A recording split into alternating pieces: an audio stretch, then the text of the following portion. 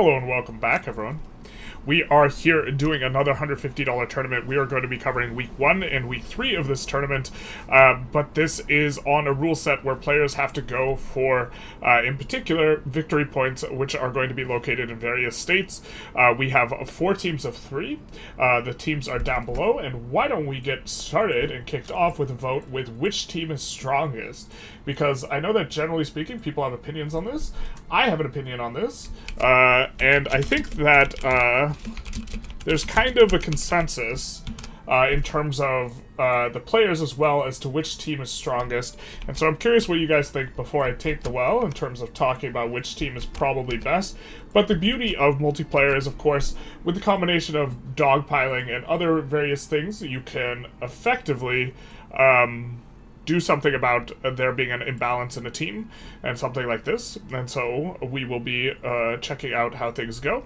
We do also have Discord community frequent Connor on Russia, which is notable for you guys to vote. Looks like he has swapped onto military treaty off the start, which is going to give the very, very nice training rate, but also it is going to give extra maneuvers in wars. The rule set doesn't allow you to really take too many things off of people, so I'm not sure this is the best block. But you know, it depends on how strong training rate is, which is something I am not entirely sure of. It definitely allows you to get conscripts up a lot faster, and so in critical moments, military treaty can be particularly strong. And also, I believe we are playing on a mod, and if I'm not mistaken, the mod... this mod does not give more power block slots. Okay. If it did, then things would be changed. But something we are going to be watching pretty closely with this run is going to be having to do with migration, because in this mod they have changed it due to USA really not getting that much migration and wanting to include Brazil. They have established migration controls in Qing. I thought they were going to do no migration controls, but the kind of effect is still the same. Han pops can migrate outside of the country, which is potentially going to result in massive cultural communities in various other countries. And so we will be wanting to see how that shakes out. Let's see. You guys so far, with one vote, think that Team 4 is the strongest. We do have 4 teams. The first team is going to be Great Britain. Notably, Great Britain, there were kind of a lot of complaints last session with Great Britain just being very dominant, even though they didn't end up winning the overall, and the team decided to quit after losing a pretty critical war in the 3rd session. We do see the Great Britain team alongside the Ottoman Empire, and also Brazil. So a very strong Great Britain. Notably, no country is on EIC, or no player is on EIC, but Great Britain is allowed to maintain EIC, and I think there is a rule against swapping off of the EIC. We also have France on Team 2, Spain and Italy having the very nice convenience of being connected. There is a rule set to protect Italy for formation. People are not allowed to start plays in there until they form Italy. I think technically you could just choose not to form Italy, and then... No, you can't protect victory points in that way. We'll get to victory points in a second. I've forgotten which ones they are, so I think we have to look at the rule set to see. And then Team 3 is going to be Prussia, Austria, and the Netherlands, again, all connected, which is going to be nice if you have a singular market. Netherlands, I do think, has protection clause for forming Greater Netherlands, and this is going to allow Germany to form, and no need to form or fight the Brothers' War. And then finally we have Team 4, which is going to be disconnected, but be very... have some pretty big hitters in Japan, who's slightly buffed in the mod, Russia, who performs quite well. A lot of what the game is about, in terms of the way people play, is needing and scrambling for high population with this rule set, because you can't go after the juicy Qing pops, although Great Britain will have access to the Indian pops, so that is a pretty significant advantage. But we do see kind of the biggest population in Europe on Russia. And then also at the outset, we have, or on Team 4 rather, we have the USA, and keen to see what exactly happens with the Han pops as it relates to the USA. they should have the greatest amount of migration pull, and so in theory they should be getting things going the best in terms of getting that migration off the ground, although Brazil will likely be strong as well. Just double check that we are, yep, okay, everything's going.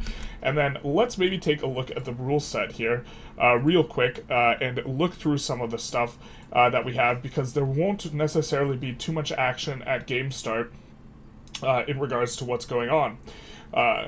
Let's pull up the... I'm surprised there's not more people in here by now.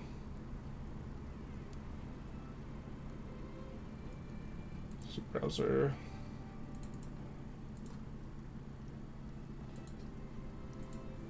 And then the rule set does have a variety of rules, some of which have changed from last time. Changes are highlighted. We will focus on the changes. Scoring system will be a point with the most VPs. 5 states will be considered states: Beziberia, Greenland, Stockholm, Tunis, and Venice. So mostly coastal states with one interior state in Stockholm. Oh no, wait, Stockholm's not interior. I was mixing that up with Switzerland. So we will have entirely coastal states with only one island state. Island states were a little bit of a problem before, but Greenland kind of is nicely located in the sense that it does give the USA a little bit more play, but notably these are all in Europe.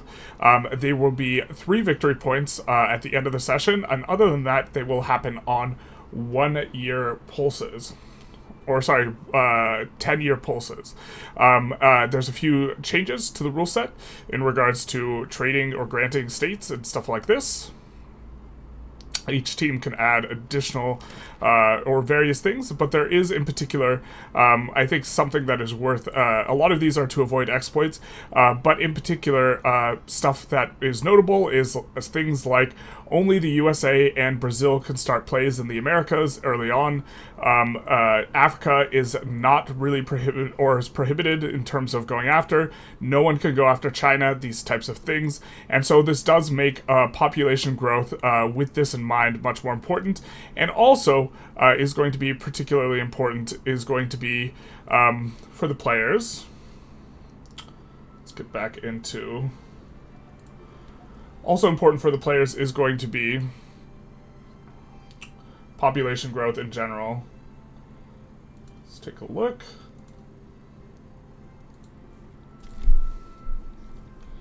We do see, let's take a look at if anyone is starting plays. Now that the first month of the game has passed, if you start a play, you can start games. We do see the non-player EIC has started a play. This is going to be a curiosity. Who do they share a border with in here? Are they starting to play? Is there... No, they're not with France. They're just annexing someone. We see a Great Britain siding with the Ottoman Empire, though, so let's see what that's about. Great Britain on the same team as the Ottoman Empire. We see France just kind of going for some territory up here. Going for locking in Persia is going to be particularly strong, I think, is the idea here with the Ottoman Empire, going after that. Great Britain is also going after Denmark right off the bat. I'm curious what this is regarding. They want to conquer Greenland, so they're already looking to secure themselves a victory point here. And this is going to be one that is going to be very easy for Great Britain to defend for an extended period of time. And so this is going to be good for them. We thinks, we hopes. Team 4 is the strongest because Connor. Are you allowed to transfer the EIC? You are not allowed to transfer the EIC. We can see what he's up to. He's almost certainly accrued some infamy, we suspect. He has. I don't know what it's at, though. Or if it's up here. Very curious to see. I also think Connor had the right strategy in terms of the pregame. He did what I would have done, probably, which is you can pick 3 countries you would like to be on, and you have a higher chance of being on those countries, and he just selected every country on Team 4, which I think is kind of the correct way to approach it. Spoilers, I do think Team 4 is probably the strongest, and is kind of unambiguously the strongest. I mean, Great Britain is probably the strongest country in their rule set, especially because their rule set in some ways protects Great Britain. Great Britain will have eventual access to a whole ton of pops, and a whole lot of economic potential as a result of the EIC, but their two teammates are relatively weak in Ottomans and Brazil. If Brazil can get enough mass migration, and to be fair, there is, I think, some modifications on some of their states, like they have less negative state construction efficiency. I think Minas Gerais might have negative state construction efficiency in vanilla, and they don't have it here, and so this might be enough to, get Brazil going. We see Brazil starting to play in Uruguay. But I think that the having of two weak teammates is a particularly strong negative. Team 2, I think that Italy tends to be strong, according to the players of the mod, and the fact that you can't mess with them until they form Italy does give them a lot of leeway in terms of actually emerging as a power. It's nice that they're all connected. Great Britain is... Team 1 is unfortunately, disconnected, and so is Team 4, but Prussia, Team 3 also looks reasonable. I kind of think that Team 2 is the weakest, but Team 3, mainly because France's huge advantage is mitigated by the fact that there's no PvP wars early on. It looks like we are absolving obligations to increase relations, looking to pull all the people into one block here. A little bit dangerous, and this was a source of weakness for Great Britain in the previous session. I think the problem was more of a macro issue with the way Great Britain played, though, which is very, very, very aggressive, kind of made all the other teams upset, and in the third session, everyone dogpiled them. But Russia has just enormous population. It has, kind of the most disgusting resources in terms of having very, very strong logging industry throughput modifiers, and also, the iron mine deposits in the Urals in various places. Perm notably having both these modifiers. And just the enormous population, the long span of time you have, I think it really gives them an edge. And if migration is strong enough to allow any sort of Han pops, let's take a look at the USA. I don't think that they'll have any Han pops, but if we get any type of mass migrations coming to the US in terms of Han, that will just be really, really, really strong. And then we also have... It's something that might have been a little bit more fair is making the EIC, because intra-market migration, you can migrate through migration controls, if I recall correctly. And so UK will be able to benefit and have a whole ton of pops from India. I'm not 100% sure, though. They've recently kind of tweaked migration. Are Prussia and Austria allowed to go for Super Germany? Yes, but I don't think you could release allies. So if you were to go for Super Germany, you would be dropping a player, which I don't think is worth, but you will just concede the Brothers' War. You probably to Prussia, let Prussia form Germany, and then you will have a strong Germany and Austria. Last time, I was talking to some of the players regarding the strategy of Prussia, and how in my opinion, Prussia shouldn't fight these death wars, even if they can win them as much to form Germany and to make sure you get Alsace-Lorraine. Well, they're not going to fight a death war with Austria. They're just going to decide who wins the war.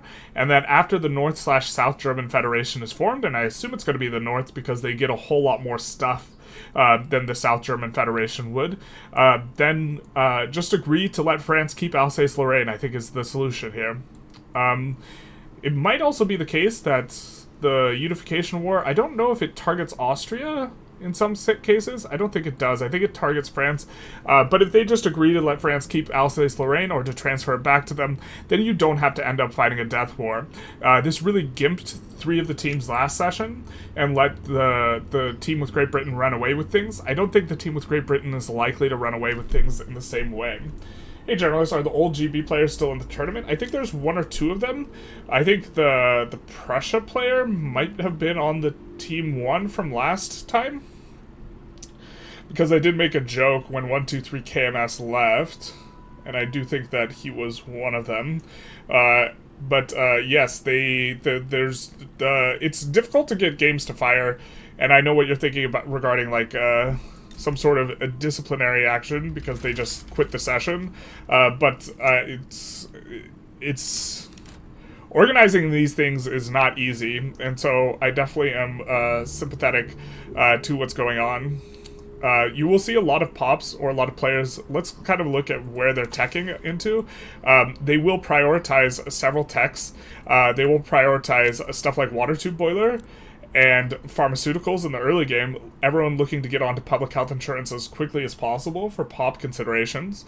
And then with the UK specifically, the reason they're going for Bessemer process is because they have a very strong potential company in... I forget the name of it. It is unique to Great Britain, and it is unlocked by Bessemer process. It's probably the second best of the iron, coal, steel companies, Baclav, Vaughan, and Co. Mainly because you unlock it a little bit faster. Spain also has one of these, which is going to be good. It looks like they're enacting landed voting off the start here. Little bit...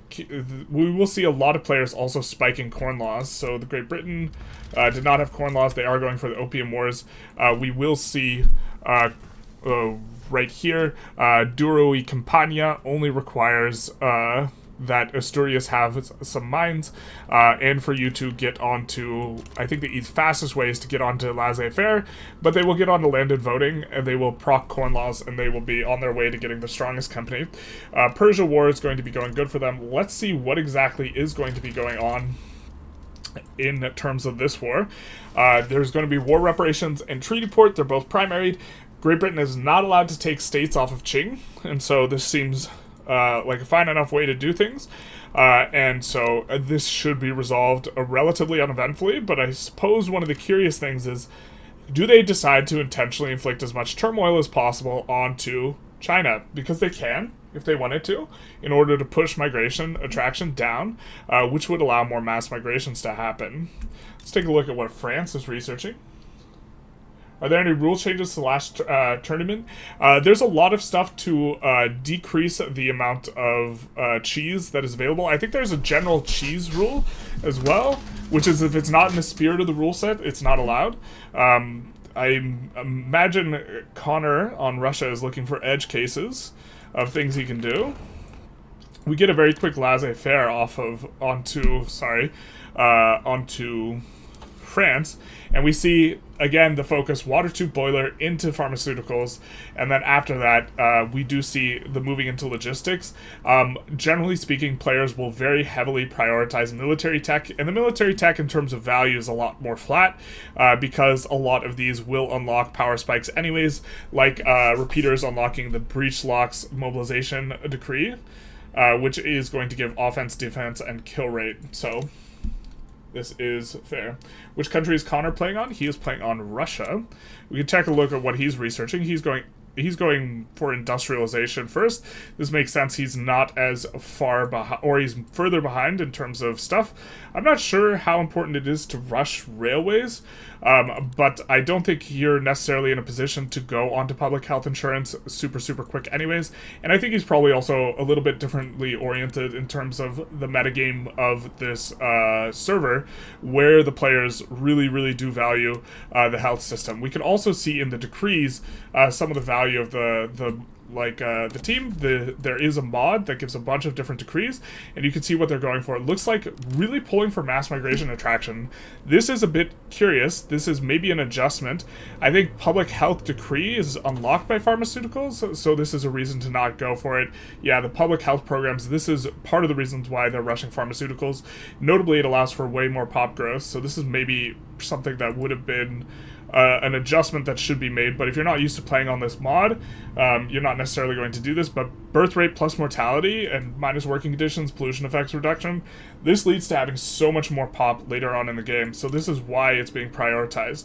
We see a pause by Big Daddy Tyrone himself. I think he's playing on the Ottomans, so let's see if there's maybe a play that is afoot that would cause this bond, or if this is logistical. It looks like it might be logistical in nature. Okay, so someone is having difficulties, but we do see religious schools coming in for the Ottoman Empire, which is on a player.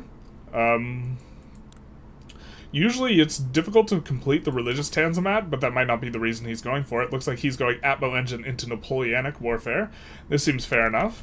there is the general prioritization of military tech, and it's important to note there is a university cap. So catching up on everything by building 300 universities, not possible. The university cap is 100 for all players that are currently in the session, although Qing and EIC, which are not currently characters or players, are capped at 50, so in order to keep them behind. Someone proposed capping Russia at 50 as well, to make it harder for Russia to catch up and to make their tech deficit more relevant. Let's see what Prussia and Austria are going for in terms of tech. This is going to be a sort of critical element. It looks like Prussia is going straight mill tech, skipping pharmaceuticals. They are also skipping water tube boiler. I don't know what the need for rushing breach is, considering you're allied with Russia or Austria in terms of your team, and so there's no need to fight the Brothers' War. This definitely makes sense if you're fighting the Brothers' War, but if you're not fighting the Brothers' War, I'm not sure I'm sold on this. It looks like we will see a dialectics open by Austria.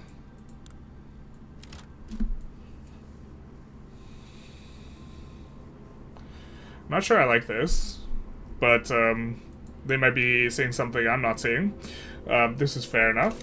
Let's take a look at the Netherlands player, perhaps, which is going to be researching currently dialectics into pharmaceuticals. Very curious.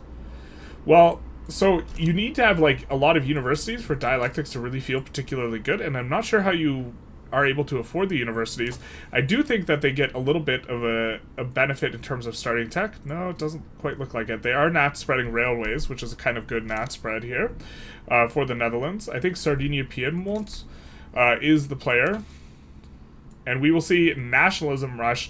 This is for forming Italy faster. This certainly makes sense. And a rush for breach loading. Now, which teams are all... We see France, Spain, Italy all on one team. I wonder if the teams are going for a timing on each other. Some of these ones that are rushing Miltech, it doesn't seem like it. We see Spain, Atmo Engine, into Stock Exchange, into Water Tube. This seems fine enough. Into Mech Tools and Railways. I'm not sure the Railways are more valuable than the Pharmaceuticals. It's really tough to tell. The Pharmaceutical does seem really good for being playing into the late game. Team 4 is so broken compared to the rest, and this is kind of my position, but the beauty of multiplayer is that it gets balanced through dogpiling. However, there's an anti-dogpiling clause if they don't control victory points, and the victory points are end-loaded towards Session 3.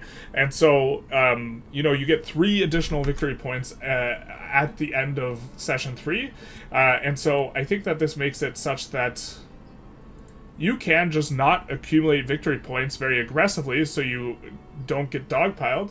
Hey, General Soughton, thank you for the follow. Big nice. Or not follow, the Prime subscription. Apologies, but still big nice. And so the victory points this time are, we're going to have to keep checking them, but they are Stockholm, or is Stockholm named Svealand right now? I think it's Svealand, Greenland, Venice, of course, the greatest city in the world, Tunis, and then there's one more. Let's check the last one. I do not remember it off the top of my head. Greenland's already getting acquired, notably, but there is the final one is going to be Venice, Tunis, Stockholm, Greenland, Bezaberia. And so we'll make sure to get this back so you guys can see the teams. But the final one is Bezaberia, which is going to start with Russia here. Notably, there was a kind of push. What informed kind of a lot of these is they're preferring them not to be islands, but preferring them to be coastal, and preferring some action states that are going to border multiple teams, where Bezaberia, for example, is in Russia, but borders the Austria, Prussia, Netherlands team, and then Venice is here, but Venice borders the France, Italy, Spain, and Austria teams. What on the mods we have? The name of the mod set, I forget what it's called. It is a multiplayer tweaks rule mod set. Let's see what we can think. Let's see if we can find it.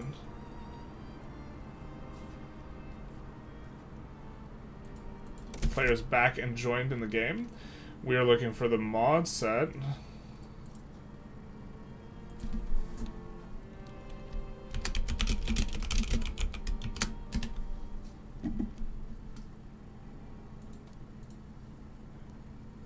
I'm trying to find that for you. I watched your videos a lot, so thanks for the videos. Keep it up, man. Even though your time zone doesn't match with mine, so I can't join streams a lot. And thank you so very much. You're welcome for the videos. Thank you for watching. Yeah, we are usually streaming kind of in the morning to try and hit both some of the US crowd and also some of the other crowd. Looks like we do see France also going for a treaty port. I don't think we see any big PvP wars yet here, because you can't declare a PvP war, you're only allowed to side in. Interesting, we see this from Spain. Probably, I think we've seen Indonesia just critically gone for here. Let's see if I can just scroll through the Discord and find the name of the mod.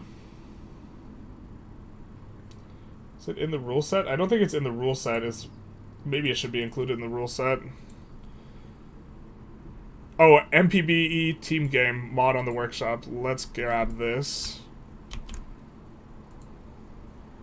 And we will link it for you guys.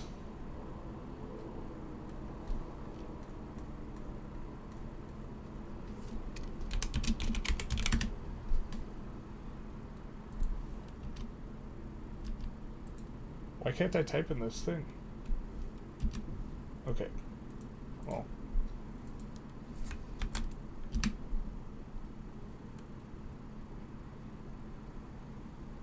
Looking forward to the next cooking video. We're working on it. But we will see this coming in. Have they gotten their agitator yet? They have gotten their market liberal. They are probably bolstering their liberal movement. They're not bolstering, but their liberal movement is currently affecting this, so expecting to see this put in... Ooh, an early go for per capita taxation. I wonder what the idea is here. So you do get more taxes. If you just think that you can't get onto prop tax over the course of a session, then maybe, or over the course of 3 sessions, then maybe this makes sense.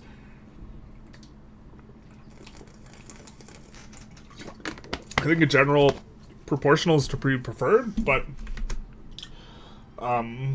some of the things are beyond my understanding because the mod is not on vanilla, and so it can be difficult to tell. We do see quite a bit of activity from the Brazilian player, looking like they're going to just full annex. Full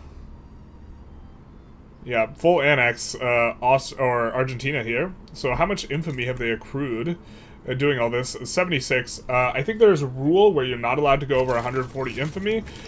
This is certainly a lot of infamy to just acquire off the bat. I'm not sure I like it, but let's see the power block situation.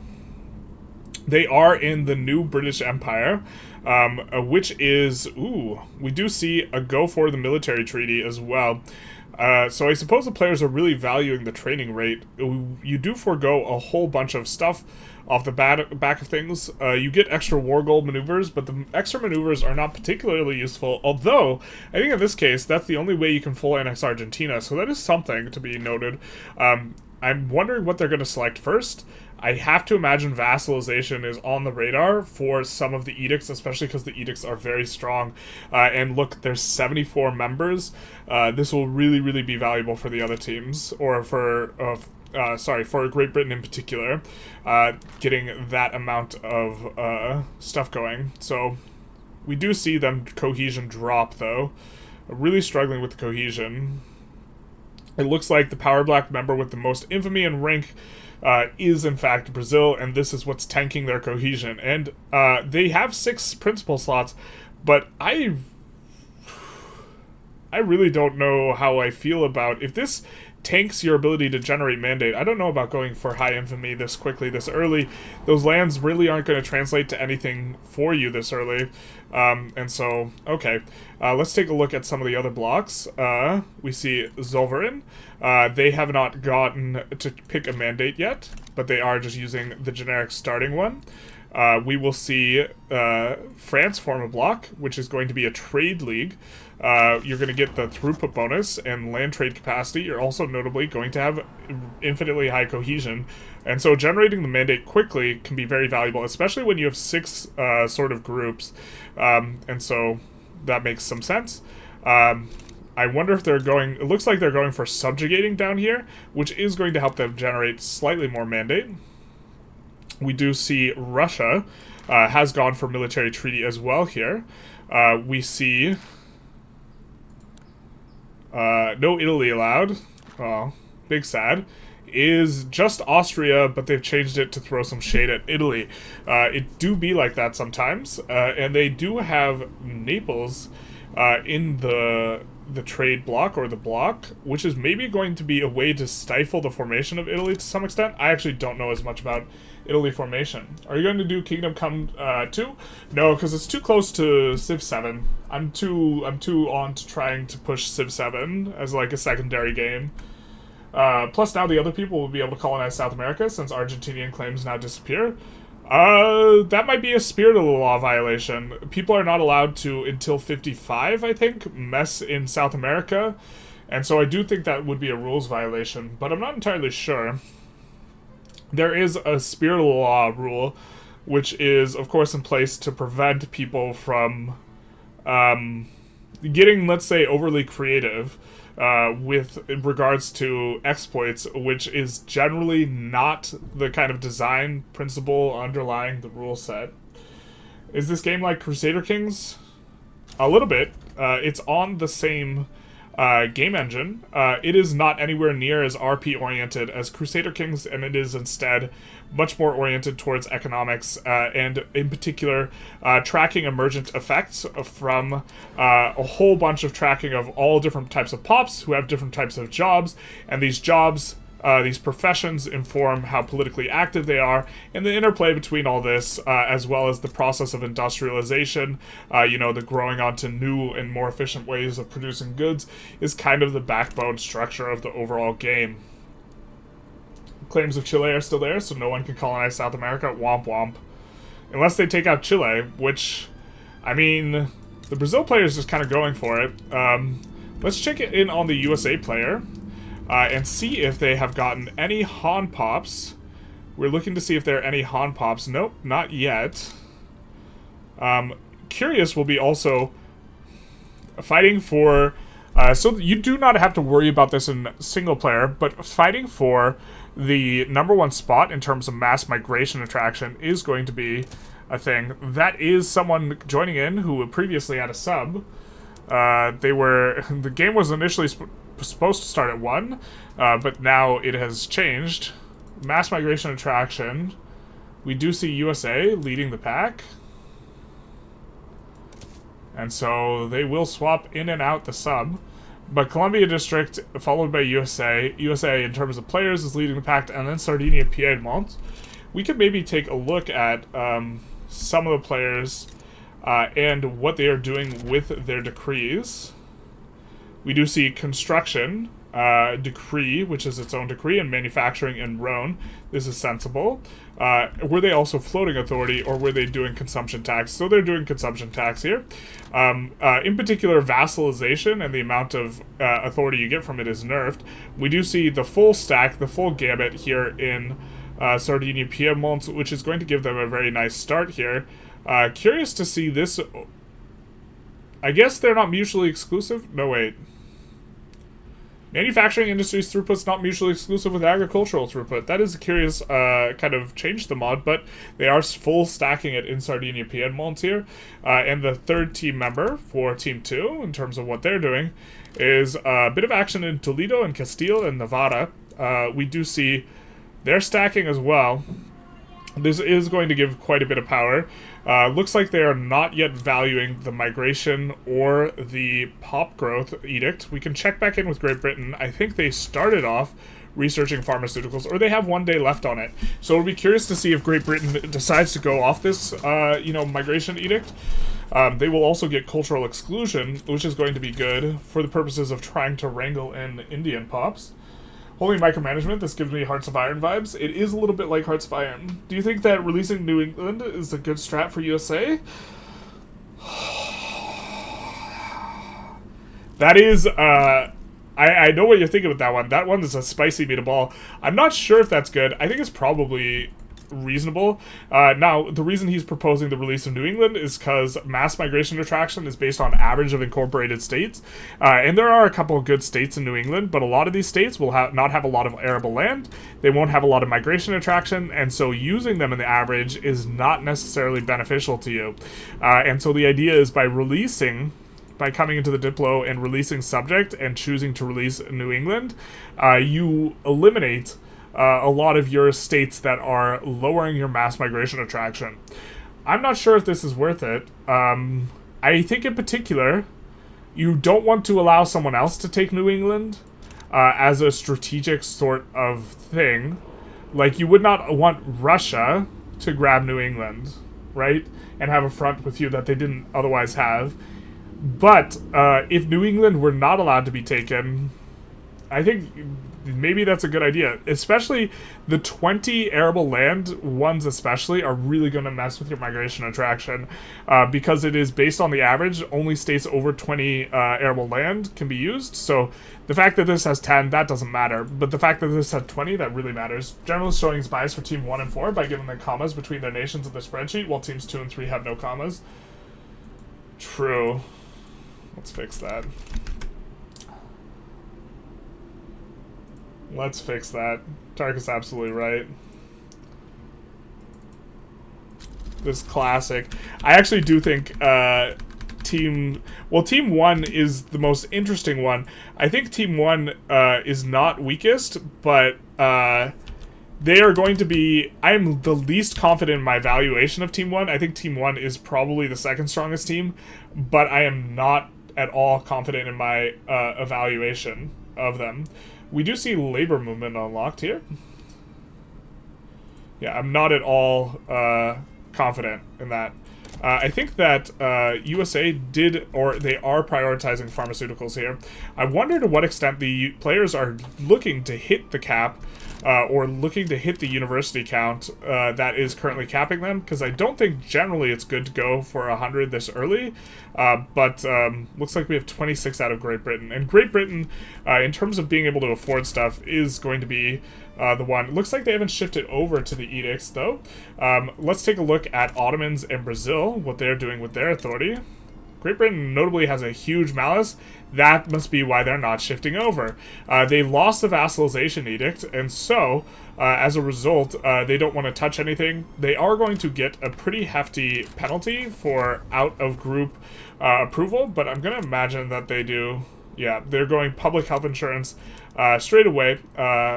Interesting that they... I don't know if you have enough enactment chance for this to feel very good, my friend. I don't know if that's better than going laissez-faire, but okay. Looks like we see religious schools about to pass for them, and looks like they are going for the education access tanzimat. This is curious. So, I don't know how to evaluate this. In vanilla, I wouldn't think this to be really that worth it to try and go for it. It's better to industrialize, but you can't spam unis to catch up, and having a commensurate mill tech is incredibly important. And so maybe this is actually really strong, because the idea is I'm going to get to the point where my mill tech is good enough, and this is an absolute throwing everything at the wall in order to achieve that.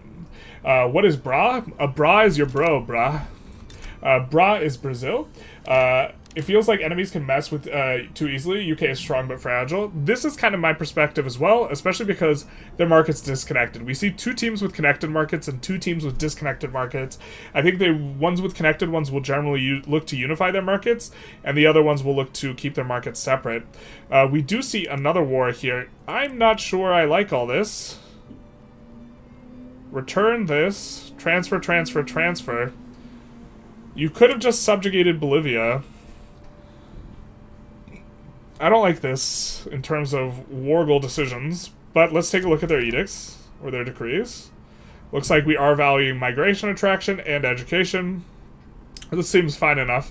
This notably is going to, if you have a really strong discrepancy in terms of where your population is, stacking edicts there is really strong. We do see quite a lot in Bahia, Minas Gerais, and Rio de Janeiro. And they're looking to, importantly, get a bunch of migration where they are also improving the attraction.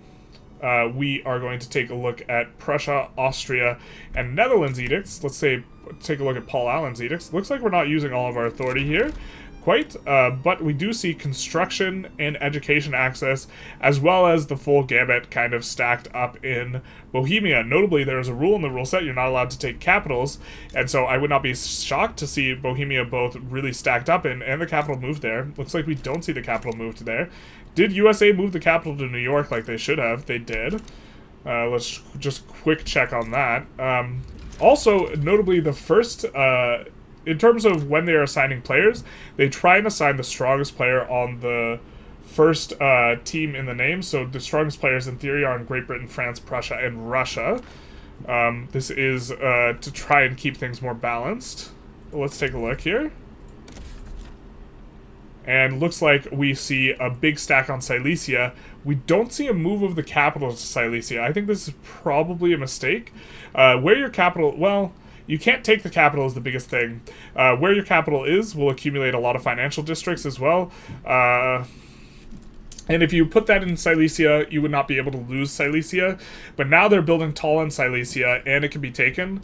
But I guess the only team that would be really willing or able to take it would be Team 4, but this leaves yourself open to a single war goal take.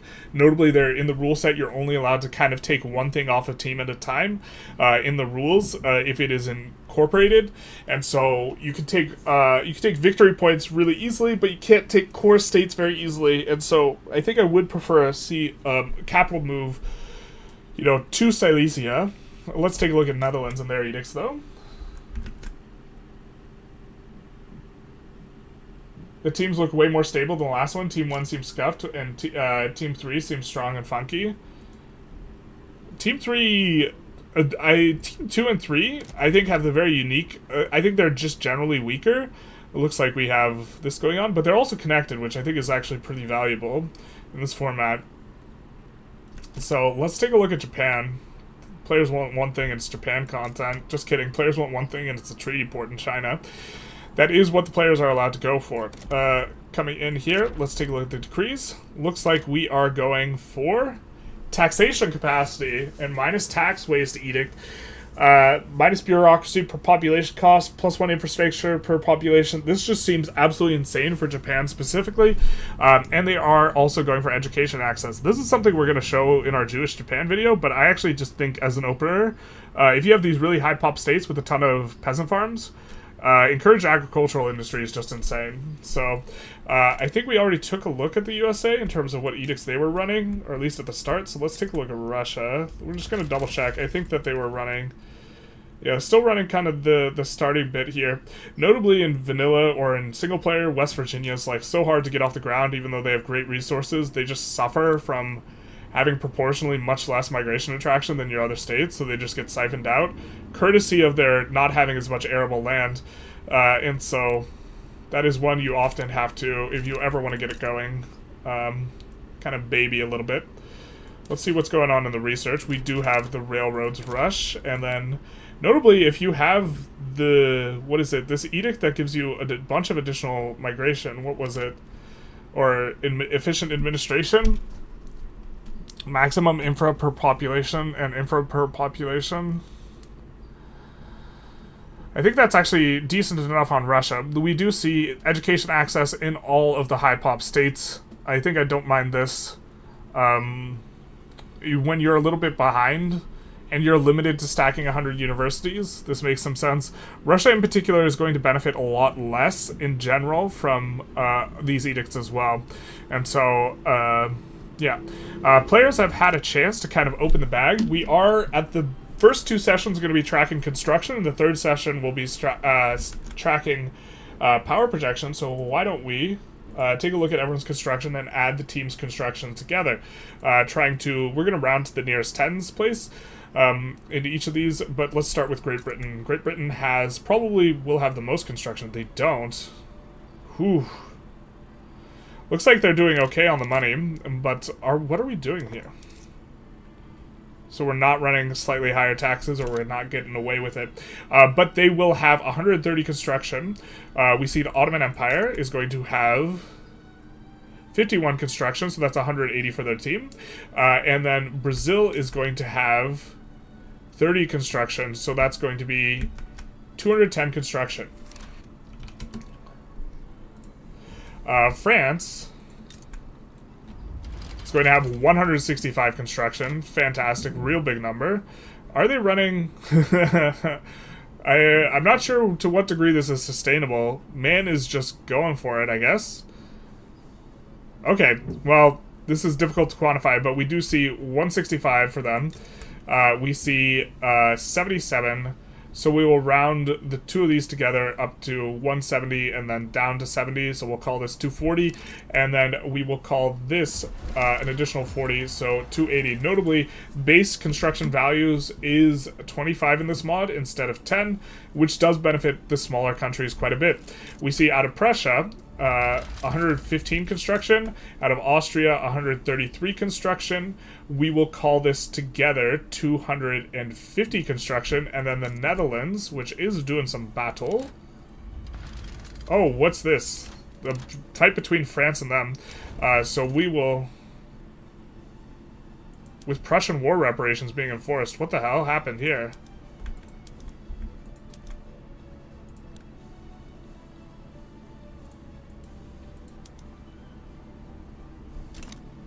Why do they fight each other?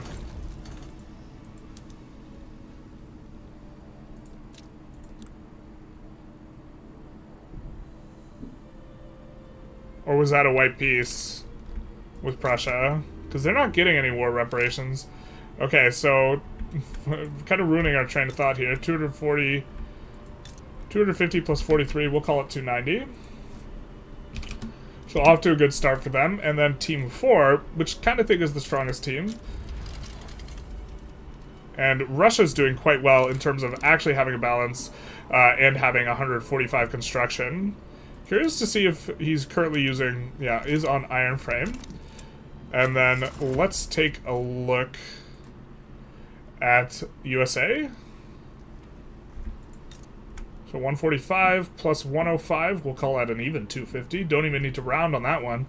And then plus Japan, who's probably using wood, is going to give a total of 305 construction. So do see kind of off to the races here a little bit in... Release of Manchuria is a little bit curious. I'm not sure that's allowed in the rule set. I don't know who released them. You are allowed to go to Manchuria as both Russia and Japan, so maybe that's considered part of going for Manchuria. But we will also see, very curious if they are still on wood frames. Yep, I think they do have to stay on wood frames kind of early on, and so we'll see that in play. Kind of have a little bit of some reference point, though, for how they're doing. GB is so low. Yeah, I'm curious what exactly is going on with GB. Because normally, I think that they should be able to have the most construction at this point in the game. I mean, Russia has the most. France technically has the most, but this is not... Wait, what happened to their budget? What was I missing? Was France just full mobilized? It must have been an enormous mobilization from France. Okay, so France is coming out of things with kind of the strongest looking economy then. And it looks like they are going for universities relatively early as well. Yeah, they must have just been like full mobilized against Prussia, and then Prussia decided to...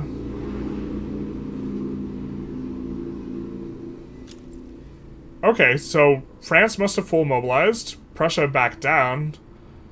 And... So, France, Spain, Italy, do they win against Prussia, Austria at game start? I don't think so. I'm not sure, though. They might. I really wish I knew exactly what happened there. But if you're getting paid war reps... I suppose it's not that significant for their income. More significant is the Qing war reps. Let's kind of take a little bit of a look under the hood. This huge negative I don't think is what you want to be running. You can slot people into government to avoid the malice, though. I guess that's what they've been doing, because this is That's legitimate enough. The idea is if the industrialists are out, you'd probably be running a malice. If you take a look here, -6 Oppo group approval, so Intelligentsia would be 5 higher. You know, Petit Bourgeoisie would also be 5 higher. Rip Germans over, Mediterranean supremacy, a little bit here. We see Bessemer process, so expecting to see the slot out. And we see zero cohesion, really, really suffering from the acts of Brazil on the military treaty. I think this is actually kind of bad. Your bloc, well, actually, they're generating mandate fast enough because they are on Great Britain, but it seems like this seems gratuitous. This seems unnecessary. It seems like they could have just subjugated Bolivia, you know, subjugated some of the other ones and just, like, been fine with this, and instead we see, I don't know, what I think kind of amounts to a little bit of nonsense. Expecting to see everyone go construction 1 as their first principle. Looks like advanced research also makes sense. I suppose there's really 3 that make sense. Also makes sense is the food one, because going for high stuff is important, or high population. We do construction 1 out of Russia's block, and we see the final block of no Italy allowed is on advanced research. Okay, fair enough. In terms of what is maybe also reasonable, or we're expecting to see everyone start out with, I guess, going for advanced research 3, or going for construction 1 into probably advanced research 3, but also expecting players to go for food standardization 3. And then things to be a little bit more flexible, but freedom of movement to be a relatively popular one, especially with the changes to Qing, where they have open borders. Someone playing the Netherlands? Someone is playing the Netherlands. They are researching, or going for a National Guard right now. Take a look at the research. Pharmaceuticals being really highly valued here. We do see them going for less military tech than normal, which, as a smaller country, this is maybe what you have to do, is just try and grow the economy as quickly as possible, rather than trying to hit the late game super PMs. But I think Brazil should have waited a little bit before joining the bloc. Yeah, this is just like, they would actually just generate mandates so much faster if Brazil just wasn't in the bloc and just joined the bloc later, yeah. I think this is a good strategy. Often it can be difficult to coordinate these things and come up with them on the fly. Also, I don't know to what extent these players are used to playing in single player versus multiplayer, and like single player, maybe they play a certain way and they get all the mandate as military treaty, and they're also not used to coordinating with other people, so. Overall, I think some of Brazil's expansion choices are maybe, I would have liked to see a little bit slower on the expansion, but maybe it's okay. The thing is you're not allowed per the rule set to go over a certain level of infamy. I think it's like 140 or 150. So, and it's going to take you basically the entire duration of the game to decay all this. So I think you could have gone for all of South America, you know, by the end date, if you went the subjugation route, but I'm not sure if it's possible to full conquest all of South America. Brazil is getting a fast laissez-faire, though. They did proc corn laws. They do have the corn laws Boyo in, and he's quite strong. We have also Pedro. Shout out to Pedro. Brazil didn't even eat Bolivia. Very weird. Yeah. In terms of states you would just take just to take the states, they are particularly... There's some states here. And if we show potentials, the states to take would have been all these. In my opinion, just generally speaking, if they have gold, taking them is a lot more valuable. And this gets you going quite a bit. So, they aren't going to go for these states down here because that is against the rules. No nabbing stuff from sub-Saharan Africa. And so, let's check in on Japan, see how Japan's doing, because Japan has, like, kind of the more interesting eco, and we are doing a Japan run very soon here. Looks like they have a whole lot queued up.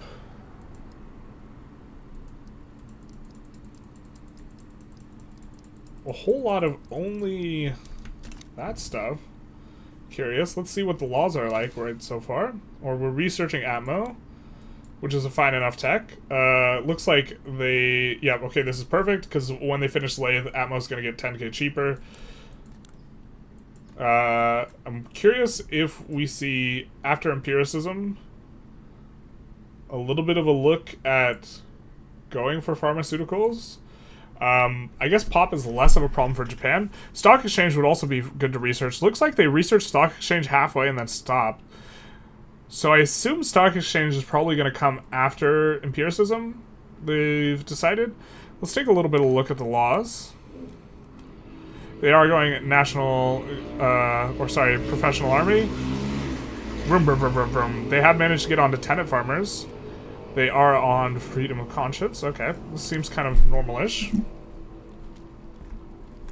Let's look at the strongest player on each team, what they kind of got going in laws. We get public health insurance coming in for GB. I think GB is not on laissez-faire yet. I think France managed to rust laissez-faire, but they're currently enacting public health insurance. Players are just running it into, you know, the low enactment chance. They're just saying YOLO, YOLO BOLO.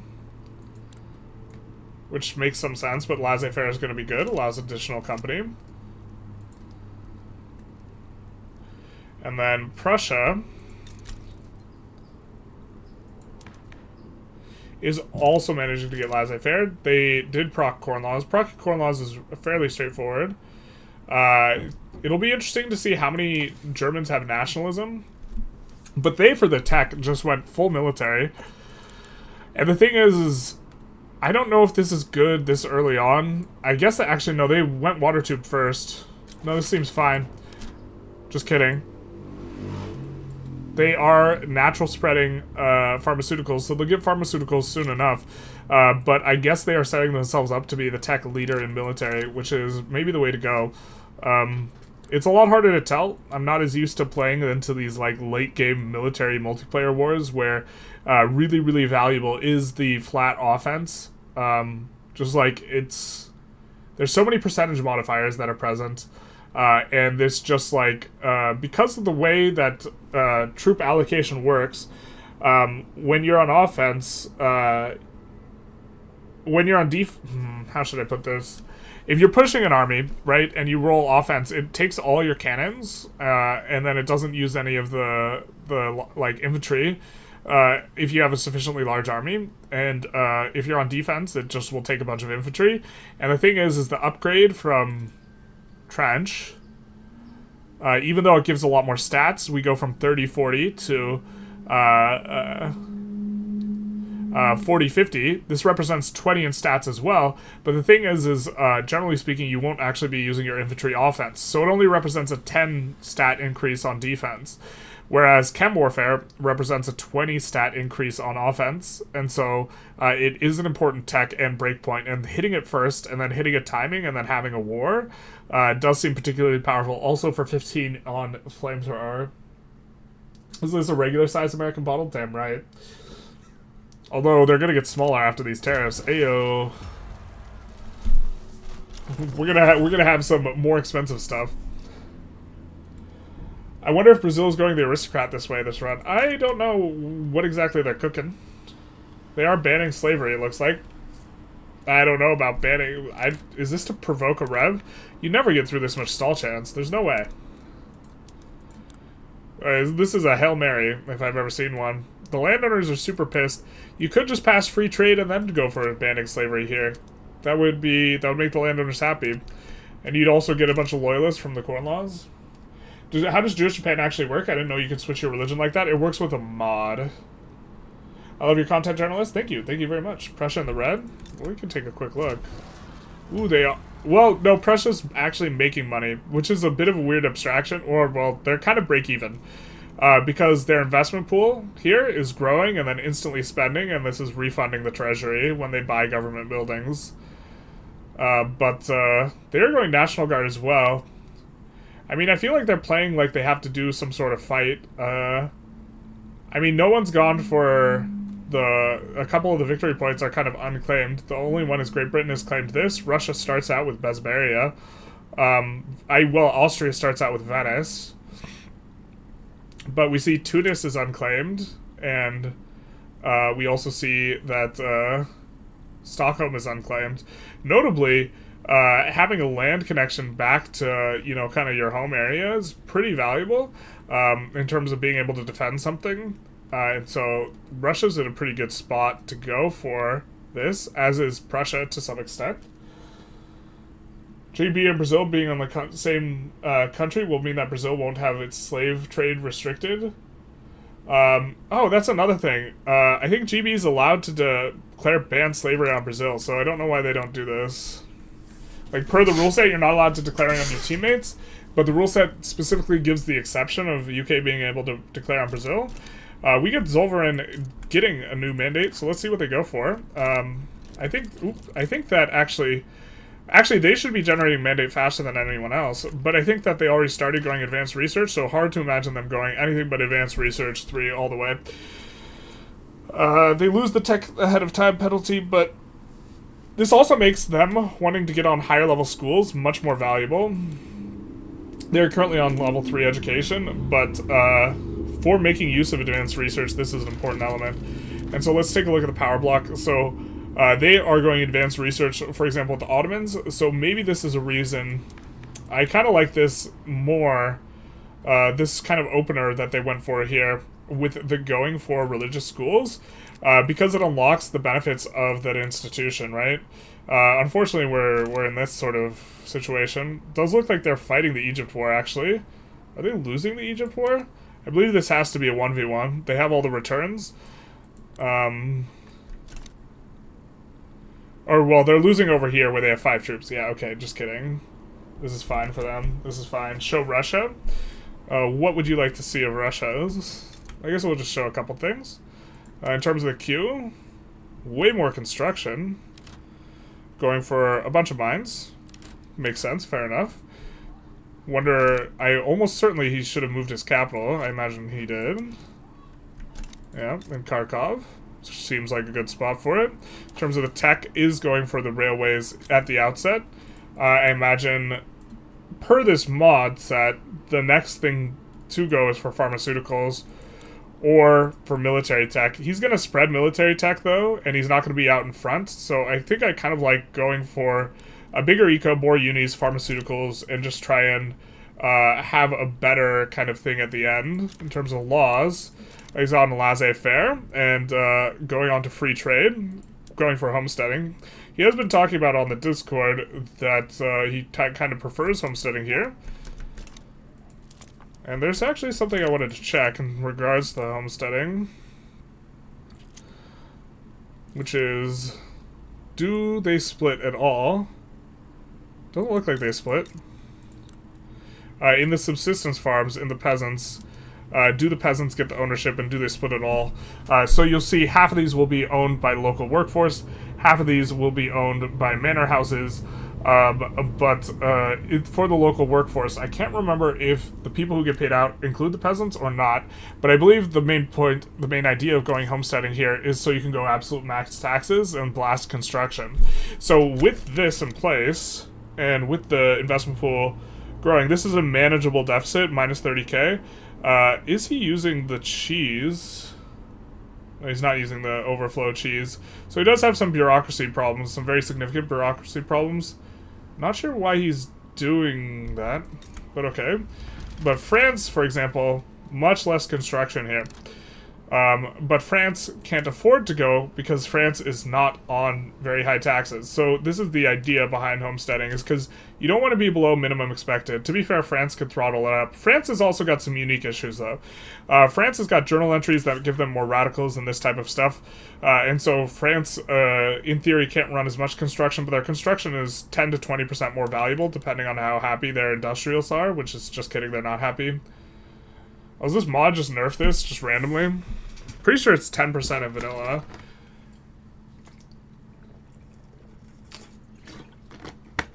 With this nerfed, it actually might be worse than the regular industrialist bonus. I think it's slightly better, normally. And with that nerf in place, it might just be worse. They do get more prestige, which is nice if you're doing a power block for Sovereign Empire. Looks like they do pick up advanced research as their next mandate, as does Great Britain here. When do you move your capital, and what are the conditions for moving your capital? Well, generally you move your capital at game start, and the conditions or the reasons you want to move your capital is you want to move to a state that has a lot of arable land and preferably a Mappy River bonus. However, you also don't want to be too close to the coast. The player in the last session, I think, moved their capital to Tula. It is a little bit easier to enforce on Russia if it's here, but in particular, I do like getting a river bonus. You could have moved to something like this instead, but not as much arable land. I think if you're playing in vanilla, that Rostov might be better, where it has more arable land. Oh, it doesn't have more arable land. Yeah, so this just might be the spot. I think Kiev has more arable land, but is not eligible as a spot to move your capital. So the combination of arable land and having a river, in my mind, is kind of the most critical things, generally speaking. But per this rule set and multiplayer and this type of thing, the security of your capital is going to be relevant. It's like we see a little conquer Montenegro here. And we see France being a bully. So we'll see. I don't like this type of play. I think that this is, if you want to get in a massive slog, and to be fair, they might be siding in if Prussia specifically can't join, but I think Austria can enforce, violate sovereignty on Prussia, so they can pull Prussia in. Prussia does not have an interest in this region, but it doesn't matter because Austria can violate sovereignty on Prussia, who is their teammate, in order to pull them into this war. And we see war reparations as the sway in on France. And I just think that this is just... I think that this is bad. First of all, you can't actually stop them from enforcing on Montenegro.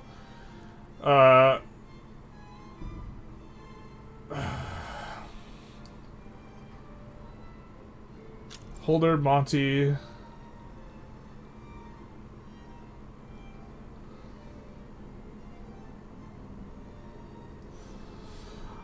I don't like this.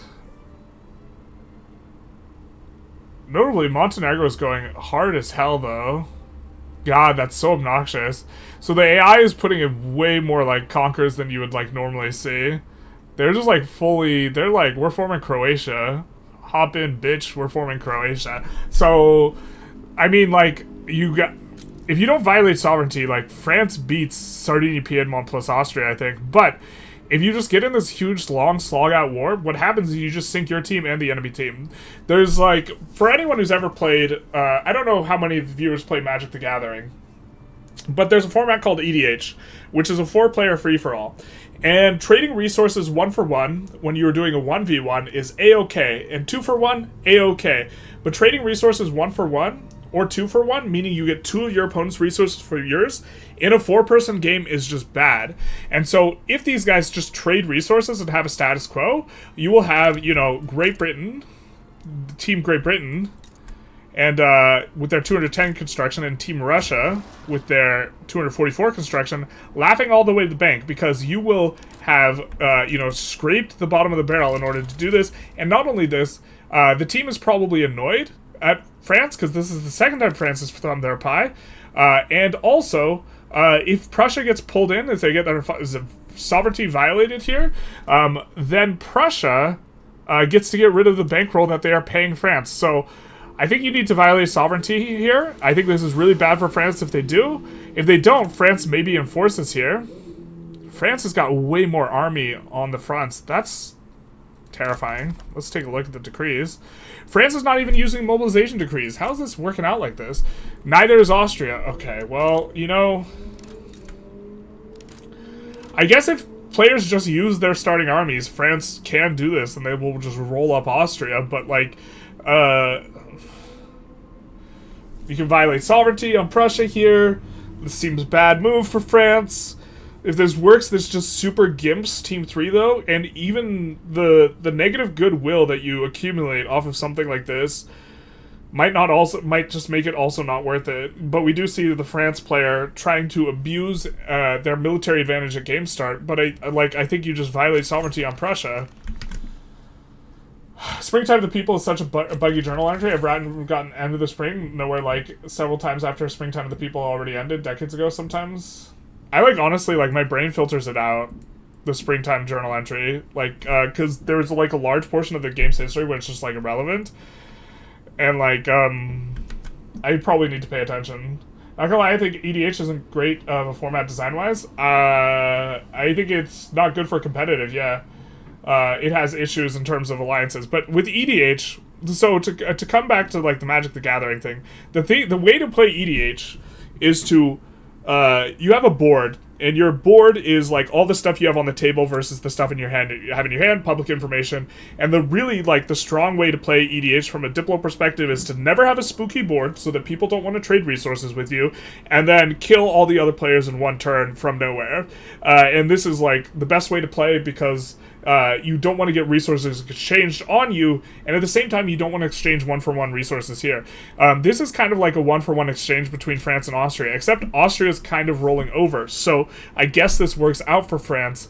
But like, we have like, is this a good play in theory versus is this play going to work out? And these are two different things, and I think this is just terrible in theory because Prussia, the rule set only says you can violate sovereignty in the first month, so Prussia can't be violated anymore. But they do have states in between France and Austria, so I do believe they could have been violated in, and they certainly can be violated in if, well, I think that this is, this is just a super aggro play. I mean, of course, it's gonna end up working out for him, but also, like, what's the idea of this? We're getting gold, and we're getting gold that we can use to put towards, like, you know, improving our country. And the thing is like, even if you win this war, even if you get the ducats, you might have spent more in the war than you actually end up receiving. And it has value in the sense that it weakens Team 3, but weakening Team 3 is less valuable because it's not a 1v1. You're trading resources 1-for-1 with Team 3, and then you can have, you know, the teams that are not fighting each other, like Great Britain, Ottomans, and Brazil, and Russia, USA, Japan. These guys just get to sit on higher construction rates anyways. You know, Japan's probably cranking up. Japan's up nearly 50% construction. USA is probably cranking up pretty hard at this point. 135 construction. They're doing great. I wonder if they have gotten any Chinese pops yet. They've gotten Han pops.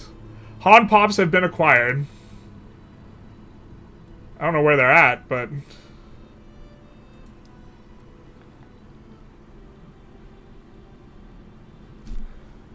oh, they haven't been acquired. They're in the treaty port that they took. It's because of trailing trigger conditions, so it can lag behind for years. They should fix it though. It's great for getting Republic on Great Britain early for Charles Dickens, but beyond that, not too interesting. Yeah. I mean, I honestly don't pay close enough attention to it. Really strong pass chance on public health insurance. Where's that coming from? You just get positive ticks after running 6%? I mean, I guess. I don't think there's, maybe labor movement has public health insurance in here. But this movement, oh, the movement's agitating. It does have support, so that is going to be one of the contributors. But let's focus in on this war and Austria just losing. You also can super win this as we see one conscription edict. Yeah, I mean, like, from a cost basis, right? The cost of war is already 2 million, right? Aggregated over the course of 5 years, or actually, let's see what the cost is for France. It's 2.5 million. So that means over the course of 5 years, you're going to pay 500. If this war ends right now and you enforce, each year you're going to pay. You will recover, or it would have been 500,000 each year, right? So that means per week, it's kind of nice and neat, right? 10k a week. So if Austria is paying you less than 10k a week, if this war is resolved right now, you don't actually get more construction. Now, to be fair, if it's a 1v1, taking 10k a week off of someone means that you're denying them resources, you're denying them construction, but like France might not even make money off of this pie thumb, and not only that, like, you just upset the other team. Man, I would be so pissed too, because this is like the AI is just like goes for it here, going for 3 states off of Austria, on top of Lombardy also being put in here. Oh, they're just going off of... Austria's gonna literally lose 4 states here. It's gonna be insane. Love me some MTG Commander. Yeah. Do you play other formats? I used to play a lot of Modern before they ruined it. That used to be my jam. I used to like be like all in competitive Magic the Gathering, like going to like GPs and stuff like that. Or I only went to like 2, but does the one times a bonus to every player perhaps? It does. Monty gaining states will be so based. You know what's kind of curious? Are they gaining a victory point state? No, they're not gaining Venice. Austria is getting his ass beat, plus Monty is taking all the coastline. Yeah, that's another thing. No boats for Austria. No boats for Giuseppe, and it's going to cost so much infamy for Austria to take all this back. So I don't like this play. I mean, it's gonna like make France is gonna like look good, but I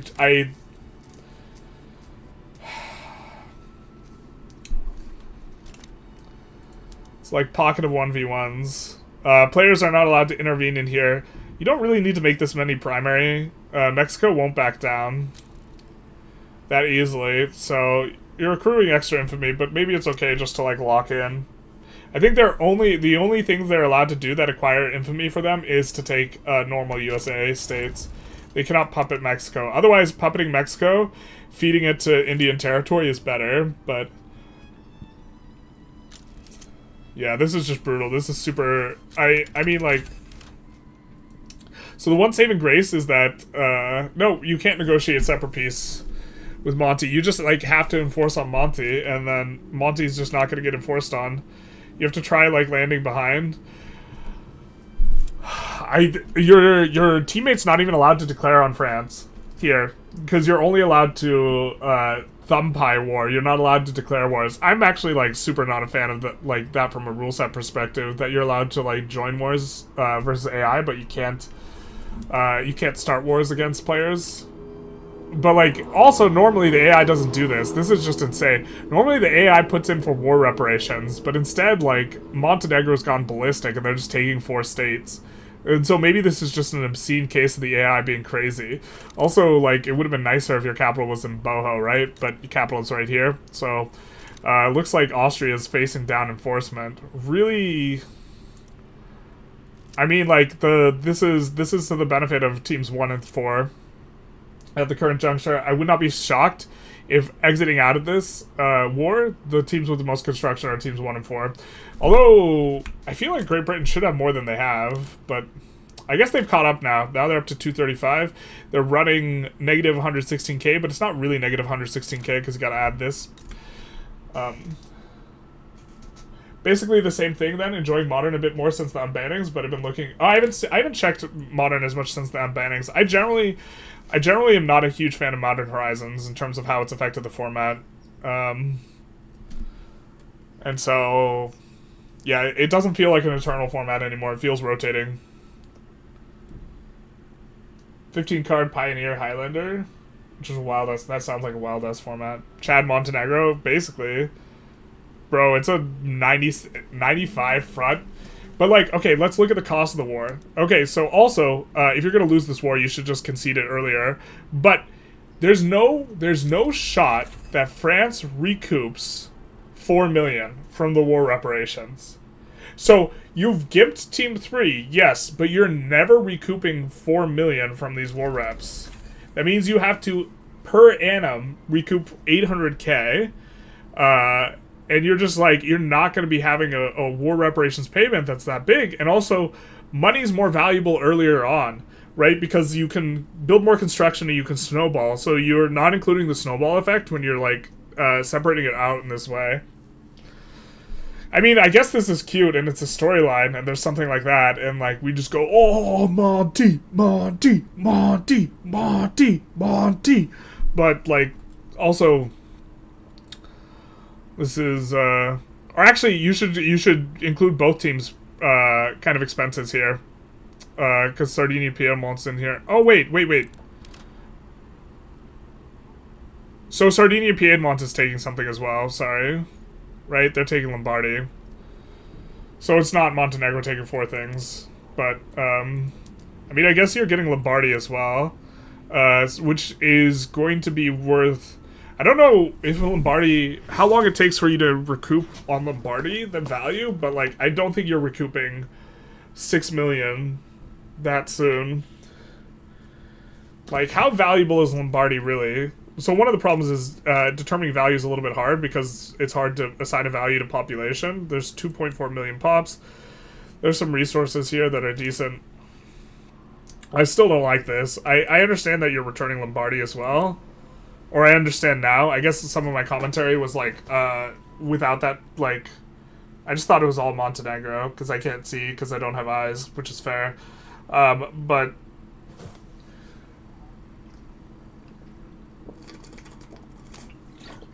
Monty's still going for 2 things, so this is just going to be really bad for them. And Austria should concede this earlier, because the thing is, you're still having to pay this. And when you pay this, and you're bleeding out the other side more, this is worth it if it's a 1v1. But it's not worth it if there's more teams. The more teams you add, actually, the worse it becomes to trade resources, and that's what they're doing here. And this is a good trade for Austria. If it was a 1v1, you should stick out this war as long as possible, because France is spending more. But since it's not, you should just resign and lick your wounds. Net is Netherlands. Can you change the abbreviation to Netherlands? Yes, I can. Sorry. I didn't realize that was the international abbreviation. And so we see an enforcement, and this is pretty substantive. Monty. I don't know, can we get some Monties in chat? Monty just gets it, I guess. They get the bag. And Austria is just going to be in really bad shape. But let's see how much we're getting from this bankroll. 15k, 15.8.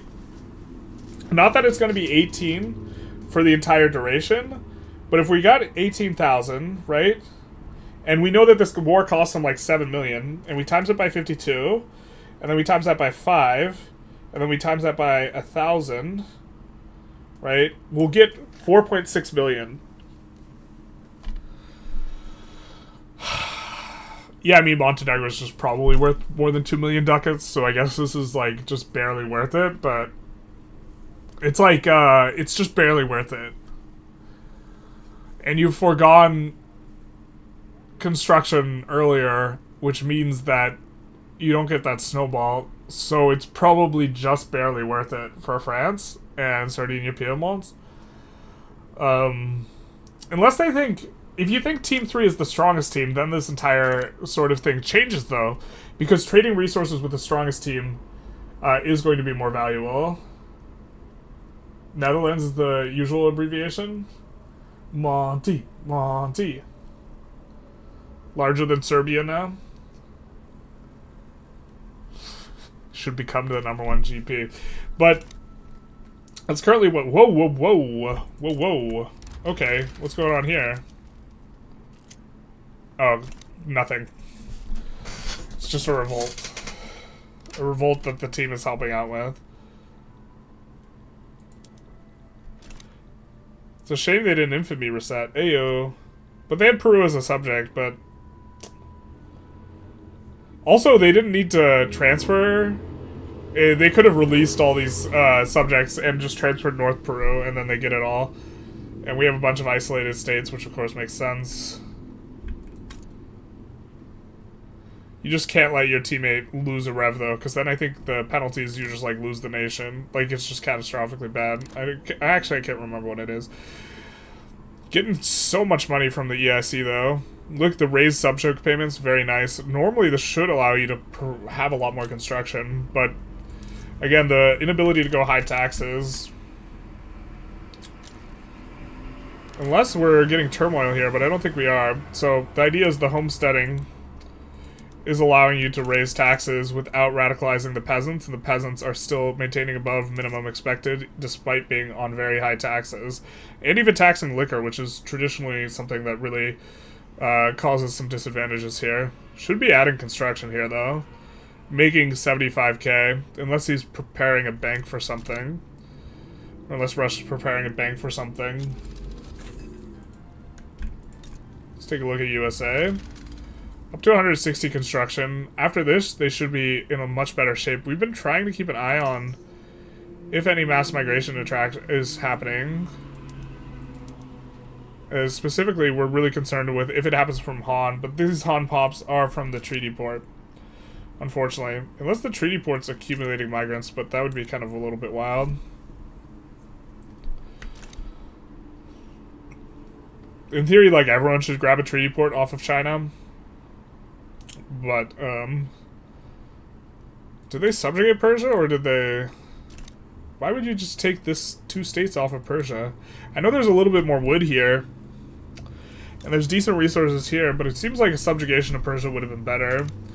I guess this locks it in for you, more so than subjugating, where you can get interfered with a little bit more. And France is, like, really interfere heavy. Maybe the play's good. I mean, the play was bad when we didn't see Lombardy being in there, but, like, maybe it's just good with Lombardy in there. I think it's like that. It's like I'd be so sad if I was Team 3 right now. I think they're still needing German states to get nationalism, or I'm not sure if they've released Holstein and this type of thing. They're researching nationalism themselves, so it looks like we'll get a North German Fed soon. Journalist does not drink. He re-injects from available liquid source. We're trying. Monetary break-even, getting closer to unifying Italy, kneecapping your neighbors seems good. Well, it's not monetarily break-even. It's monetarily negative, especially because getting the same amount of money over 5 years is much worse than just having it up front. Especially because it's not even up front, because there's like a year delay, because you have to fight the war and win the war. Like, France could have had over 200 construction for an extended period of time if they didn't fight this war. But you do get Lombardy, and you do get paid back over the course of time. If they managed to get Prussia in, though, it just would have just been, like, catastrophically bad. Interesting. We don't see Advanced Research 3 gone for. Which one does that marginally add? Maximum Innovation Investment actually seems like one of the better ones, so I'm not sure why the Militarized Industry 1 has been gone for. I do think that this is, yeah, all the players went for this before, though. Eventually getting the minus middle goods cost I think is good, especially because the mod they are playing on adds a bunch of PMs for mobilization, which makes minus middle goods cost a better modifier, like infantry arms, which give percentage modifiers here. So, yeah. Let's take a look at what players are up to in terms of research. They are starting to finish out some of their early research. I think that we have the European powers are going to be focusing on more military type stuff. We see nationalism into breech loaders. Of course, you don't actually need to fight. We see pharmaceuticals into mech tools. So I assume the mech tools will be preceding railways. I'm not entirely sure if I like that better than water tube. It depends on if you're running out of infrastructure in places. We see empiricism into dialectics after railways here. So Russia's not really going for too much of the Miltech. We see steel frame buildings very, very strong. This is ahead of time, but I guess you're just valuing it. I can get behind this.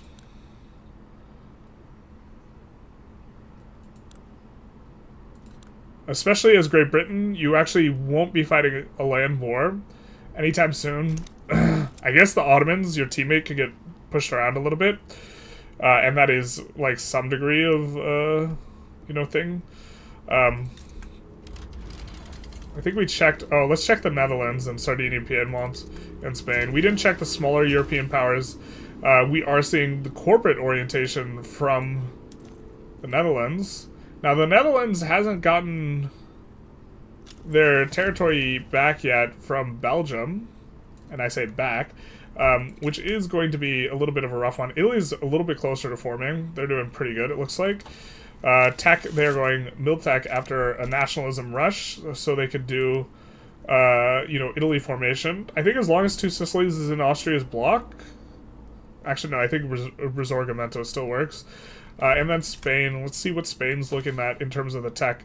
They are going for kind of the early pharmaceuticals / dialectics. Max education investment on the dialectics is going to be better when you're on advanced research as well. Let's take a look at USA. It's going steel frame early as well. Notably, steel frame a little bit more valuable for the USA because it does unlock your ability to build the Statue of Liberty to compete for the mass migration attraction. Brazil is going for nationalism. Why would you... Why... I'm not sure I understand that. Food standardization comes out after Advanced Research 1 for the British Empire. First level food standardization, agricultural throughput. This notably is actually pretty strong for your subject over here because if I'm not mistaken, the agricultural throughput does in fact apply to, you know, this stuff here. If I'm not mistaken, which I could be mistaken.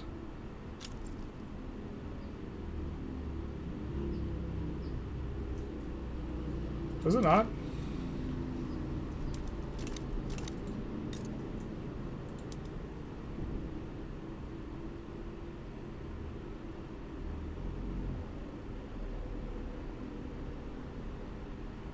Inherent values in the British East India Company. I suppose we could look at something, a sub-farm over here, and not have all these weird modifiers.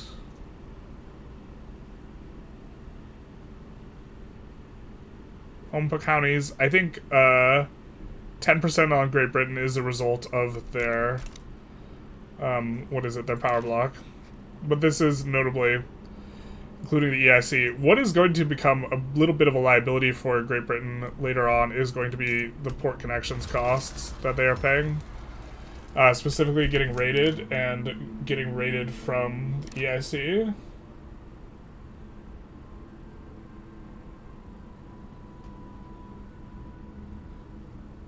Are VPs the same? No, the VPs are in Stockholm, Greenland, Bezabaria, Venice, Tunis, Bezabaria, Stockholm, and Greenland. So yeah, there's 5. Surprised they're not rushing Quinine? Does Quinine give something special on this mod?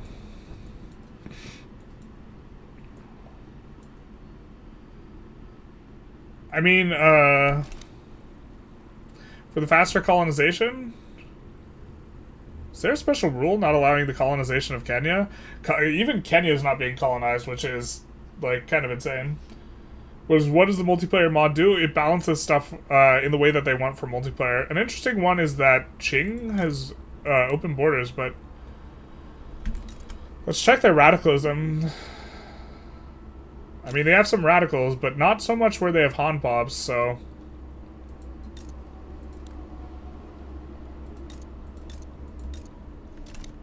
We were meaning to check what the mass migration attraction is, so let's take a look. Who is winning that game? Great Britain is winning that game with their edicts maxing considerably ahead of the USA, so it's possible that Great Britain has gotten Han Pops. Because if there is going to be a mass migration, it's going to be there first. They do have 2.5 million. That seems like a lot to be just from one treaty port. I guess it just is from Nantong. Notably, it is split based on the number of provinces or like little locations within a state. And since Suzhou has the least amount of states, you will get the most population from Suzhou when you take it as a treaty port. So I guess this is the idea, and they have a population of whopping 2.5 million there. Kind of an insane thing. This being, in theory, the best place to grab a treaty port. This is something I was unfamiliar with until I spectated the game. I was wondering why they took Suzhou. I mean, it makes sense when you think about it, but it's not something I had thought through before. USA is getting their colonization on. Netherlands is going for stuff over here. I don't think Netherlands has a specific claim in here. Maybe they do. We saw Spain go for this in terms of cleaning stuff up, and maybe we see Netherlands go for the rest of this stuff. We could maybe do an update on the construction levels here. because I think what we had said is that we think that the construction levels for teams 2 and 3 are going to just generally lag behind as a result of the war. So maybe let's take a look at it. We see 235 for GB. We see 105, so we'll call this 340. And then 340 plus Brazil's is going to be... What's going on there? Wait, what? So we have... This is building up in a way that's pretty bad. This means you can afford a lot more construction. You can just leave it paused. Brazil might be in a little bit of trouble in terms of ecoing up if they need to just add more construction. If you add the construction and then you pause the construction, looks like they're going for the food company here. I guess they're gonna go for the food company and then cancel it. But like you should just add construction now. You have like 15k more that's like not getting used. If you're not using it, you're losing it.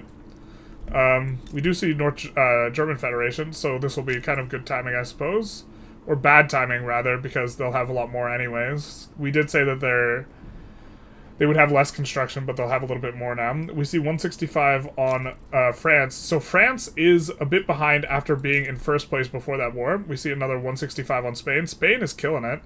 Spain is doing very well for playing Spain, and they have a positive balance here. They might not recognize that they have a positive balance here, but since their investment pool is growing at a big rate, they're just running... They could be affording more construction, but we'll call that 330 for the team. And then plus Italy, which... Okay, Italy will have more construction too. We'll call this 430.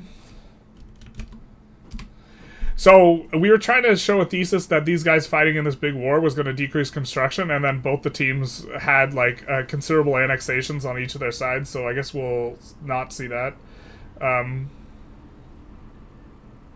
Oh wait, we did the wrong.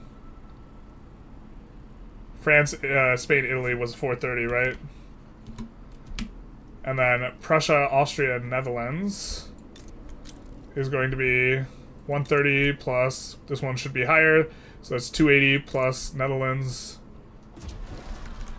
100, 280, so 380. And then team 4, we will see their construction levels here. Relatively even here though, I'm just kidding. Russia decided to finally start adding construction. I don't know if this is a little bit too much. Well, I mean, if you're not using it, you're losing it, but once we add in a bunch of stuff here, will we be having too much construction? Nope, it looks like you can afford it. So we will see out of Russia, we'll call this 400 construction as those just finish. And then USA is on 235, so we'll call that 640. And then Japan is on 740, 760. So really pulling ahead off the back of Russia is Team 4.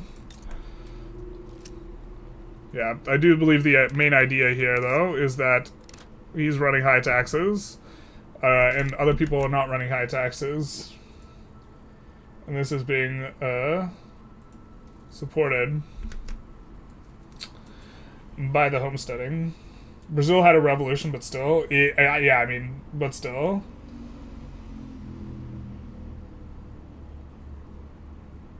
$430 to France team. Yeah, I think I fixed that. Okay, let's double check and make sure I have the fixed number in there. Yeah. So, pretty even.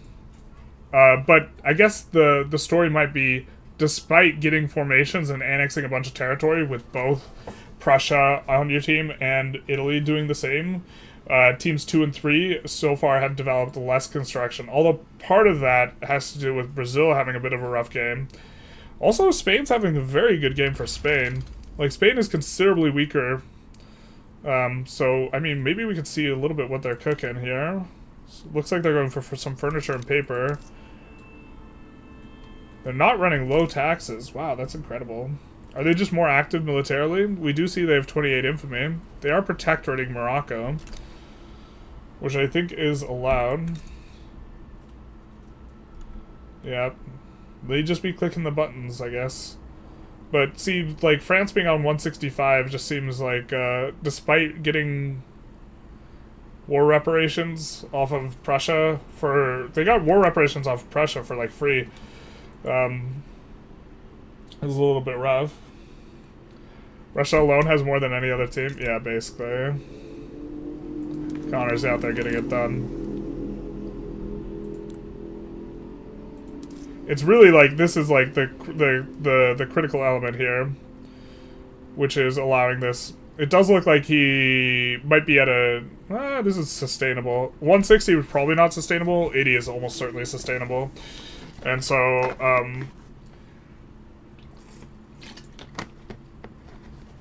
although, to be fair, Connor has prioritized in Russia more of the eco text than the military text, so he's going to be a bit further. He's going to be economically ahead, but he might be militarily a little bit behind. But to be honest, like, well, you can't catch up on spread is the thing, but he might already stacked his 100 unis. There's a 100 unis cap. Looks like he's gone up to 47. And so, if you just decide to eco up harder and then stack your 100 unis faster, this is probably a fair enough strategy. Looks like going for Liberate Tibet. I'm not sure that this is allowed.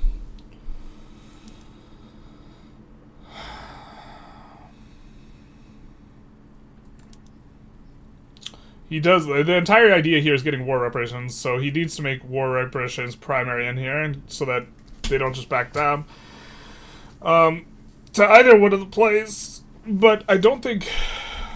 I think the rule set is such that you can't declare on cooldown on Qing is one of the ideas. We'll just double check real quick. I guess you guys can check with us.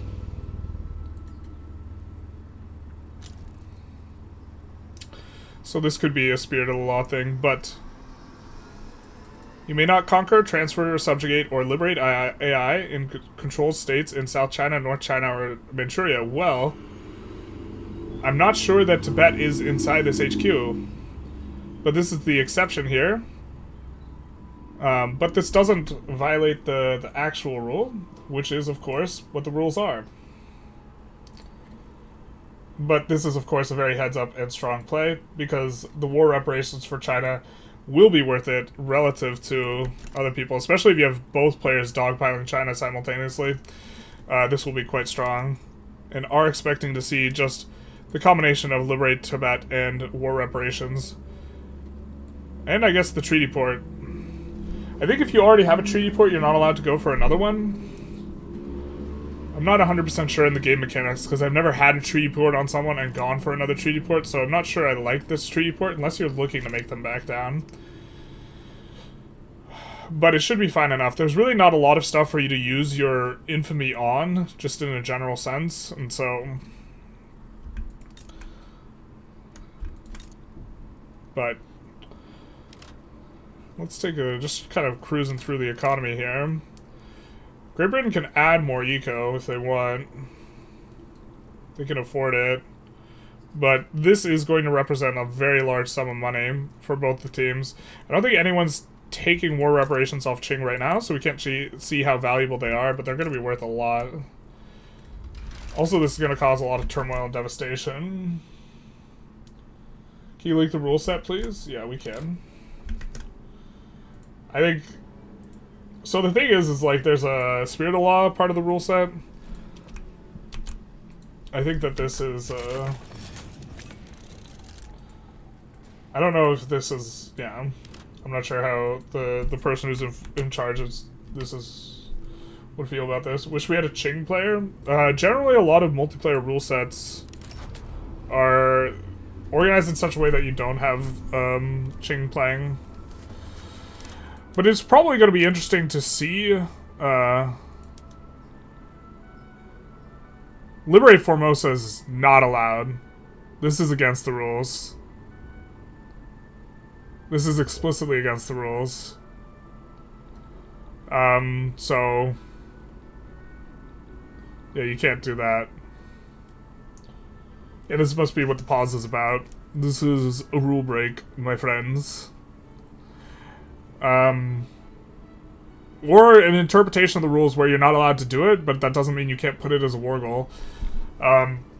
But there's no way to undo this. There's no way to unring this bell if they back down. Like, in theory, if you're enforcing, you just enforce the war reparations, it's fine. But I think that... Do they already have a treaty port? Ah, so they have a treaty port on Formosa, and maybe this is why they can... No, they have a treaty port on Formosa. I think they probably can't go for another treaty port. And this is why they're doing this. And this is just a rules break. By the France player. But the idea here, though, is to maximize the amount of wars you have. I imagine you don't actually want to enforce the treaty port. But in theory, you could actually just not enforce Liberate Tibet. But, like, the idea behind some of, like, the stuff around stuff is to prevent Qing from getting involved. So... we see very cute, nationalize all British buildings as the primary war goal in here. So everyone's going for the war reparations on Qing. Qing's gonna get eviscerated. It'll be exciting to see if Qing's evisceration as well does... this is super cute. Does prompt mass emigrations from out of China, because they are going to... This is going to cause some devastation, some turmoil, this type of stuff. What type of rev did Brazil have? I'm not sure at this point. I think it was the aristocrats, because they banned slavery and were banning slavery when the rev happened. So I assume it was the aristocrats.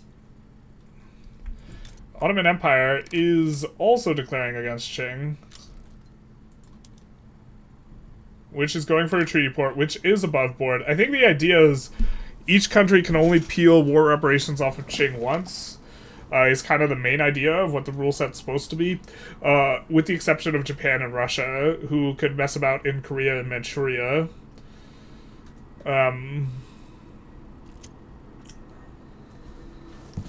Because the rule set specifies strategic regions of North and South China, and the intention is, like, obviously...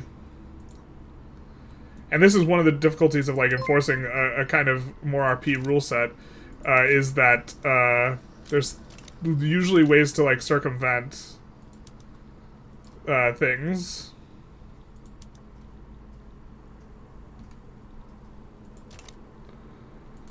Can we get this thing that we want?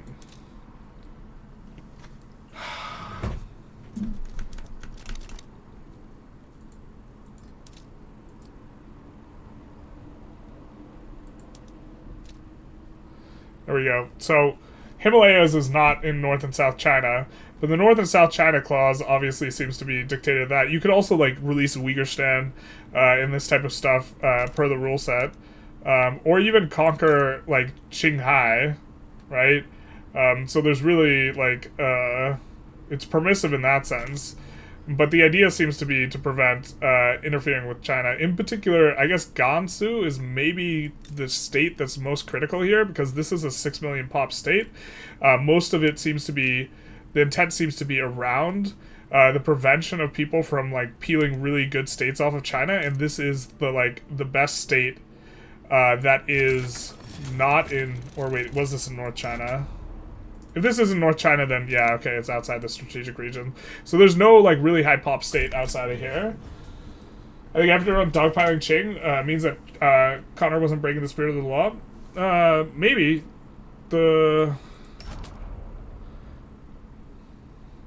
I think the fact that it's not addressed means that it's okay.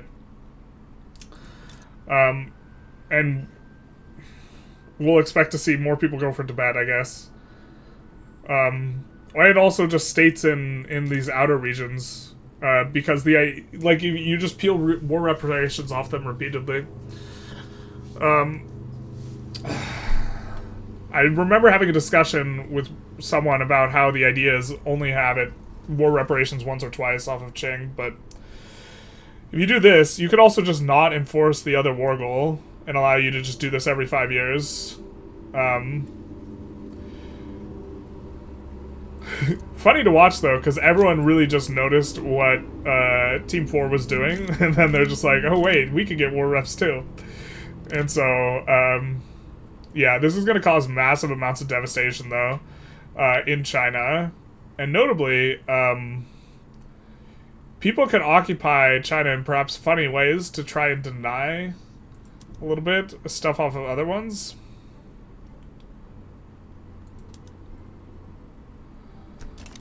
But yeah, this is just... China's just... brothers, my friends. Look at minus 99, minus 90, minus 97. I do think the France one is a rule break, though, because you're releasing a country in South China. Formosa is in the South China HQ. What would be the punishment for liberating Formosa? I don't know what the punishment would be, because, like, honestly, this seems... I don't know what it... I don't know. There's a little thing for rules break. It might just be a points deduction.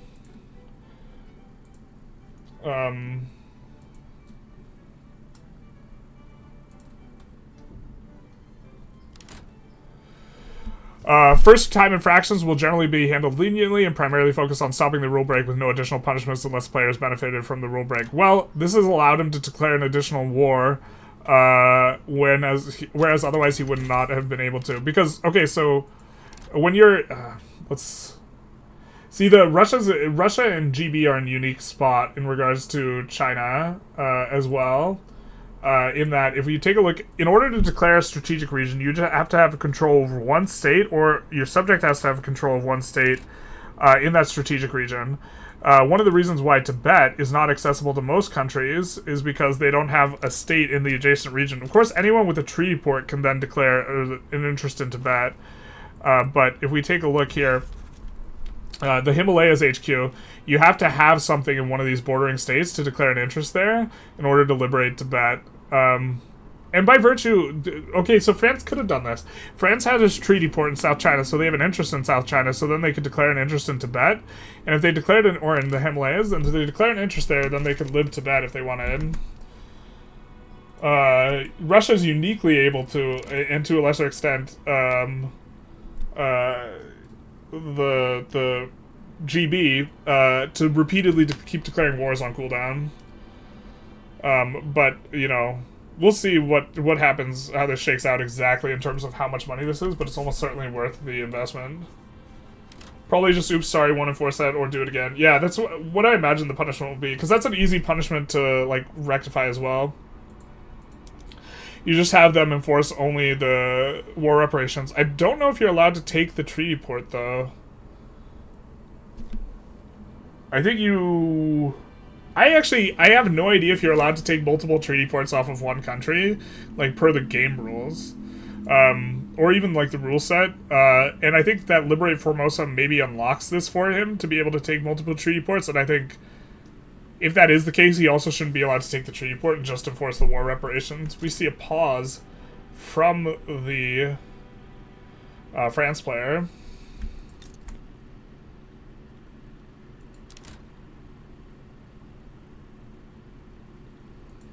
And this is... suddenly things have shifted a little bit.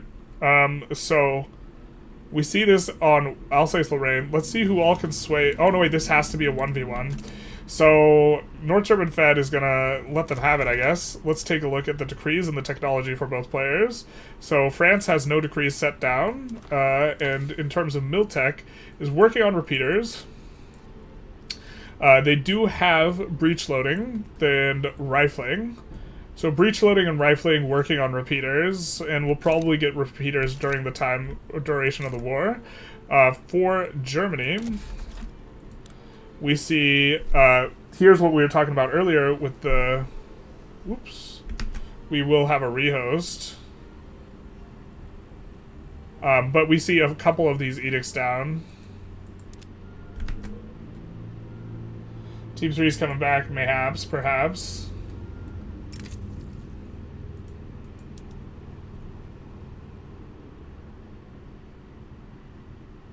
Hey, journalist. Yes. Rehost, right? Yeah, we're rolling back 1 month because Russia broke the rule of declaring before the 10-year truce is up. So we're rolling back 1 month. Before the 10-year truce? Before 55? Oh, 46. Okay. Yep, that makes sense. Also makes sense. Can't have that one early. Is this deck allowed? The deck is not allowed. Why is Bavaria white? Because I don't know. There's people of white descent. I don't know. It's probably a subject of Austria if it's white, and they're planning on annexing it eventually. Prussia jumps the gun a little bit then. It does appear. We can maybe take a look at the rule set while we're loading in.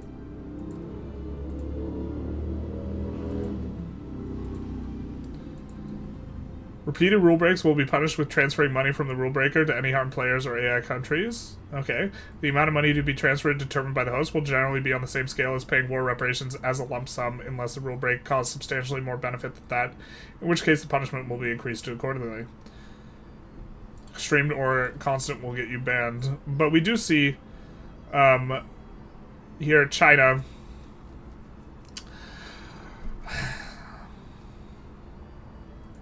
This is the rule that France broke here. You may not conquer, transfer, subjugate, or liberate AI-controlled states in South China, North China, or Manchuria. And Russia is an exception to this and can conquer... Well, actually, technically, whoever liberated Manchuria, I don't know who did that. That was technically not allowed, because it says you can only conquer, not liberate. But I think that's kind of... I think the spirit of the law is if it was either Japan or Russia, they should be allowed to liberate Manchuria if they want. You end up having to pay more infamy for it anyways, so it's not even good. But if you wanted to increase the number of wars you get... No, it doesn't even really increase the number of wars you get against China. I don't really know.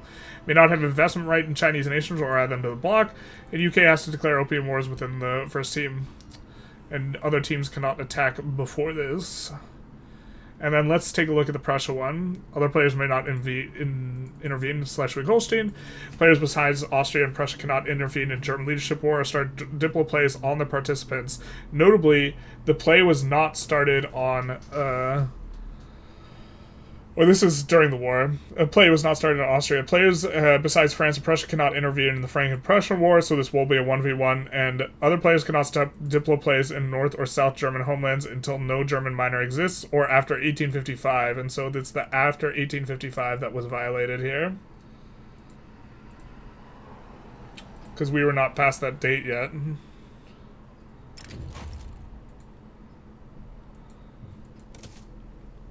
But...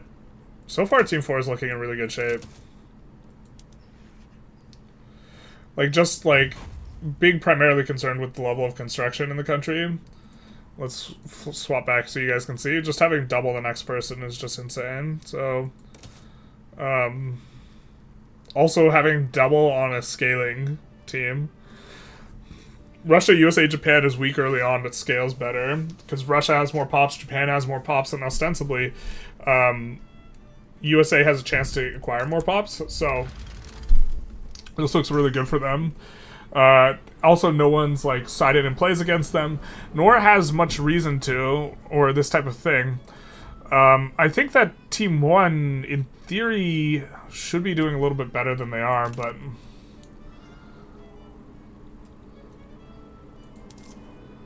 we see USA, for example, is able to run the higher taxes and stay above minimum expected. Not on the middle strata, though. Their middle strata is suffering. So they could move around some of these taxes if they wanted to deal with that. But also, eating the middle strata, being upset with you is actually, like, probably the most okay one to eat. It boosts movements, political movements, proportionally more, but it doesn't affect approval bonuses as much. This tends to be the rich and the upper strata who affect these bonuses quite a lot, and it doesn't affect, you know, your overall radicals level as much, because that's the lower strata. So if you are going to piss off a strata, this would be the one. But importantly here is the homesteading law kind of enabling this to some degree. This will no longer, like, be the case, like, later on, though. It's curious the way the homesteading works, because it seems that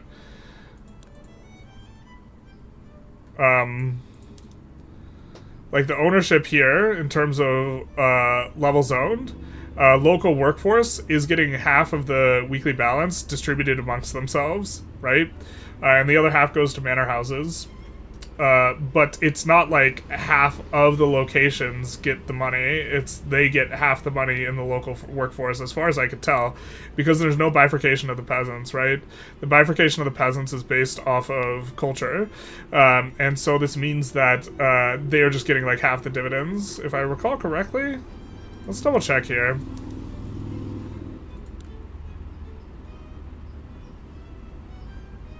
Subsistence output, dependent wages. We get wages off of national supremacy and state region, and then here's the income from dividends, which is not the biggest relative to their overall kind of output, actually, even.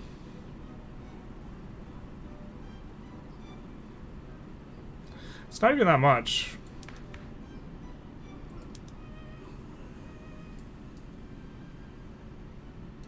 It does give more political strength. It also de-peasants a lot, is another thing of note. It turns 100 peasants per level into farmers instead. And I guess the farmers will be super rich too. The farmers are lower, they're middle strata, I guess, here. They will also be receiving money. This is something we're taking a closer look at. Yeah, all of this being expensive is a little bit rough. I don't know if there's a lack of market access, though. That might be what's going on. Yeah, it does look like there's some market access problems here. As a result of just putting a bunch of stuff into the queue without having railroads, probably. But it's also, you're trying to keep the queue going, this type of thing. The wall of construction indicates not having auto expands, probably. So you're going to have to either whack things individually with railways or kind of be proactive about expanding railways. But once it gets market access back, you'll be making a bunch of money. But I do think that this is critically an element that you like. The meta before was going high taxes for a reason, and so fighting for your ability to run higher taxes is important and valuable, just in a general sense. Now, let's take a look at decrees, maybe, because it's been a hot minute. GB's almost certainly not changed its decrees, so let's not look at them, because they're just deciding to stay in on their decrees. We see lurting is still going on in the Ottoman Empire. Let's see what Brazil is up to. Brazil is starting to go migration, education, and the pollution one, which is going to be great for them. I wonder if they've incorporated all their states. So this states will add to mass migration attraction. So in theory, you actually should not incorporate some of the states that have lower... Oh my god, my brain. Some of the lower migration attraction states. So this is probably a leak. You probably, if you're not... Ooh, actually, I don't remember vanilla that much arable land being in Santiago. This might be a mod thing. That's under 20, so it doesn't matter. You can incorporate if it's under 20. This seems like quite a lot of arable land, but like the 60 maybe you don't incorporate, so you can fight for the mass migration. Let's see USA's mass migration, and then also, or let's see their incorporation. So it looks like they're just incorporating everything. Most of these states are good, but some of the eastern ones, like Nevada, is probably not worth incorporating, but California will be. Stuff like this. This game is still on the spreadsheet? No, not like this. Not like this.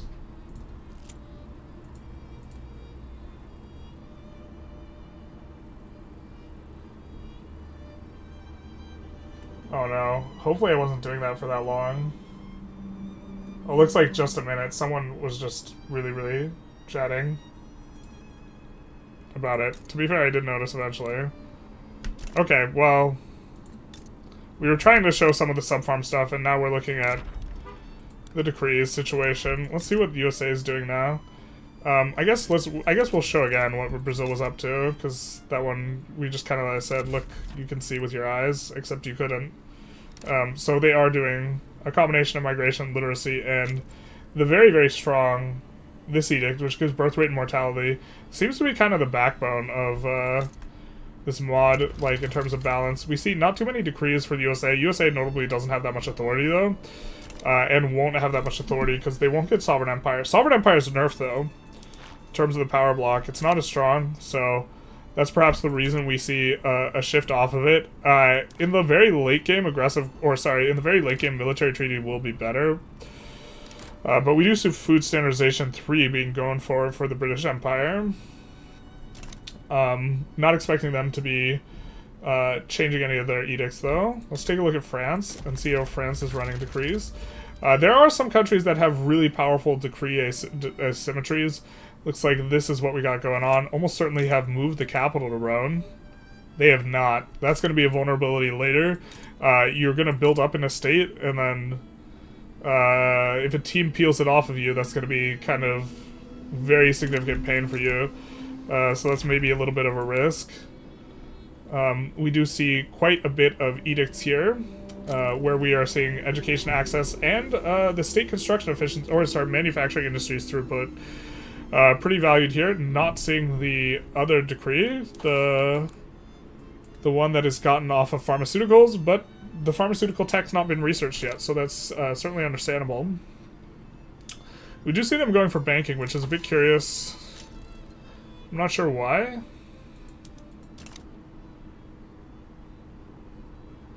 Maybe they want to be able to fund lobbies or take on debt. I don't know what the reasoning is there.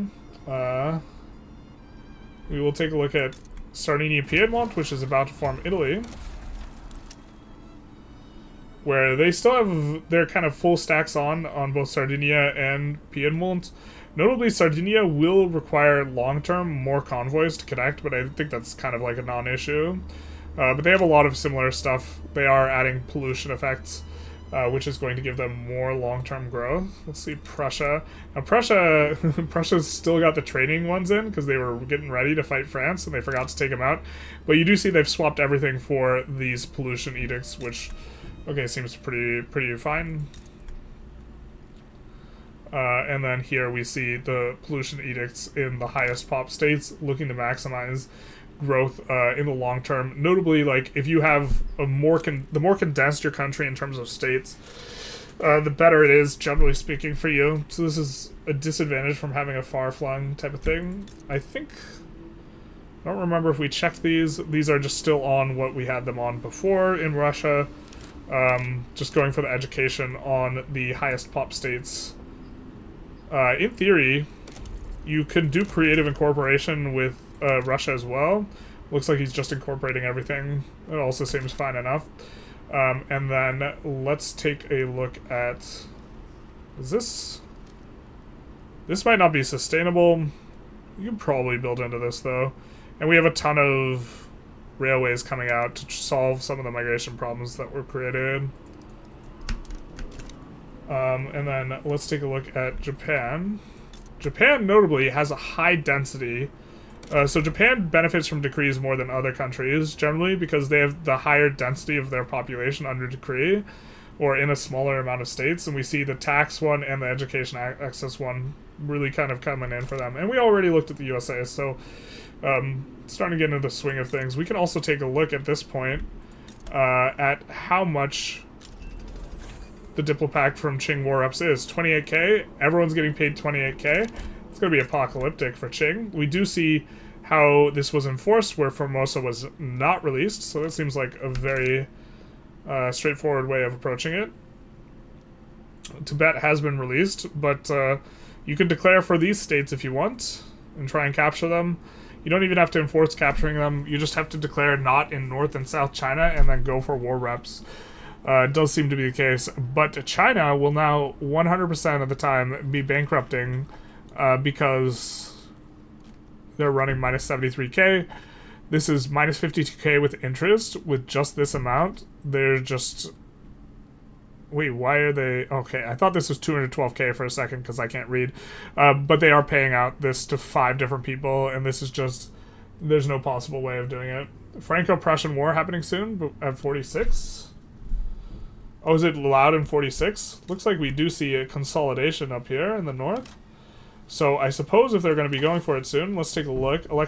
Electronic telegraph into military statistics. What do we think of that? Ah, the luxurious supplies is the reasoning here. Also advanced tactics. I guess that's the best you can do here. Other than maybe hand-cranked machine gun. We do see the United Netherlands formed. So, expecting the Netherlands player to start popping off a little bit here. They're going laissez-faire. Notably, we didn't look at their decrees because we're kind of ignoring them. Expecting to see a movement of decrees to Wallonia. Wallonia is being incorporated. Very, very strong. Expecting to see their company is being used. Except they can't be yet. Looks like he might have slot out his companies before...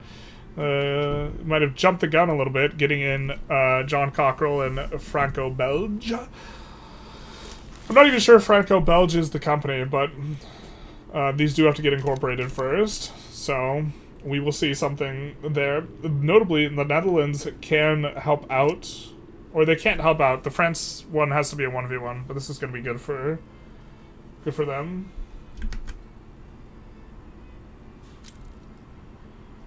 No, our spreadsheet? I'm sorry. What was the R in divergences sheet? That sheet is super old for when we did 3v3v3 in divergences, and it was rankings for divergences. Bavaria looks bugged, not white. Oh, Bavaria just looks normal. What? Not sure what the idea of releasing Venice as a subject is. It generates more mandate. Notably, this is a victory point, so maybe the idea is preventing dogpiles by making it so you control fewer victory points. Because I think they can't get 2v1s now, per the rules, if you have no victory points, so avoiding that. But France will be more prepared. Why was it absorbed into... Denmark absorbed in the North German Fed? They might have just gone for subjugating them. They might have diplomatically subjugated them before, I'm not sure. Great Britain still has a victory point. We're hitting our first victory point timing, and it looks like teams 1 and 4 are going to be the ones that get victory points when this happens. Now, was the rule set for... I think the rule set is that they can't start the war until 55. Let's double check. I won't pull up the rule set because I'll forget. Or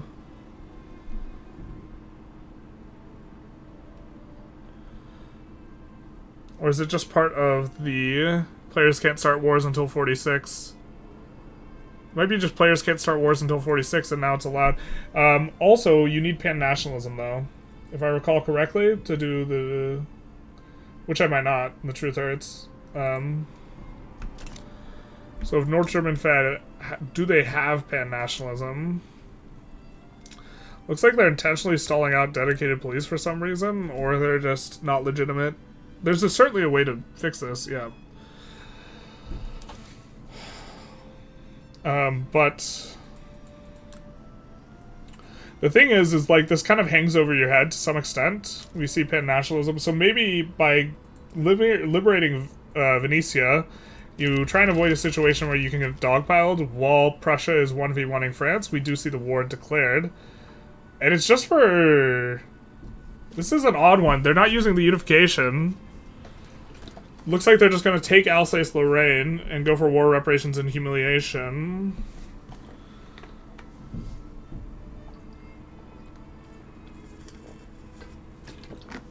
Curious. Well, I guess this makes it so you don't need pan-nationalism, eh? And maybe this was the plan. It is a little bit early.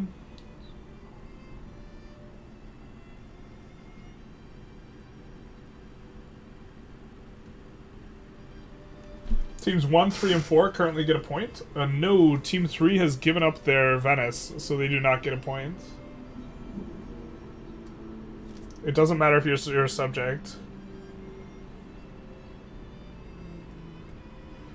5 had would have been to start a war, just to roll back, and then have a France panic, and when you're not prepared to and not planning a war, this would be a 5 had. I'm going to use the restroom real quick, because I kind of have to use it, and I don't want to use it during the war.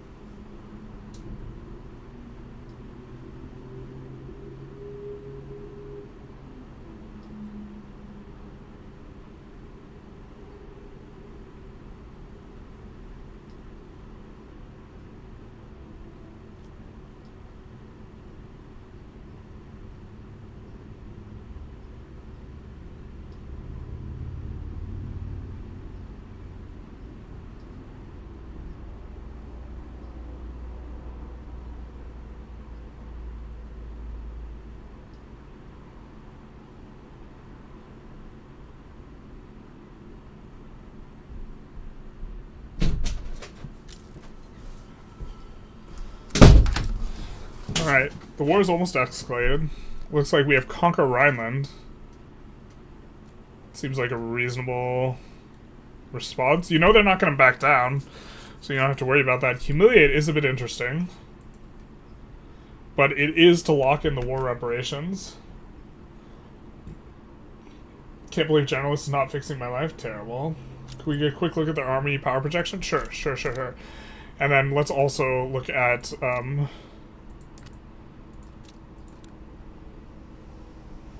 22,000 and 20,000, very close. I think we saw France with more conscripts though. 400 conscripts versus 600. So France has gotten a chance to kind of prepare here, but we see 1, 2, 3, 4, 5, 6, 7, 8, 9 edicts. I don't think they have vassalization in. And then on France, we see... And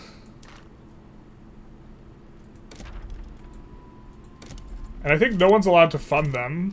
But a bigger thing is probably going to be 1, 2, 3, 4, 5, 6, 7, 8, 9, 10, 11. So both players very nearly scraping the bottom of the barrel to go for this huge war. And this is just trading resources, and I just think this is not worth... I think that this war is... No matter who wins this war... if they both fight to the finish, the value of Alsace-Lorraine and the value of Rhineland is going to be, combined with war reparations, is going to be less than you spend in this war. This war is just going to be apocalyptic. And so... Oh, it looks like someone might get spagooted with some strangeness if, What is France up to? Is France being a little sneaky?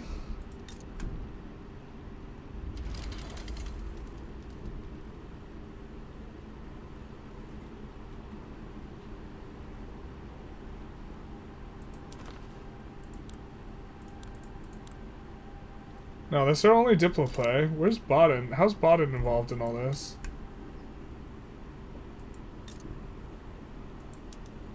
Oh, they just joined for free? Okay, whatever. Looks like Baden is occupied, and now there's two-front problem. And so Prussia should have a slightly stronger army here at start, but this does not... is going to scale towards France in terms of the army. I think they're on commensurate tech. I suppose we could double check. We see we're going for telegraph here, and we have currently breach and repeaters. And for France, and this is a reason, knowing you're going to declare the war on the 10 spike is a good reason to rush the war. We have breach and repeaters as well, and going for hand-cranked machine gun. Currently, which is going to be better than electronic telegraph. So, I mean, they're going for military statistics eventually. Military statistics is probably better than hand cranked, but hand crank comes in first. So this is going to favor. I think this is going to favor France, but I think both sides just lose this. 1k PP difference, so close. Yeah, I think that is too. I mean, both sides are going to spam armies, and both teams are going to sink themselves. And maybe the real good teams are just the teams that don't have France or Prussia if the players are going to play like this every time. Because this seems so gratuitously unnecessary. You don't need Alsace-Lorraine as Germany. You can just make an agreement with France. Like, look, I don't want to sink both of our teams. Look at how much they've already spent on the war. There's no way that over the course of a game that only lasts another 40 years, the value of the state and the war reps comes close to recouping this. Not to mention, the construction builds buildings now, right? Not 1 year from now when the war is enforced on over the course of 5 years as we extract war reps and also extract the value of a marginal additional state. It's just, it's gonna be a little bit rough. Let's see if we see any weird shenanigans here. Like, players using, armies of... We did see some interesting micro with players last time using armies of irregulars, to enforce or increase battle advantage on fronts. It looks like we're not seeing that. That does seem like a heads-up play that makes it so you have to pay way less. We're not seeing it. They had like half their army of conscripts as irregulars, which apparently works. We see minus 430k for Germany, and this is also perhaps the way to look at it, and minus 343k for France. Germany is going to lose this off the back of this, I think. To be fair, you only need to take the one state to enforce below 0. So maybe Germany just needs to... I mean, they're just trying to spike it. Right? Because conquer, war reparations, and humiliate all only require one state. And similarly, all this only requires Rhineland. And, you know... Germany does win this initially. We see this guy with experienced offensive planner being very useful here. And the generals, it might to some extent come down to generals. Do you have people with tactful on the defense? And expert defensive planner? And if not, you might be in trouble. You might be in for a bad time. That's like trying to French fry when you should have pizzaed, as everyone knows. You, on your leader, you acquire experience way faster, which is kind of a little bit of a curiosity. Looks like we do have another strong offensive guy. But yeah, we also have 2 fronts that push into Alsace-Lorraine. So Baden siding with France actually hurts France tremendously. A little bit of being trolled by the AI here, because this allows 2 offensive battles to be had here, and if you have an advantage early on, which is what Germany does because they had a slightly stronger standing army, this will benefit them. I think Germany's army compositions might also be a little bit better, but looks like this army is not getting progress. This army is, though. Notably, you only are pulling, when you have sufficiently large armies, you're only pulling into the battles cannons on offense and infantry on defense.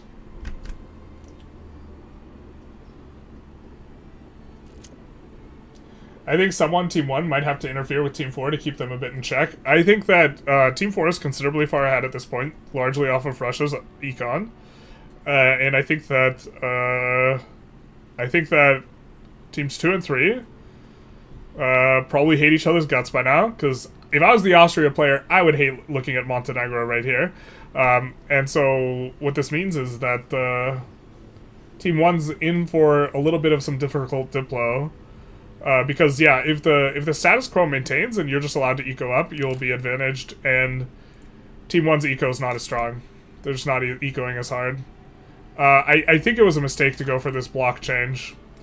I think if you stick with vassalization 1, It is nerfed in this mod. It only gives 15 authority per subject, so that's only 60% of the authority.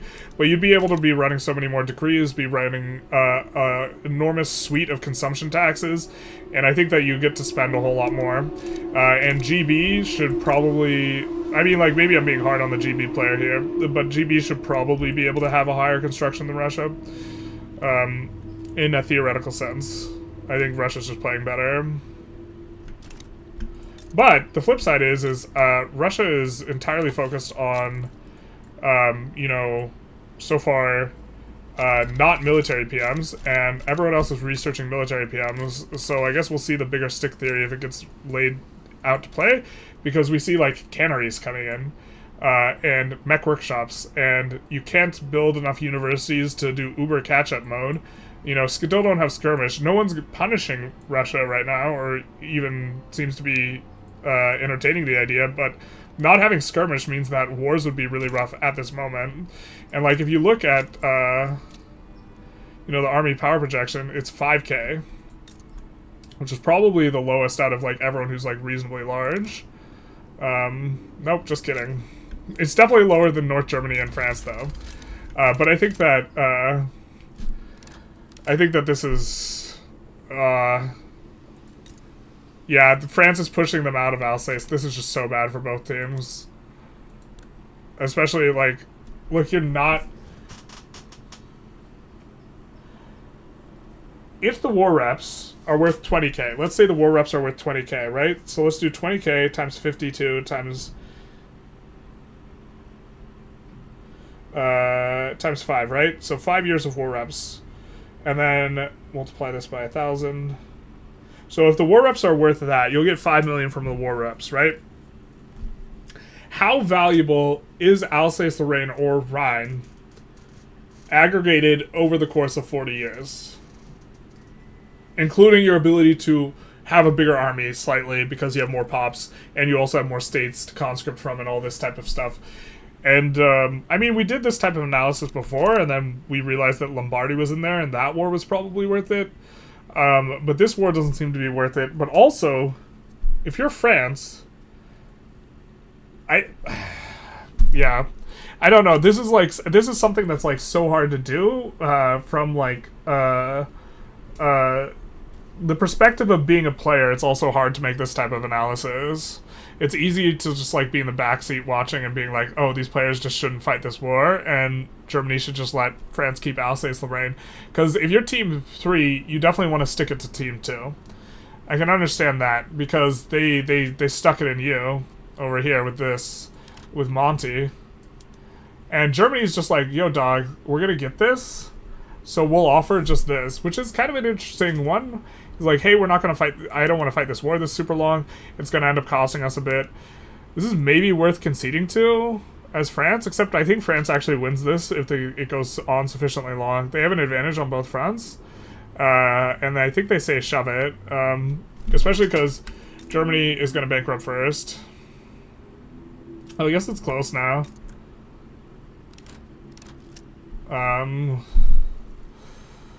I mean, at this point, I think both players... You're not even running max taxes? Dog. That's, like, actually how you lose the war. Germany swapped on to max taxes. Yeah, getting the default penalty is, like, kind of gonna determine who wins this war, because whoever defaults first is probably losing. Except they both lose, because I don't think that the value of the state is gonna recoup more than 25 million worth of value. Or it's gonna be a rough one to try and do. So... feels like it'll be a white piece. I think it'll... I mean, that's like kind of what it feels like, except for one person's going to bankrupt first. And if they bankrupt, or if they default first by a big enough margin, which they might not. Also, France getting in the defensive one when they have more conscripts is just like, I think, super advantages them. Austria's bankrolling Prussia? I don't think that's allowed.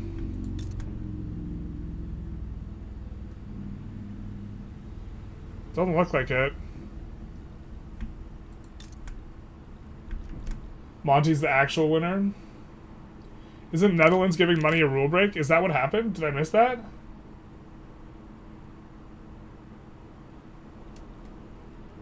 Did I miss something on screen?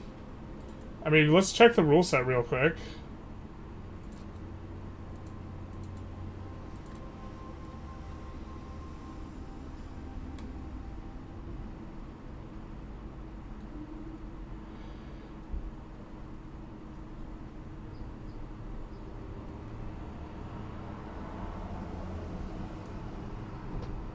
Other players may not interfere in the Schleswig-Holstein War.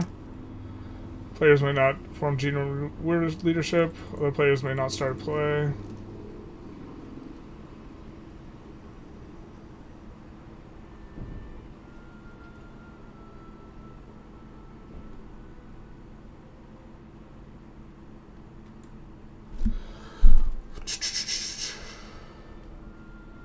Or did they remove this out from the clause?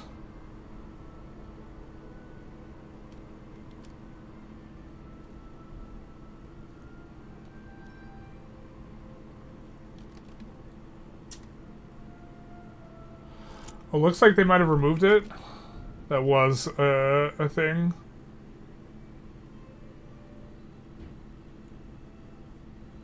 Looks like that's no longer in the rule set. Okay, so fair enough. So then whoever's... Both the teams then are going to suffer. The entire teams, if they both have to keep sending. Oh, that's going to be rough. I think that, like... Okay, how much of a credit line do you have here? You have 6 million. And how much of a credit line do you have here? You have 14 million. I've only found rules about not bankrolling when... Yeah, if you're bankrupt, you're not allowed to bankroll. I think you're not allowed to bankroll as the bankrupted person, but this is just...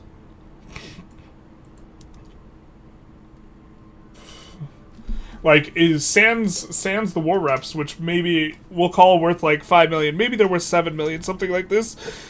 35 million? Like, at what point... Yeah, this is... It's just gonna be...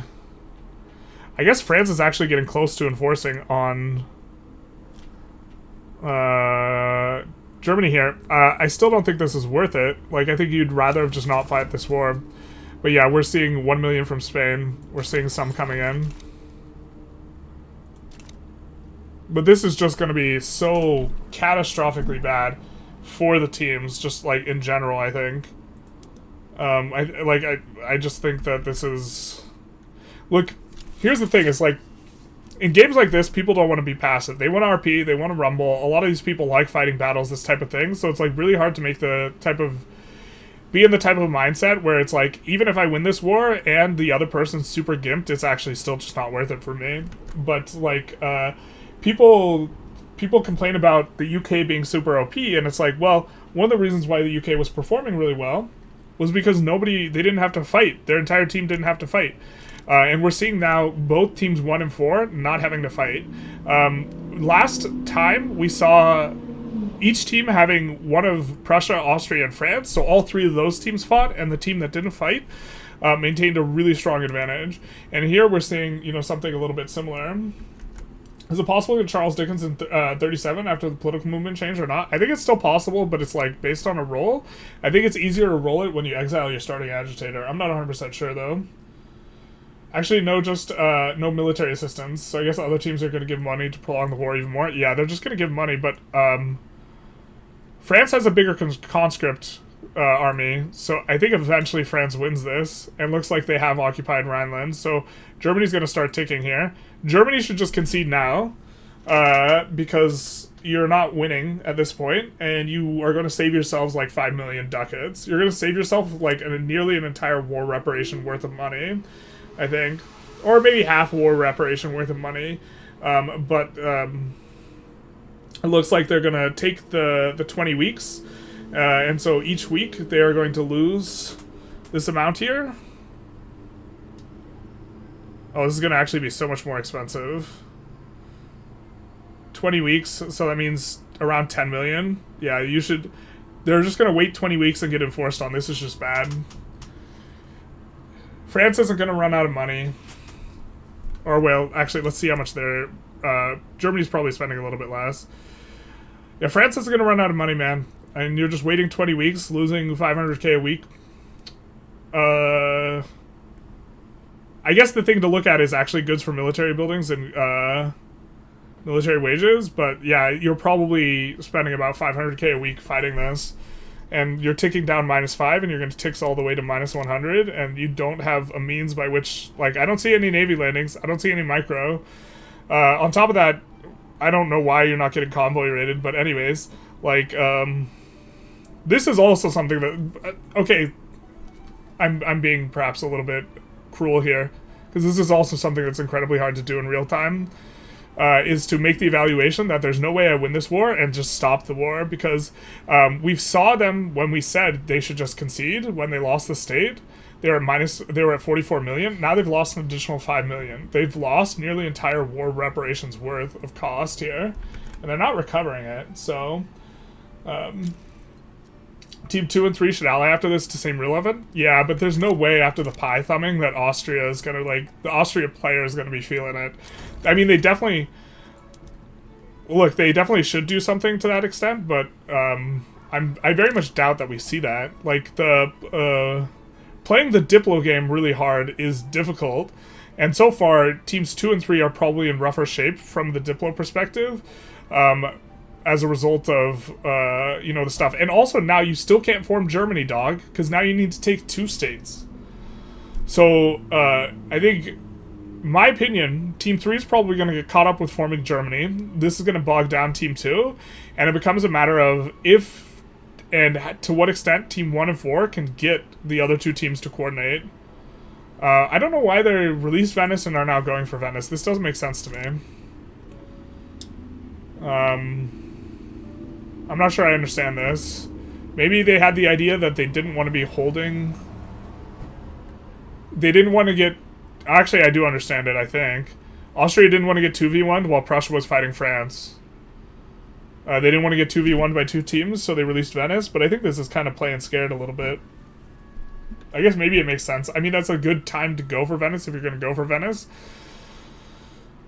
But, like, the idea that 2 teams are going to coordinate to take your 1 victory point I just don't think that works. And now we're in default here as Germany. So, the team is going to be spun down. We're going to need to delete construction. They hate each other now. They will never ally, basically. The sheet is blank. There are no teams. Oh. Apologies. The sheet is blank because if I'm on the rule set, it's, like, not on the thing. But I guess we'll take a look at construction levels and expect to see... Oops, what did we do here?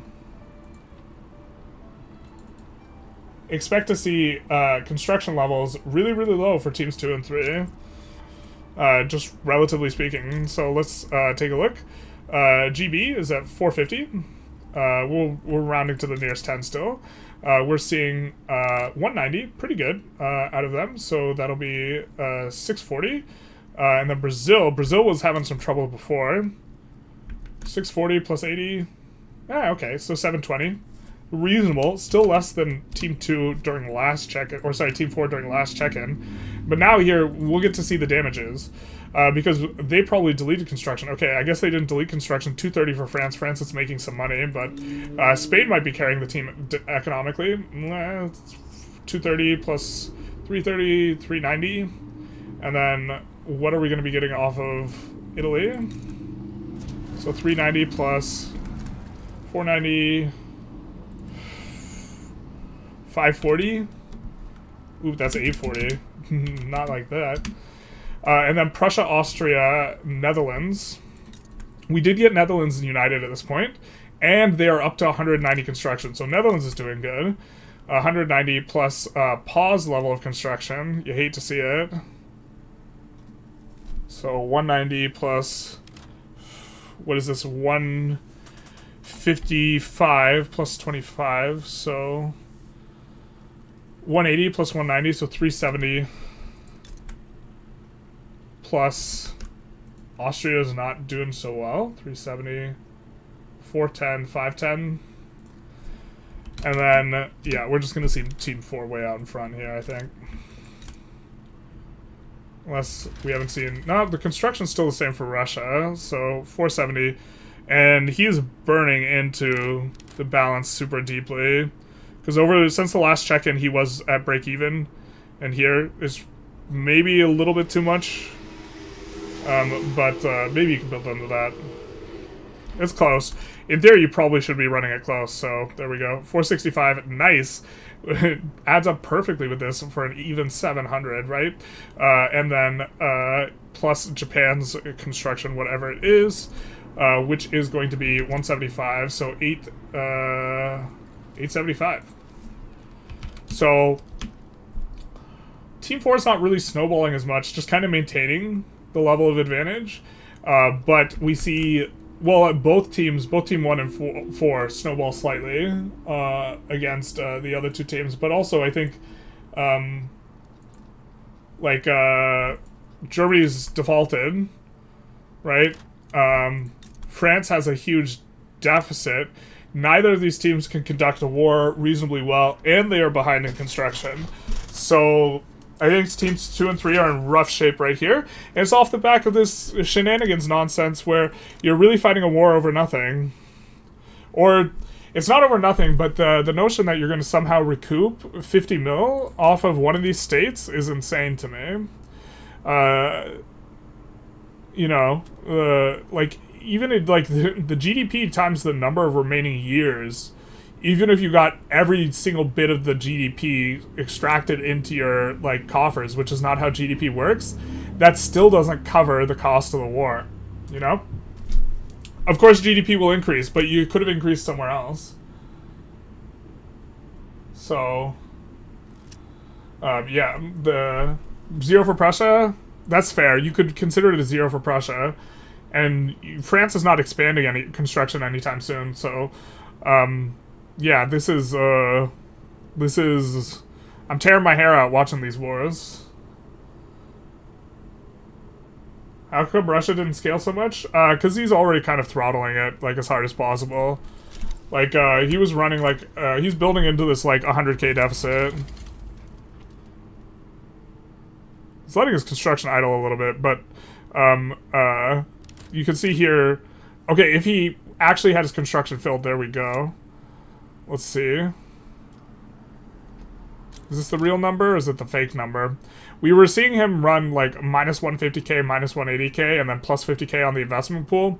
And so the 100k deficit crept up a pretty large amount here. Something like this that we have going on. I think he doesn't use auto expand at all. And then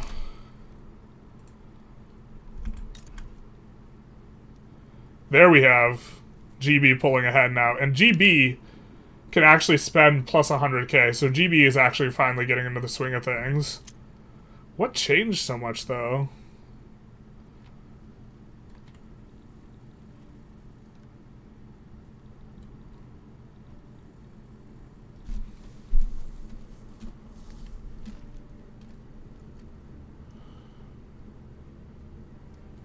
Since we last took a look at GB, I'm not sure exactly. I mean, they're adding so much construction. They're on to 540. Literally since we did the peekaboo, because maybe we update the score again. So 190, because they just added so much. 190 plus, so 290 plus whatever Great Britain has.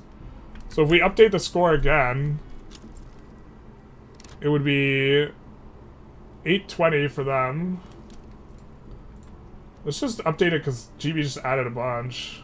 100 construction.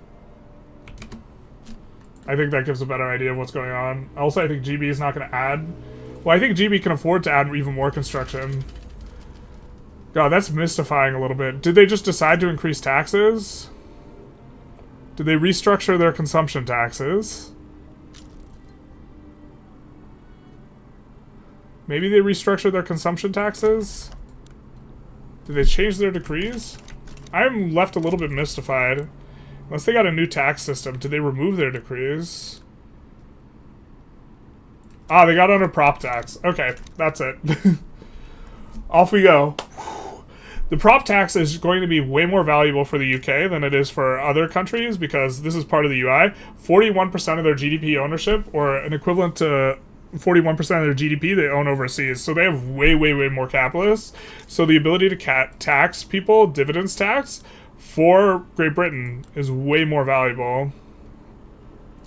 we take a look at, the financial districts, they will have all these lines driven over to the EIC and just have massive, massive, massive amounts of eco over here. And so this is it. They hit prop tax, and now they're going to the moon, and they're also enacting no migration controls, which is going to let in all the Indian immigrants. So that's these types of Indian immigrants, not these types of Indian immigrants. But yeah, so Great Britain, that should have been the first thing that came to mind now that I think about it. Like, the prop tax makes sense as a thing that you just swapped on to allow it. And this is going to be asymmetric. Like, they have an equivalent of like 140% of GDP ownership that is going to be dividends taxable. So dividends taxes are just monstrously effective. Do they have vassalization to power block previously? They swapped off the block. I'm not sure I like that. I think I don't like going military treaty here, but maybe they decided in the long term that the training rate is really valuable, or the additional war goals off of offensive coordination. Oh, wait. Just kidding. This mod now gives extra army offense. So I actually love that. That's good. Yeah, this is probably good. I didn't realize the mod affected army offense. That seems just fine. I have no problem with that now. Ottomans just chomping on Persia rather than subjugating into annex. Did GB get laissez-faire? No, I think they got it earlier. Is US starting to win the migration war? Let's take a look. Or let's take a quick look at GB's decrees first. No, GB's still doing this, so I can't imagine... because they don't have much incentive to swap, because they effectively lose authority if they swap their edicts, which maybe long-term is bad, but I don't think that they're winning. Unless USA has made some very significant adjustments, but USA is still on the same low decrees kind of set up in terms of their authority. They also don't have as much authority. I'm not sure I like the taxes on tobacco, but it's probably okay. But no, it's probably good. But let's take a look at the ledger and see the mass migration attraction setup. Well, it looks like USA is getting some mass migrations. To be fair, they have no migration controls, right? And Great Britain doesn't. But also, they're beating Great Britain now. So they are pulling ahead despite not having a lot. And this is probably off the back of them building the Statue of Liberty, which is going to be a very key and important one. It's not even employed up all the way, but the 18, 20 to 25% migration attraction is going to be particularly good. So they're going to start winning that game. But you can see here, this is largely going to probably do for migration, but only GB can benefit from the intermarket migration of the discriminated pops in India, and they're going no migration controls now. So GB is going to have a very significant population. Like, let's maybe take a look at this. There's like several countries that have large populations. Oh, we could sort by pop. In here, and we see Russia with 66 million, right? France 38, 35 Austria, 34 GB. GB is going to pull ahead, and will probably be behind Russia still for an extended period of time, but I think they pull ahead of the pack here. And Japan is also pretty good, considering Japan is like the third team member. But USA, let's take USA's graph overall is really, really robust. Also, like USA has a very sneaky modifier that's like most people don't realize is a modifier. If we take a look at one of the populations inside of the USA, we can see what that modifier is. And if we look at the population, we look at growth, you will see this insane-looking birth rate, and this is because this 34% here, it's from the sparsely populated modifier. So if you're under, I think it's 1,000 pop per arable land, or maybe it's 5,000 pop per arable land. I think it might be 1,000. I'm not sure what the number is exactly, but you get up to 50% birth rate. Or did they change this to 40%?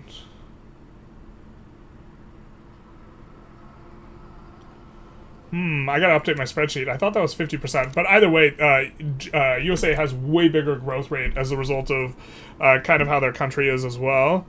Once they get the pops there, they're gonna have a bigger growth rate. So USA over time will start to get a lot of population, and the main idea is that the people that are going to have the biggest population in an extended kind of timeline is going to be Russia, UK, and GB, but very critically, USA and Russia are on the same team, and Japan is also going to have an enormous amount of population, so that Team 4 scales, bro. And they're not, like, mixing it up. They're busy scaling. And Team 1 scales too, and Team 1, GB, may be looking really strong.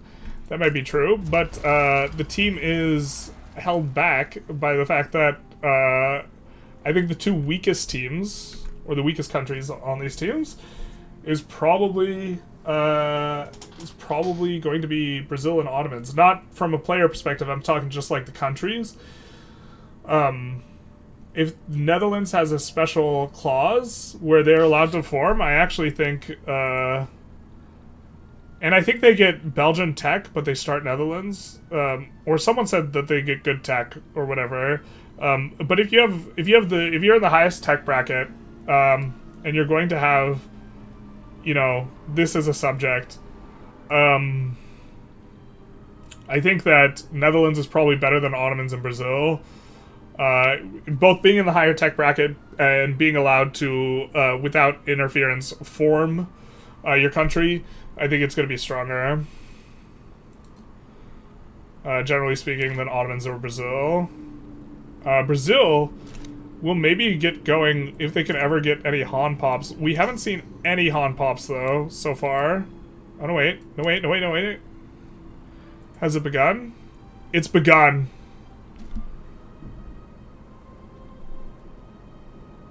At least for GB it has. GB is starting to get a bunch of migration. You know what? Someone asked earlier about releasing New England. Releasing New England just to beat out GB is maybe worth it. Wait, how's GB getting it when they have migration controls? Is it just from the state, the emigration? Yeah, it's from that state, but they're just emigrating from the treaty port now. That's wild as hell. So they're going from that treaty port to East Anglia and stuff. We see no Han Pops in there. We see Han Pops in the USA. A little bit are in Wyoming. But I guess there's maybe not a mass migration. I don't think a mass migration's happened out of China. China's in really bad shape. They got enforced war reps on by everyone. They just have basically the base construction. Let's see the level of radicals. So they don't have enough turmoil to run a mass migration yet anywhere. You know, that is like Han homeland. So interestingly, the fact that they have open borders has not become relevant because they don't have enough turmoil. What's a brother got to do to cause some turmoil in China? Because last I checked, they're paying out Diplopacts, war reps to 5 different countries. How many innovation does each team have? Yeah, let's check the universities. Important is going to be literacy, so 56% literacy on GB with 27 unis. Ugh. Ottomans have been pushing the literacy. They have 40 literacy, and they have... Do we have to... Or do they actually also have 27 unis? They actually also have 27 unis. They really have the same amount of unis, or is this a UI bug? 27 unis. They just actually have the same number of unis. That's hilarious. Okay. And then Brazil... So gotta have 14 unis and 50% literacy. Not so good on Team 1. Let's take a look at France. They are about to get a mandate. I assume they continue with the food standardization.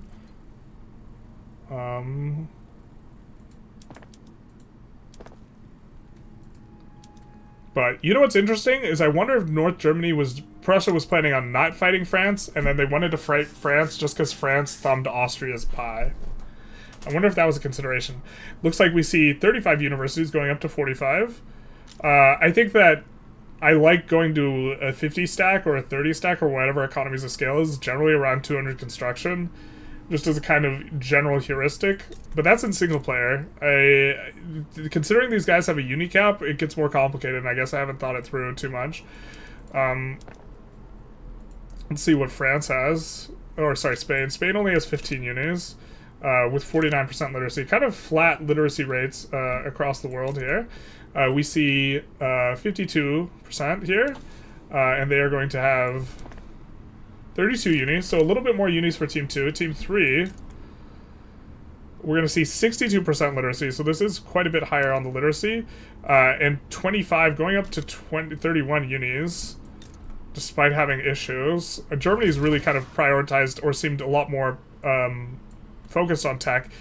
Netherlands is just picking eco only, so this is something that is the case, is that there are assignments for teching. Specifically, you're going to have one player push radios and the other player push the military techs. So maybe the idea is Netherlands is going to push radio in the long term and isn't going to go for much military tech. They have 22 units, though. And Austria, with 51% literacy, so a little bit low. 27 unis, so a little bit less than Team 3. Let's take a look at Russia. Russia has 30% literacy, so this is going to significantly gate their ability to active research. They do have the decrees that they've been running in there, but they are almost at that cap. So they haven't been adding construction, they've been adding unis, which I fully approve of. And the budget's pretty much under control if this is what it's going to stay at. Because minus 16k is something that you can hold on to, so this is fine. And this is, I think, more unis than any other team combined, and is probably, normally, like in vanilla, you wouldn't want to push unis this fast, but the fact that you are going to be capped at 100, I think definitely makes it so that pushing unis is a lot more valuable, and you probably just have 250 stack unis in two different places. Would be my guess is the best way to run it. USA going to have 63% literacy and is going to have 46 universities. So Team 4 really pushing the universities. And then they're going to have bonkers literacy in Japan, nearly 80%. And they are going to have, I assume, a little bit less on the unis, but they are pushing up to 50 here. So looks like they are all kind of on the same page here in the team. In the idea that pushing the unis a little bit earlier than normal, because they only have like 200 something construction, is going to be better. Now the 50 you can't make use of that hard until you get shift work. I think no one's gotten shift work yet, but we do see the unis push. How's Team 4 not running away with this? Such an OP team? Well, they kind of are running away with this, so... You know, taking a look at this, I suppose you said that before we looked at all the unis, but they have a similar amount of construction as Team 1, but they have like triple universities, so how was this drafted? It wasn't drafted. The teams were drawn up before I guess we could stop the vote, or we could keep the vote up, but before the game, like the general consensus, and very strongly in my opinion, like Team 4 was the strongest team. And like if I were to, when you join, you pick three countries that you want to play on, I would have been inclined to just pick every country on Team 4. Like, I don't really care what country I play. Like, I would just rather be on the team that's just super unbalanced. The only consideration I had against that was if the players were really cagey and a bunch of players pick Team 4 entirety as their thing. This is an indication that Team 4 is the strongest, which leaves yourself up to being open to being dogpiled. We do also hit 1850, so we're going to see points awarded for the victory points. Now, no one controls Sweden. And no one controls Tunis, so the victory points are going to go over to 1 to Team 3, 1 to Team 1, and 1 to Team 4. So why don't we put that in? Not too critical, but we might as well put it in.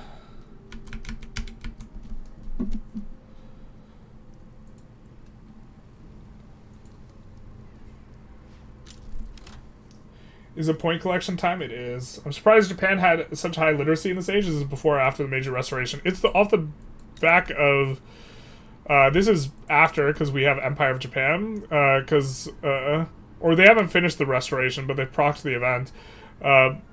They have the Ninko restoration progress bar here, but it's off the back of have they already resolved the thing? Looks they might have already resolved it. But they have a journal entry that gives them a ton of literacy, and Terioka system, which decaying over 9 years is giving additional research speed and education access. But you see they're at plus 23% education access. This will come back down. Also, Japan gets to benefit the very most from decrees in a general sense, because they have the highest proportion of their pop under decree with their states. Like Shikoku is not very populated. I think Kyushu is actually really populated. I don't know why there's not a decree there, because it's more populated than Shikoku. But in any case, it's you get to run, like, most of your country is within 1, 2, 3, 4, 5, 6 states, basically. There's not a lot of pops in Hokkaido. There's not too much in Shikoku. I guess there's 1.5 million, but for the most part, it's in these states. And so you get to run very high density. Also, does Great Britain. That's one of the reasons I kind of don't like Great Britain's shift off of a shift on a military treaty. I mean, you get 10% offense in the end, and I guess that kind of makes sense. It's a little bit rough, though. I'm not exactly sure. The thing is the reason to go military treaty is for the Session 3 war. That is going to determine who controls the victory points at the very end. This is going to be more valuable there. But I do think vassalization 1, like for the UK specifically, it makes it so you can run a whole ton of these, and UK has not been able to swap up their decrees because they're running a deficit, so they just don't want to change them. And I think that migration attraction is okay, but I think that if you were running manufacturing throughput in some of these states, at least, that would be better. Especially because, look, like, you have a ton of peasants, you're having unemployed. Especially in these, like, Irish states and stuff. I don't think that this is the best setup. Not that the setups are hard to optimize, and generally people, like, set it and forget it. But yeah. The mods are... Here, let's pull up the...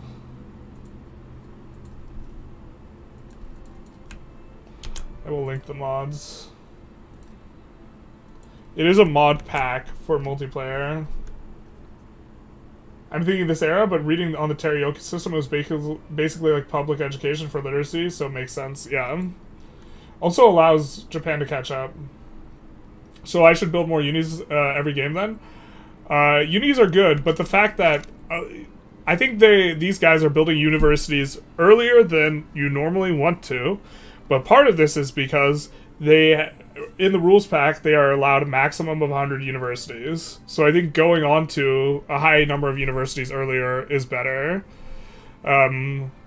Because it allows you to tech spread out. I think that a lot of these people are hitting the cap, and this is what they're building up to, and this is the heuristic that's informing GB only having 27 unis. They're like, I'm at cap, it's whatever, but you're not going to spread as much tech. I mean... Maybe it's the case that since every GP and every person who's got a lot of technology is all researching kind of the same technologies, because the mil tech is important, you actually won't tech spread out that much. And this kind of will remain to be seen. Looks like we see a trade state of British Guyana. I don't know why you do that, but okay. I think having Britain have an interest in Brazil is actually, like, beneficial to you. But... like Russia with the 97 unis is going to be able to not spread a whole bunch. And also, Russia's been pushing not military techs this entire time. So the NAT spread is going to be more valuable for Russia in a general sense. We see that he hasn't touched a single like military tech, and he's NAT spreading like rifling. And then taking a look over here, where we have 1, 2, 3, 4, Another half. He's 5 mil techs behind. But tech spread is not going to be as useful for, you know, Germany if everyone researches Miltech, because you'll reach a point at which you've spread all of, like, the production tech and this type of stuff. But if other players are going production tech stuff, then you do benefit from the spread. And so that's going to be really valuable. In particular, let's take a look at Japan, because Japan's probably catching up hugely off of this level of literacy, because literacy also gives flat innovation, like, quite a bit. You can see on the tech spread where it is going to be a huge chunk of that is coming from literacy. Unfortunately, this tooltip is, like, really strange, so it's hard for me to, like, highlight stuff. But taking a look here, they are getting pharmaceuticals, so they're going to be implementing some of that stuff in just a second. They are spreading some stuff. They have railways. They have water tube boiler. They are behind on the military tech, like, considerably far behind, but they're not spreading skirmish. I mean, yeah. Is UK going to start getting mass Indians and Han? They are going to definitely start getting mass Indians. Let's see how they're... Okay, so they just passed... They just passed no migration controls. Let's take a look at their population. Not expecting to see it just yet, but we can see what their pops are. They have 2.6 million Han, which are from the treaty port, and the treaty port only.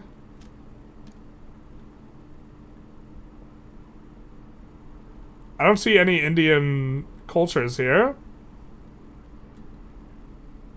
Yue is, I don't think that's... Where's that from? Is that in the treaty port? Oh, that's in Singapore. I was about to say, there's no Yue pops. We do see Punjabi. Which, where are these Punjabi pops? Lowlands, Lowlands, Lowlands. I don't think they start, so the migration has started of the pops from... we see 17% turmoil, so... I forget the threshold for eligibility in mass migration, but notably, they have migration controls in EIC, so they can't mass migrate, but you can get intermarket migration. So we do see the Punjabi people coming in, another huge type of benefit for the UK in particular. I wonder if the UK goes for the migration principle as their last principle here. That is a little bit of an interesting consideration. Please make a new Japan play. I can't make hegemon work. We're going to make a new Japan play, but we're going to do it with a mod. I don't know if the mod's going to mess up the way you think about things, so... See him bankrolling Brazil. This is important to keep in mind. Brazil's getting propped up a little bit. And UK, I think, has the most construction now by a considerable margin, but that's not really necessarily a fair comparison. Because goods for government buildings, we're spending 127k on paper, and we're spending 60k in the university. You know, whereas less, considerably less. I mean, UK might be pulling ahead here. Really, prop tax is kind of coming in for them. Yeah, prop tax is just so strong.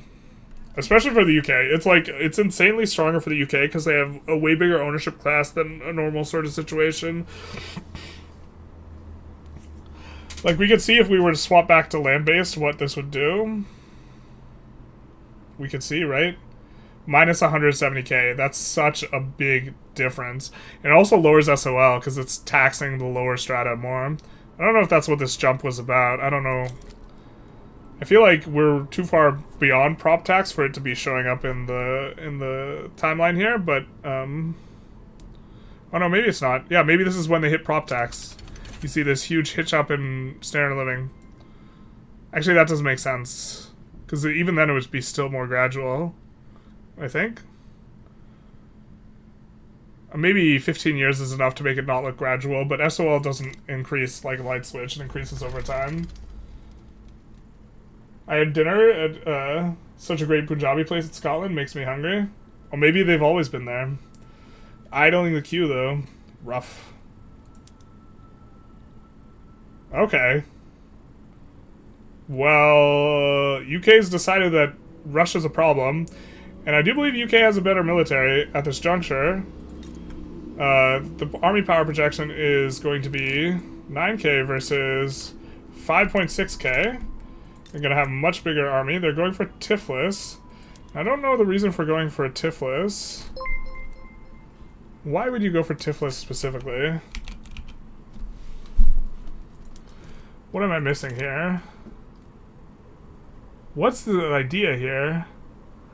It's that you just have to push one state, and you can do this with the Ottomans, and the Ottomans in Brazil join in.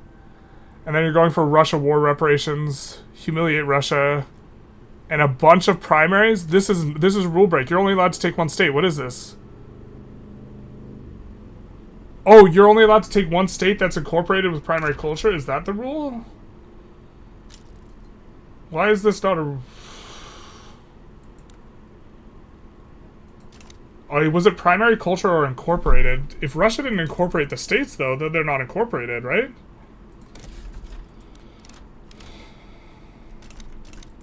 Well, this is going to turn out interesting. They're not incorporated.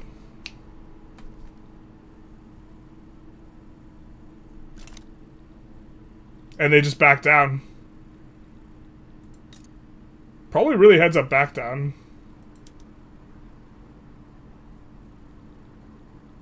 Someone changed the name on this? Or why is that in all caps? End of the age of sail. Wow, they primaried all of this, the back down, and are you paying war reps now? Was war reps not primaried? If war reps wasn't primaried, yeah, this back down still might be worth, though. I mean, I don't think you win that war. If you don't win the war, if you're in no position to win the war, yeah, it's probably real smart. It feels real bad, but it's really hard to make that type of choice. But this is like the tech situation in GB with ironclad timing, and this is the tech situation, you know, in Russia. And you also have to remember that Ottomans is going to be more useful than... Austria backs down to France. What was that over? Was that over liberate Venice?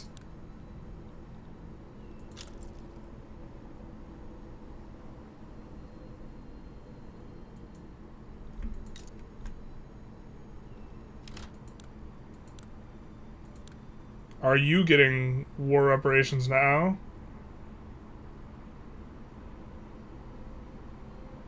What happened there? Wait, why is United Netherlands... did France just... So, France had humiliated North Germany. And then somehow got to play against Austria. Went for the bag, received the bag. Great Britain gets a really strong enforcement on Russia here. It's going to be curious to watch what Great Britain does. Because Great Britain might be having more of those thoughts. In terms of, I'm going to go after Team 4's team and look to chop them down. I don't know if they humiliated Russia.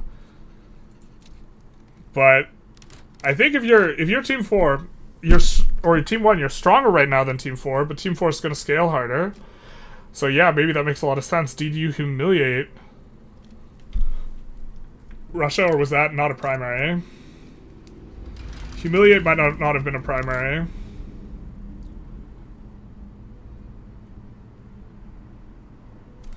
In theory, they should actually leave one Great British province in between Russia and the Ottomans. I don't think they're going to do that, but for the purposes of being able to violate sovereignty in GB in the first month of a war, it's probably actually worth keeping one province on the UK, or even two, but I think they're just for border gore reasons. Yeah. Taxing peasants is base because it's not like they would have done anything with the money. British noblemen circa 1830 probably. Tarkus, you're so right. Tiflis gives you a land connection to release Azerbaijan, I guess? Yeah, I think it was just, not just Tiflis, but going for the entire thing, and going for specifically, as many of these unincorporated states as possible. That is, like, a very interesting thing, though, which is that abusing the fact that you can go for unincorporated states. Ultimately, I don't know how much it, like, really hurts Russia, right? Because it was just states. The thing that hurts the most was in fact being so close and having so much to say, and then watching you walk away. But also what hurt the most is the fact that you're paying this Diplo Pact now. This is really uncomfortable. So, France is just bullying Team 3? Yeah, France is bullying Team 3. Did losing those states actually hurt Russia? No, the war reps I think are going to be more important. These states suck to build in anyways. They don't have a lot of pops, and they have really rough construction malices for the most part. Or like the good ones do. Fewer than that amount of people live in Armenia. The population was cut in half when my great-grandparents left. Nobody lives there. Not anymore. Montenegro wants a trade agreement with Russia. Based Monty, though. This has been a little bit of an interesting one. I mean, I still think Team 4 is an excellent spot, but the thing is now, is GB going to keep doing this? Is GB going to say... So here's the real strong execution, if you can, on, like, GB, is, like... Or teams 1 and 4 need to both try and paint the other as the problem to the other two teams. And try and figure out a way to justify a dogpile.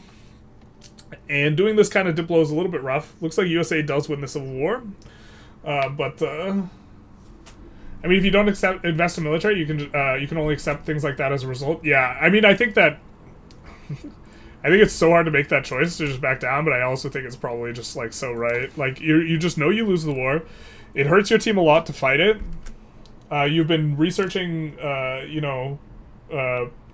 production text this entire time.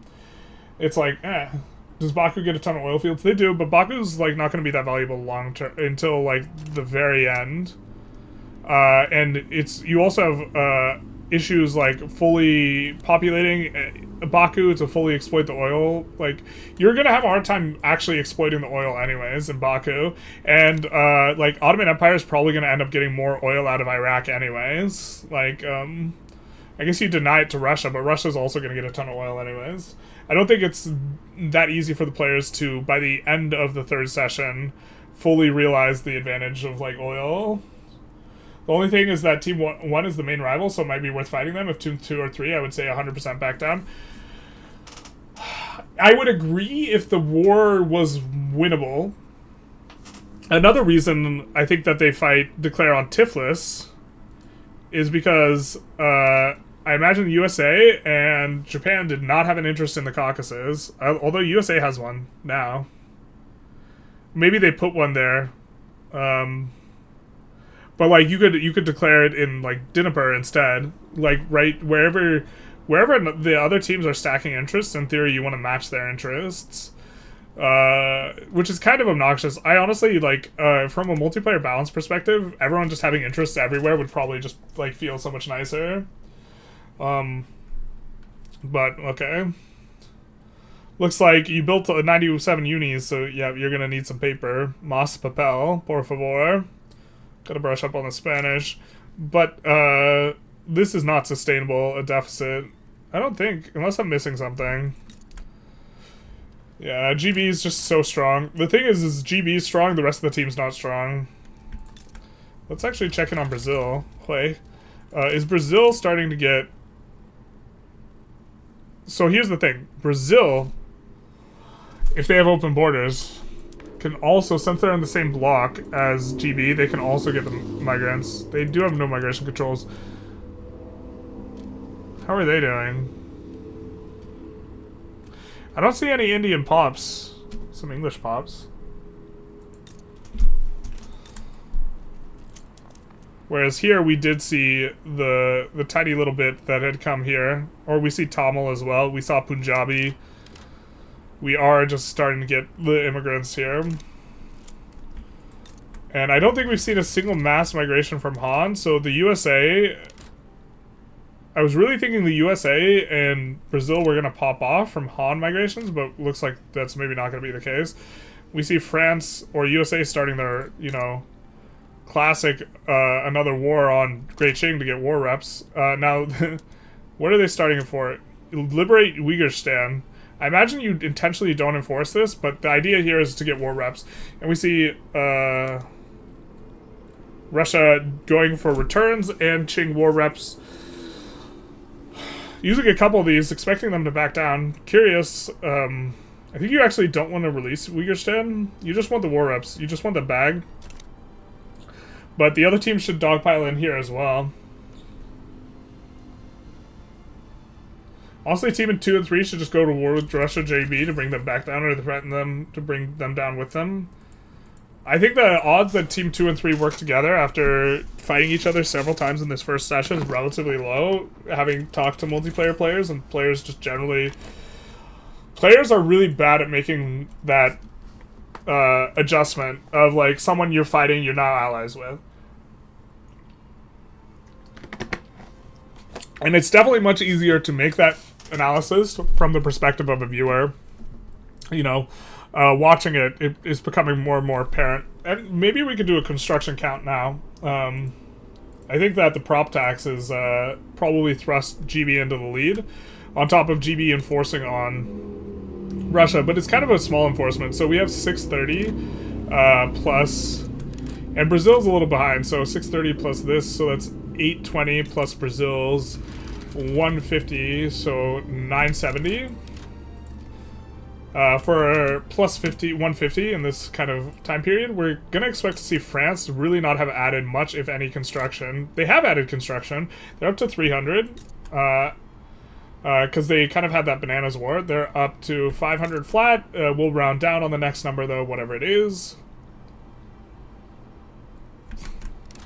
We won't be rounding down on that. So 700. So up 160. So a similar kind of come up in terms of the marginal construction gained over the course of this period.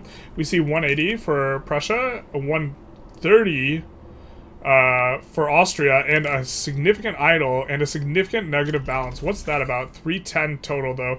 I guess they are juicing up Team 2 from the lost war reparations, like really, really hard. So 310.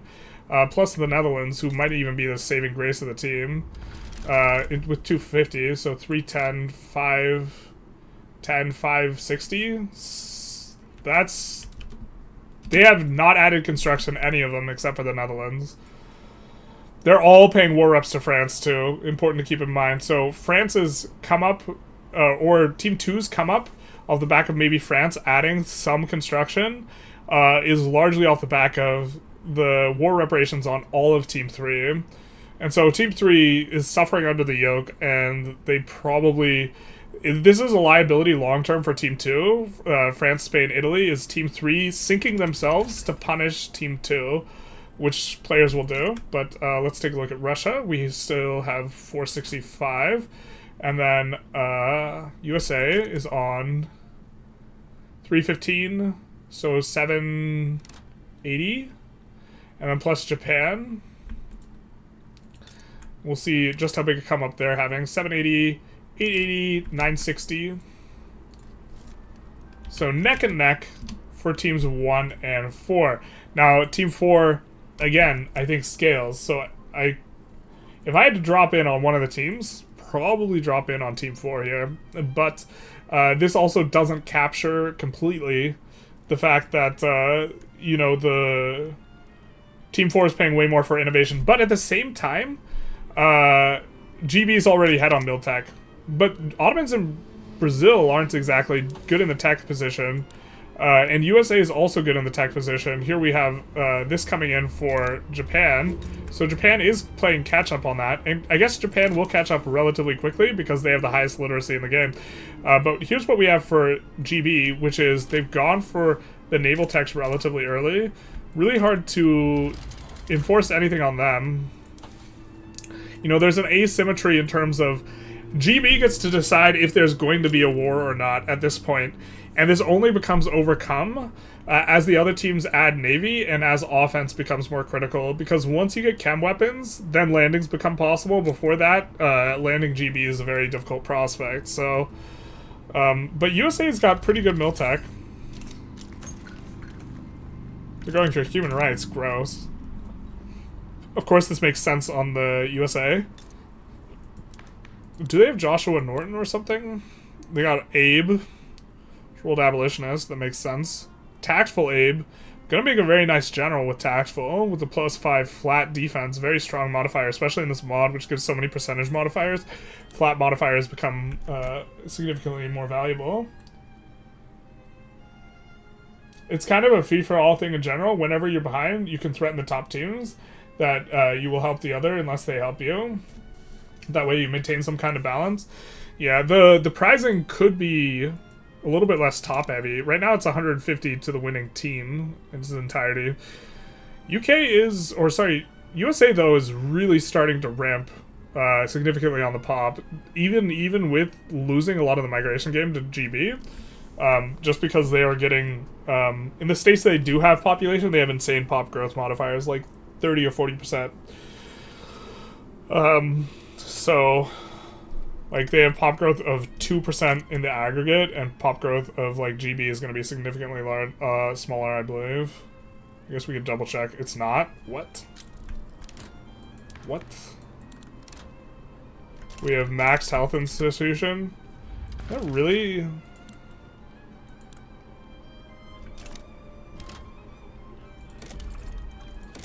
color me surprised, actually. USA's finally taken a shift in terms of their strategy here, though, and is probably winning the migration game after that comes in. I'm a little shocked. Is there a major difference in SOL? Is that thing just not calculating funny?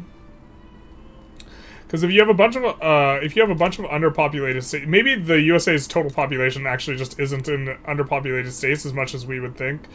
But the modifier we're looking at is, I think we've drawn attention to it before. There's just an insane growth rate. This, like, 37% is from the sparsely populated modifier. But I guess it's hard to have a lot of pops to have the sparsely populated modifier. FFA game theory. Or FAA. Not a free-for-all. How's USA making no money on zero construction?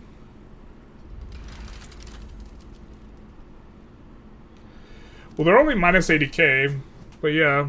I mean, I think they're not on proportional tax yet, probably, which is a little bit better. Looks like they are.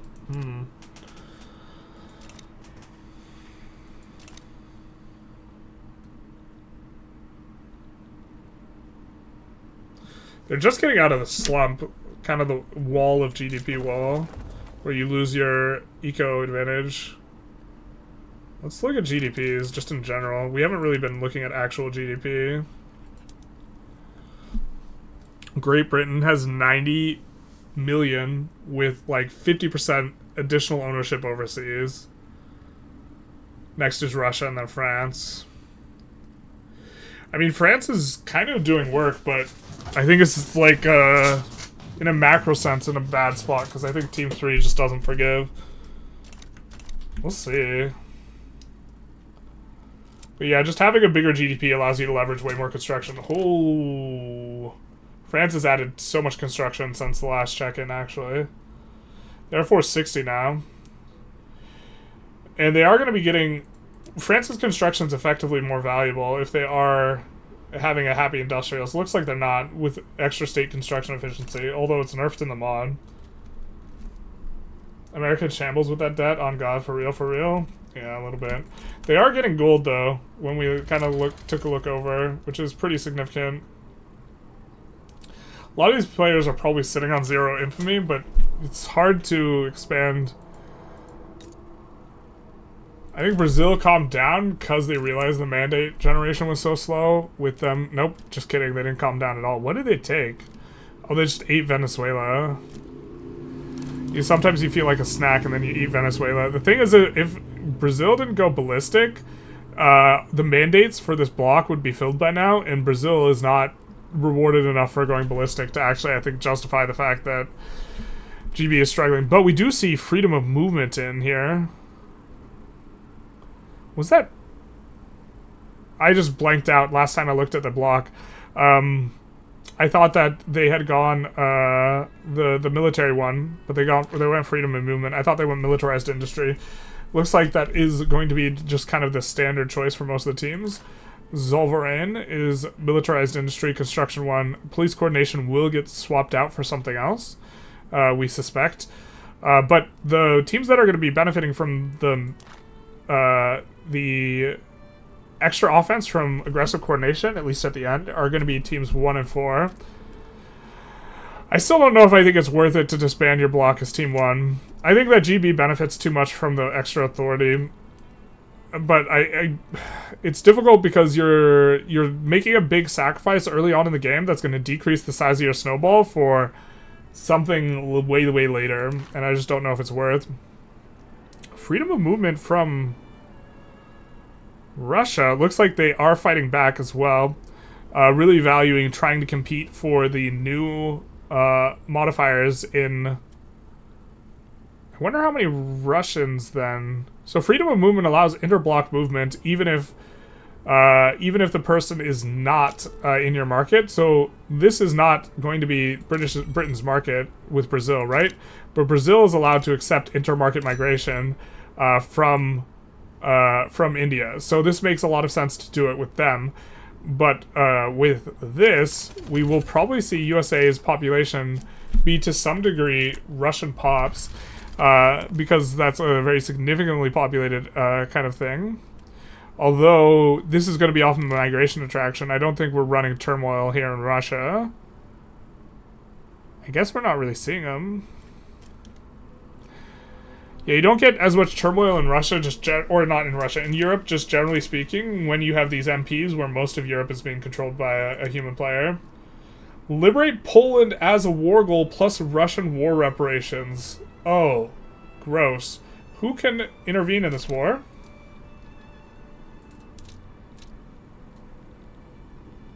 Netherlands, that's a little bit too slow, no?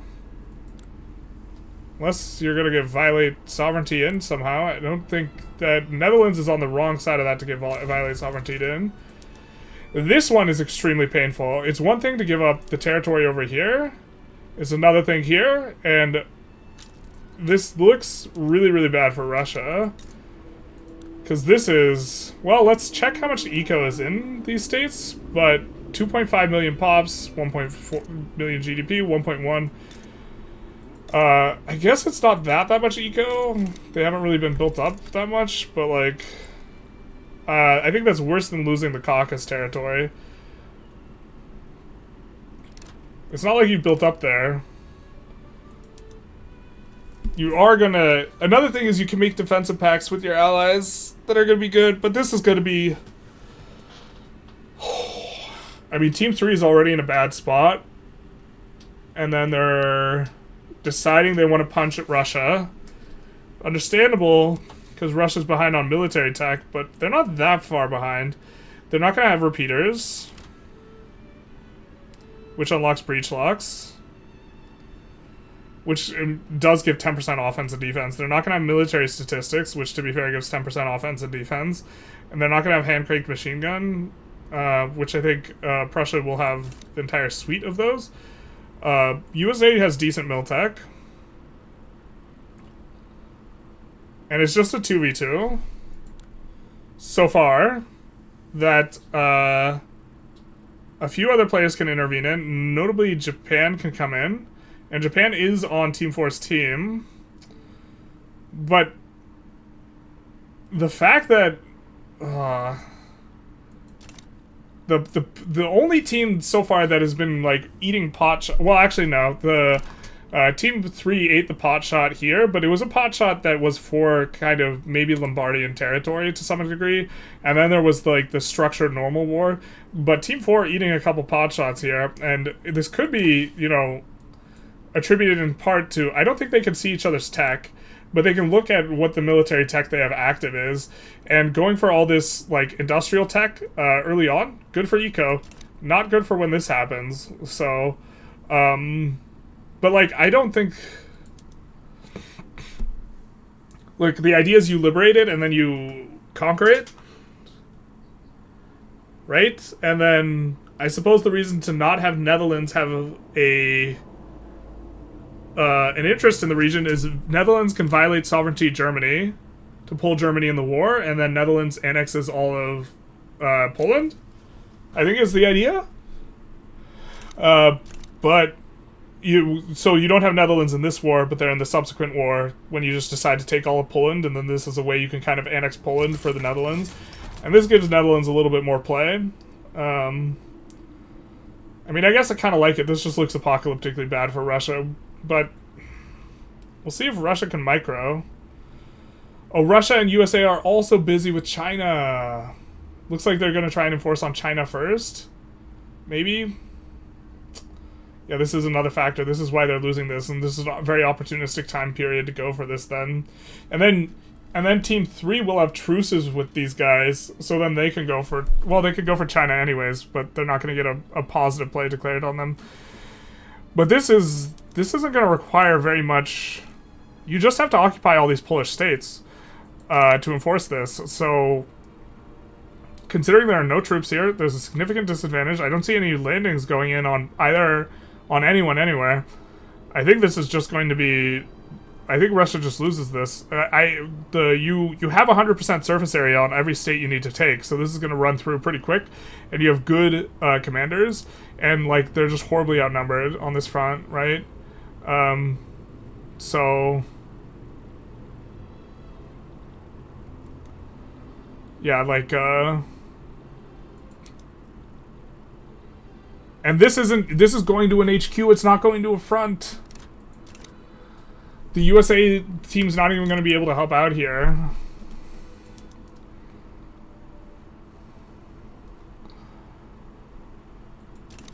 But I am curious if there were any discussions preceding this Caucasus War or this Poland War. Or if they just went for it.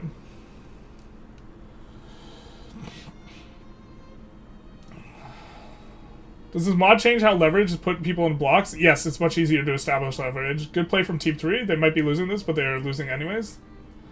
I kind of like this play because I actually don't think it's going to be very expensive for Germany. I don't think Germany's going to spend a lot on this war. And let's actually take a look at their decrees. They haven't even decreed. They are not using any enlistment efforts. They're just like, look, this war is easy. We get a lot from this war because we will be able to...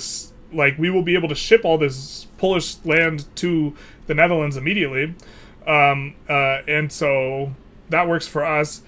We get war reparations here, and I don't think we lose here. Unless we get spaghetti, we see a little spagoodle. And a thing to keep in mind is, are they going to defend properly? Looks like they're landing the backside. There aren't a bunch of... Oh, man. Russia's not really prepared to defend landings. There aren't armies anywhere in Russia, and it looks like some landings are starting to come in. We did see some front spaghetti happen. This 250 stack got detached, but now it's back.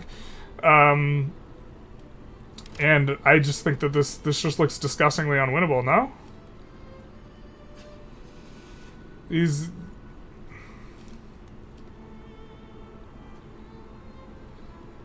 Unless there's a naval landing. I'm trying to see if there's any naval landings that help out. But Russia is not enforcing on Qing here. This looks just bad.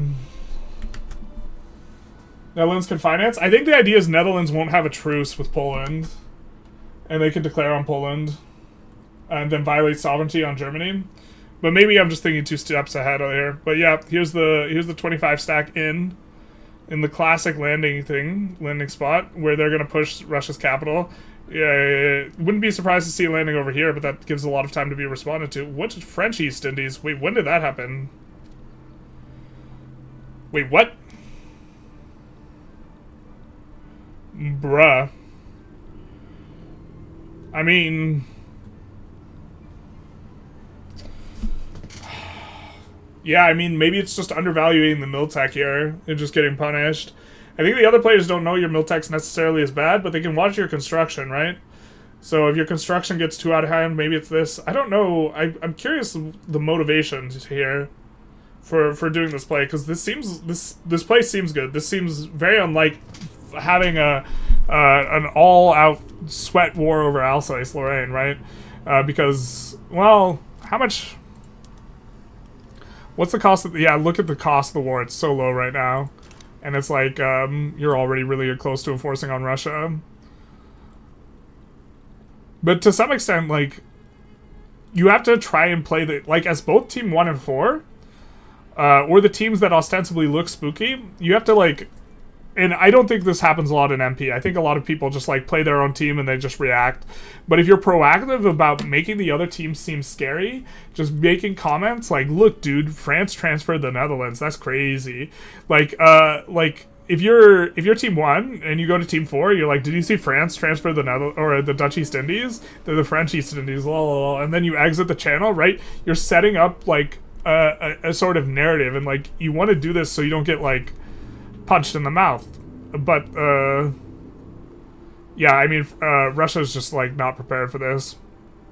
The Russian player in the last session also we saw being super heads up about defending all of the strategic regions in Russia, which is really hard to do because Russia has like infinite strategic regions, but they had landing defense squads for every single one of them, and they were like color coded on it on everything.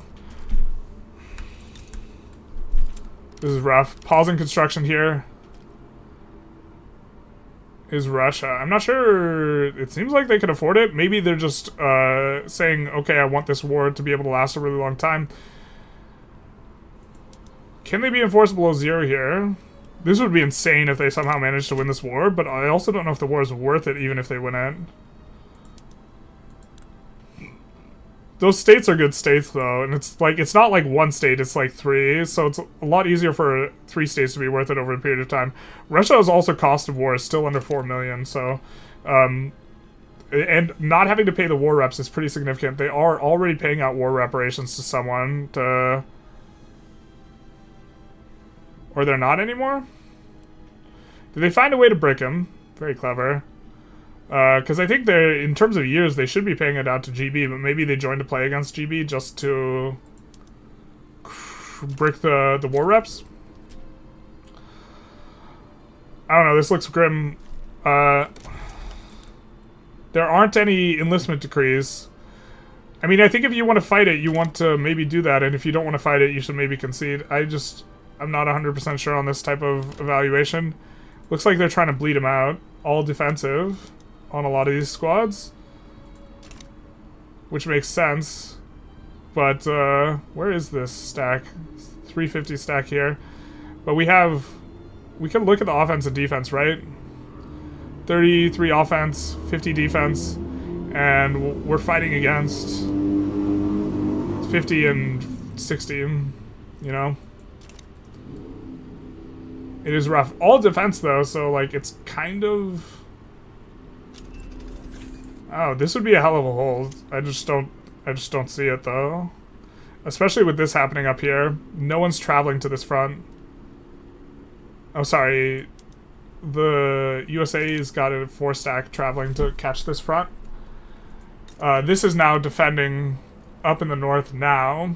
It wasn't when the landing came in. This squad is big enough to defend against the landing, but they're only a couple states away from... Actually, with that already occupied... Oh wait, who's it occupied by? It's occupied by the Finns, so they do have a couple states to go through. They have to go through Novgorod, but then they're in the capital. And it's a minus 72. So even if you can hold here, which... I mean, are defending this, to be fair. Even if you can hold there, though. Like, I don't know how you can get this. You check the quantity of army and deduce Miltech. And not if they don't upgrade their PMs. Right? If you don't click upgrade, it's harder, I guess. How did France lose from the Prussia War if you also account for their bullying afterwards?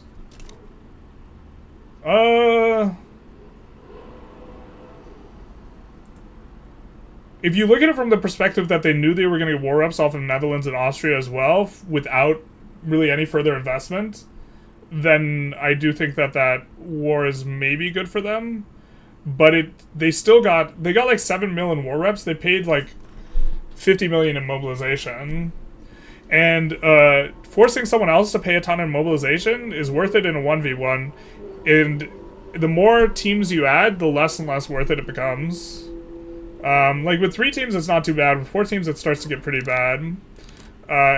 But with the way that the scoring system works, or the prizing, it's all top end. So trading resources with the top player is more worth it than trading resources with someone who's not a top player.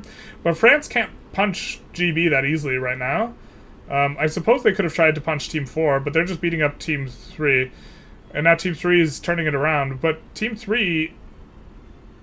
I'm okay with this play, but coming out of this, Team 3's construction is probably not going to be that high. So it is a little bit rough. Connor might also be distracted. I don't know if he's streaming, but if you're if he's streaming, he's probably also distracted, which is like fair, because I think usually he would defend at the very least against the 2 classic landings, which is like the capital plus up here. And the other Russian player, like last session, did a really heads-up play by releasing this stuff here, these 2 states, so he actually couldn't get landed behind, which was very cute. Did get this off of Manchuria, though, which is always going to be nice. These states, I mean, these Manchurian states are probably worth more than the Polish states. Maybe you're just supposed to roll over to this one, too. Just the thing is, like, you'd kind of... If this is winnable, you don't want to pay the war reps, right? And the investment in the war is gotten to the point where it probably exceeds the price of the war reps. And looks like they are pushing back up here. So maybe they turn this around. It looked super Jover. But we got people on fronts now. These guys are 100% defend, though. They're not going to push them out. And there's... This 77 stack is holding a 28 stack, so that's not ideal. He probably doesn't know that it's not pushing. It looks like a 2 stack is getting sent to push this over here. So that's going to get pushed out entirely. You know, causing devastation and such. But, like, if you can't push the nut and you can't land the main spot, then, yeah, you can't enforce. Is there anyone defending? I don't think anyone's defending Russia HQ, actually. Or this up north. This is covering the north. Oop, don't want to have 2 admirals. It's going to make it hard to win naval battles, but maybe they've gummed this up sufficiently. I mean, it looks like they have a ton of conscripts. They're all going to be infantry. And they're just holding the line here. No decrees, though. I'm not sure you need the decrees. Let's look at the economic situation, because this is becoming very, very painful for Russia. How painful is it for Germany? Very painful as well. Austria, not quite as painful. Austria might be okay. Austria's got a much smaller economy, though. Austria long term is like looking pretty weak. USA is also... Actually, USA's fine. USA's chilling. North German Fed offers just war reparations. If this is the case and all they get is war reparations, they spent more on the war than they will receive over the course of war reparations. But a huge kick in the nuts, though, on Russia, though, if they do go for this, which is a little bit tempting. If you think you're getting enforced on anyways, this is good. But usually when someone sends a proposition like this, it's because they don't think they can enforce it anymore. I mean, like, Prussia doesn't have a navy, really, and I'm assuming Austria doesn't have a navy because they got 1 state on the coast, baby.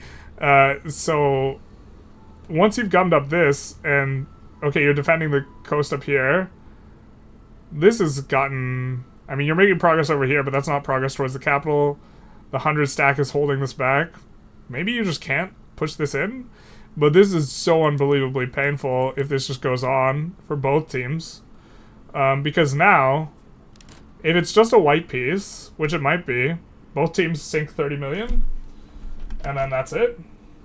I've heard moving the capital to center of Siberia's viable play for Russia and sweaty multiplayer. Oh, it's good. Oh, and I forgot. This is where the capital is. Oh, and it's partially occupied. That's a yikes. This isn't a separate front, though. This is one front. But it looks like this is a strategic objective. Oh! Was that a white piece?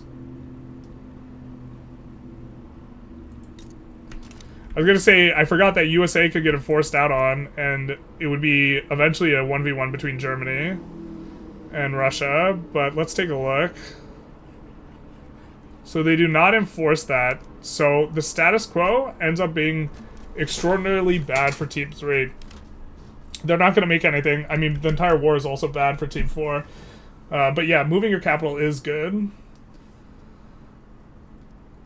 So this is going to be pretty bad overall. If Russia has Panat, is it possible to liberate the Polish-Lithuanian Commonwealth? I'm not sure.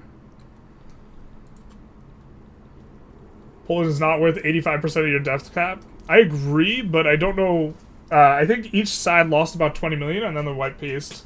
Winner of this war, Team 1 and 2. This is the type of analysis that should be conducted here. Is that whenever you fight someone, regardless of what happens, it helps the other teams. So, who liberated Croatia? Nobody liberated Croatia. That's not Croatia, my guy. That's Monty. Team 3 might be weak enough to be bullied now. They've already been bullied, so I don't know what to tell you. But we see another default out of here. And let's check the status quo, or let's check the situation on the construction, because that significantly hurts both teams. Like, Russia had paused their construction during that war, and so let's maybe update here in terms of the construction. We see 780 for the UK. For Ottomans, we see... Or sorry, 770. Let's not round up there. Or 780, now let's round up. And let's run down here. Well, we will see... Make that up to an even 1,000. And then Brazil. So we'll call this 1210. And then France, who notably the French team was not involved in the latest debacle. 460, respectable. Plus, Spain's been kind of punching above their weight, so we'll call this 720 in total. Spain's doing pretty well, considering I think they're a weaker start. I think Italy's supposed to be stronger than Spain in terms of the theory. 720 plus another 260, so 780, 980. And then here's where we expect to see kind of the damage, is expecting to see basically no upward movement from... They have the same amount of construction centers as they did before, which each one of these on iron frame is going to give 150 plus the flat 20, so 180. Flat 25, because this mod has 25 flat, plus the additional 5, so 180. And then Austria has 130, so that's 310. And then, at this point, they're probably just economically getting carried by the Netherlands. 310. So 560. 560, they haven't increased construction at all. And then Russia's might require math. They're still at 465. They've been at that point for some time now. Although, I think... Are they in okay shape here? They're in a rough patch in the sense that they can't afford another war. So you probably want to increase your debt size. If you wanted to just redline and you were playing single player, you might be able to make this work. But this is just... It's a bad spot in multiplayer. 465 plus the 315, 780... plus Japan, who wasn't fighting in the war, I don't think. So, 780, this will be 980. So they've only gone up 20 construction. Who adds only 4 construction sectors? So Team 2 and 4 are now tied, with Team 2 dramatically catching up, and Team 1 is now way, way far ahead. And so, yeah, this is a bit of a vibe. He should have conscripted line infantry? I mean, that war was looking semi-winnable for Russia in the sense that I think he could have defended it, but that's why they white peace. Right? Because Germany and Austria thought that they couldn't enforce anymore. And I think he conscripted line infantry, right? Oh, he should have conscripted line instead of skirmish, and he conscripted skirmish? Something like this? Maybe. There's, like, some weird mixing and matching that you can do, where you conscript, like, irregulars for the purposes of overloading the front, and maybe that would have been worth it.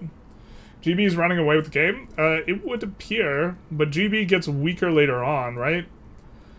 But in particular, I think what GB really values here is GB doesn't look like the bad guy. Also, super heads up if GB is leaving this just so they can violate sovereignty into a war later. That's just such a heads up play because that'll allow them to like effectively avoid truces too. But I mean, I think Team 4 is still in a good spot. I think I would rather be Team 4 than Team 2 or 3. Despite losing 2 wars back-to-back, it feels really bad. Let's actually see if anything's changed from the military research perspective on the team.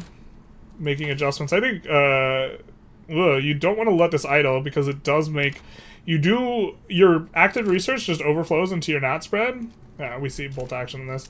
But it is affected like times by a 0.6 modifier, so it's not going to actually be good. We see Miltech here. So they are evaluating the Miltech. But yeah, this... one of the things is... My impression was that letting EXE stay as a part of GB was, like, problematic. And now we see GB just, like, getting to pop off super hard, even though they have the 2 weakest team members, you know, in the Ottomans and Brazil. Fundamentally, it's like, it's almost like playing with 2 countries when you get to keep the EIC. And I think that should have been perhaps the way to balance it. Let's check and see if they are starting to get more migrants from elsewhere. Dakani, I believe that is an Indian pop, right? And they are looking like they're coming to Ireland, so they are starting to pull and siphon in some of the migration there. And their pop growth, if we look at pops, I'm imagining...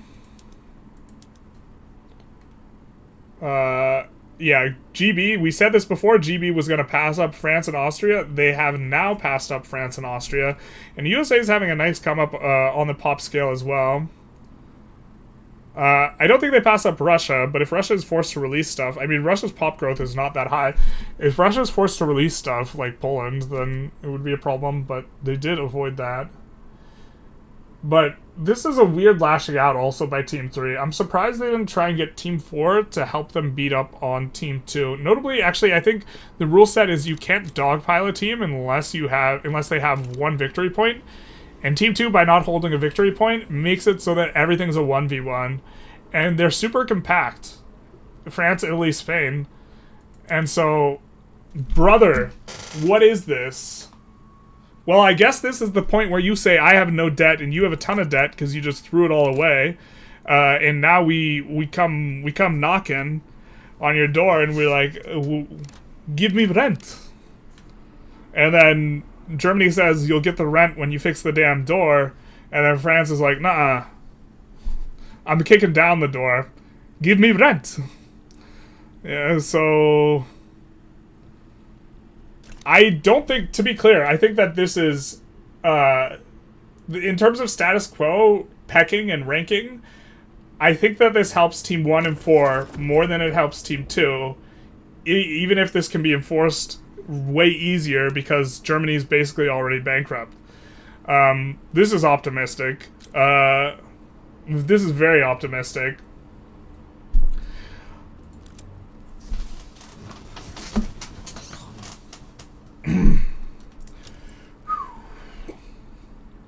I mean, if you have a 3v3, I'm pretty sure France wins this. Not necessarily because France's military is bigger, but because you can't afford to scrape the barrel, my guy. We will see a way smaller army power projection than before. What, did they turn down their PMs or something? Oh, no, wait. Sorry, that's Germany. I thought I was checking France. No, wait. I was checking France.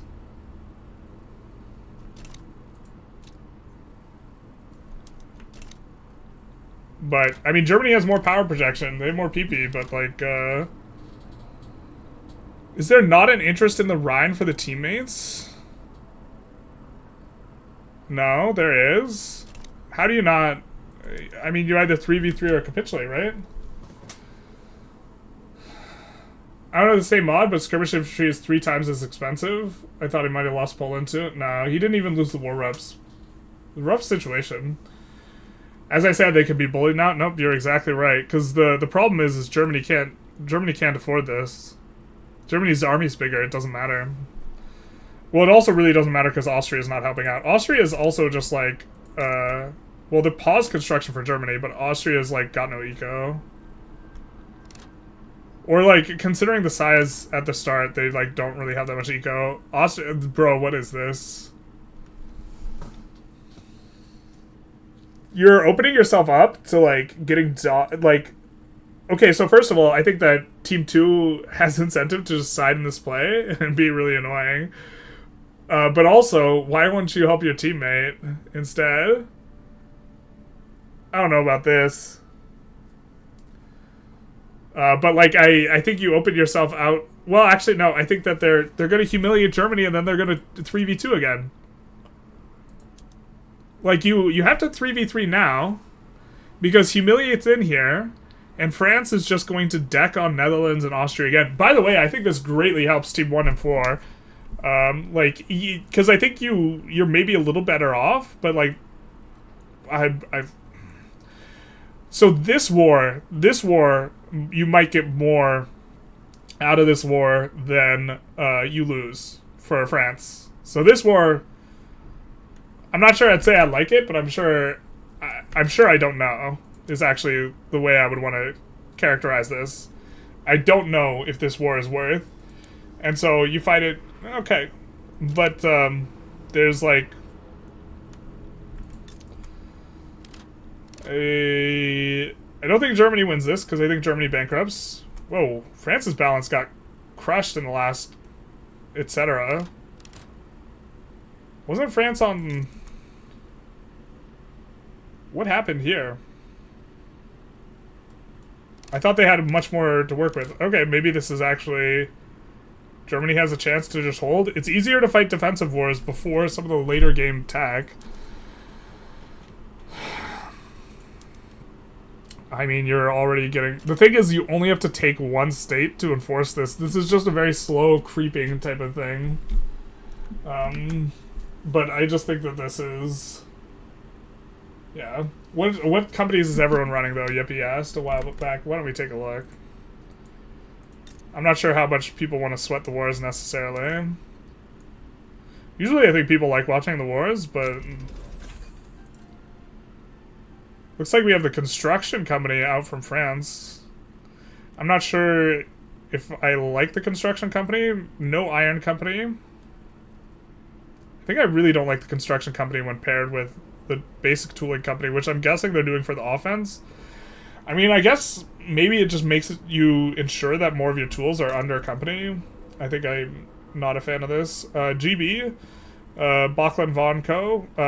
Players really value the pop growth and also value the offense and the military goods cost. I think the offense is a little trappy. Well, the tool company's good. Actually, the tool company's fine. It's the combination of that company actually being reasonable. We see Lil Pop Around Co., which is probably the best tooling company in the early game, and then scales worse than the Belgian one. And then we see coal and wood, so definitely looks good for this front. Let's check Ottomans. I think we're going to see a lot of iron and tools, Brazil. And some unique companies, but gold company for Brazil actually is a little interesting. And Clabin Ramos y CIA is also going to be probably better than generic wood. And then it looks like we're going for the birth rate too. I think we already checked France. So Spain's going to have the best company in the game, probably for the scope that this game takes place in, and they're not using it. Wow. Okay. Okay. That's fine. We'll show the company, and we'll talk about why it's the best. This company doesn't have any prerequisites other than coal mines in Asturias. Very, very strong out of the, coal, iron, steel companies. But okay. It's not required. Italy's sitting on 3 company slots. Did we look at Prussia? I think Prussia has some military companies, so Prussia might be a little bit interesting. They have Friedrich Kriep, which is a solid company. One of the people who was playing, though, last week told me that kill rate doesn't actually do anything. And I don't follow military, like, closely enough to, like, be 100% sure on this. But it's just, like, the rate at which, like, your pops die instead of becoming casualties. But in either case, they're still removed from the army, so it doesn't matter anyways. It increases the rate at which pops are turned into... rolled to be whether they become dependents or die, is what this change is. Which is interesting. I haven't confirmed. Looks like we see wooden tools. Wooden tools is solid. And then Netherlands has access to really strong companies. Let's see if they're using them. John Cockrell is good. I'm not sure I like using these, but also they might be feeding these and specializing in these for the rest of their market. So I do like having a little bit of diversity and exchanging investment rights and this type of thing. If you do decide to have one player specialize in different things, we also have the birth rate out from here. And then we already looked at Russia. Let's look at USA, and then Japan is the final one. Kind of standard looking USA. Maybe players really value this for the purposes of increasing SOL. I mean, eventually you get the Carnegie Company, but that's a little ways down the road. And then here we have for Japan, pretty solid or standard look where we go for iron, coal, tools, and wood. And eventually they have access to like the Manchuria Company and stuff like this, but it's not yet going to be the case. We can swap back to looking at this. GB gave 5 million to Germany. Oh boy, I missed that. Let's actually watch Germany's POV then. Germany wins this with more money, I think. Oh, they're gonna have to micro their brains out though. I didn't see this turning into a microfest. I mean, the France players seems to be playing really well too. Full bully mode. Austria-Montenegro war? Yeah, I think Austria should have just... I think Austria and Netherlands had to help here. I think this was kind of like... The fact that you're not helping your teammate, and when, not like 20 minutes ago or whatever, you had a situation where they declared on North Germany first, right? And they humiliated him, and then they declared on used twos for the war reps, and you just had to roll over and take it. Like, the fact that, like, this isn't immediately obvious that this is what's coming next is like even if the war becomes a slog and forever, you get truces. So if Austria and Netherlands join and and Germany gets enforced on, then Austria and Netherlands at least have truces, right? And so they can't get decked on. So I think it's a really huge miss here. It's maybe not a miss, like it's a miss because you saw this pattern play out not 2 hours ago. Is what I think it makes it particularly bad. Right, because you saw your cheeks just got clapped not 2 hours ago from this exact play pattern. Are you supposed to build company buildings or let them build for you? I'm not sure the answer to this question, unfortunately. Because if you build them and you put them on privatized, then they get privatized by the company. And unfortunately, I don't have the answer to that. I haven't done some sort of in-depth math analysis. This is a question I've been asking myself, but yeah, 5 million.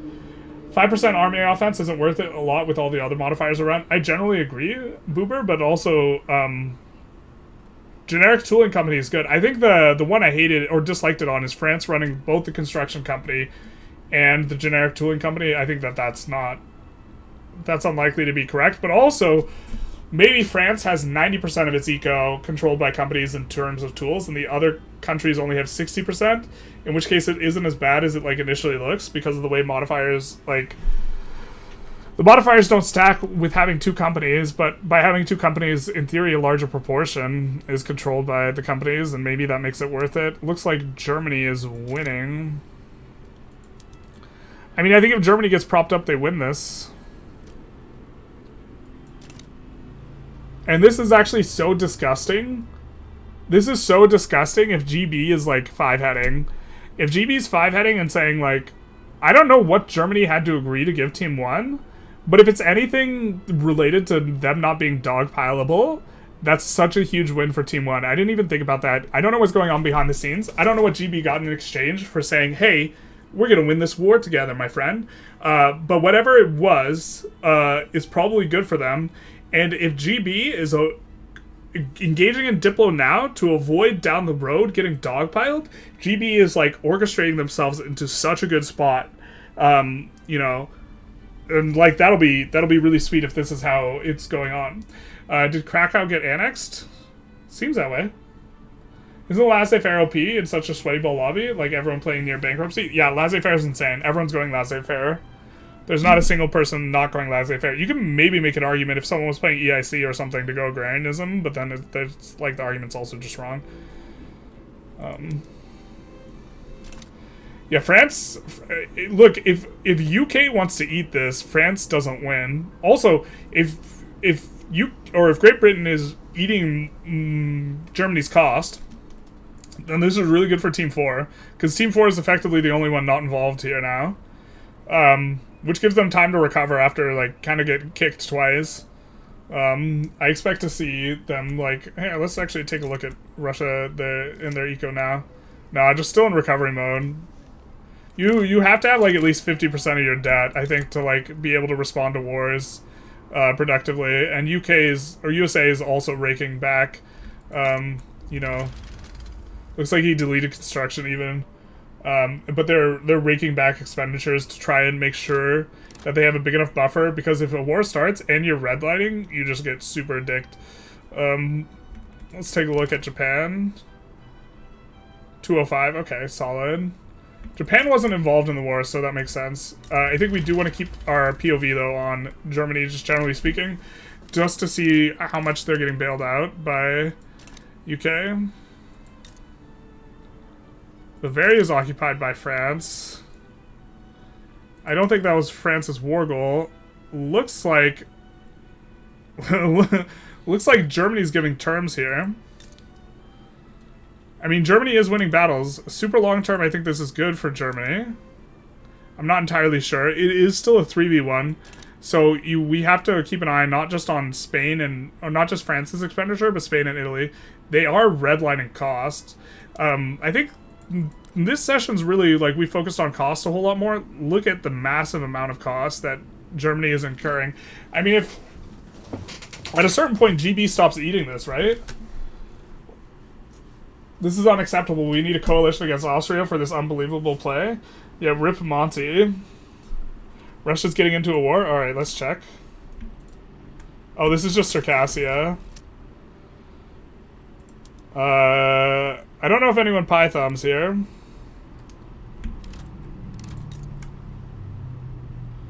I think if GB's doing this, though, they might want to pie thumb that, but maybe they're focused on making Germany win this war.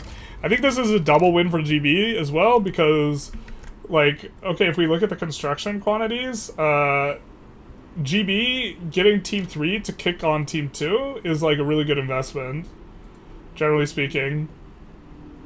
It's not, I'm not sure if it's worth, but, like, anytime you can support the weakest player kicking a second place player, or second, in terms of construction, Team 3 and 4 are tied, but 4 has a worse budget. Actually, 4 doesn't have a worse budget.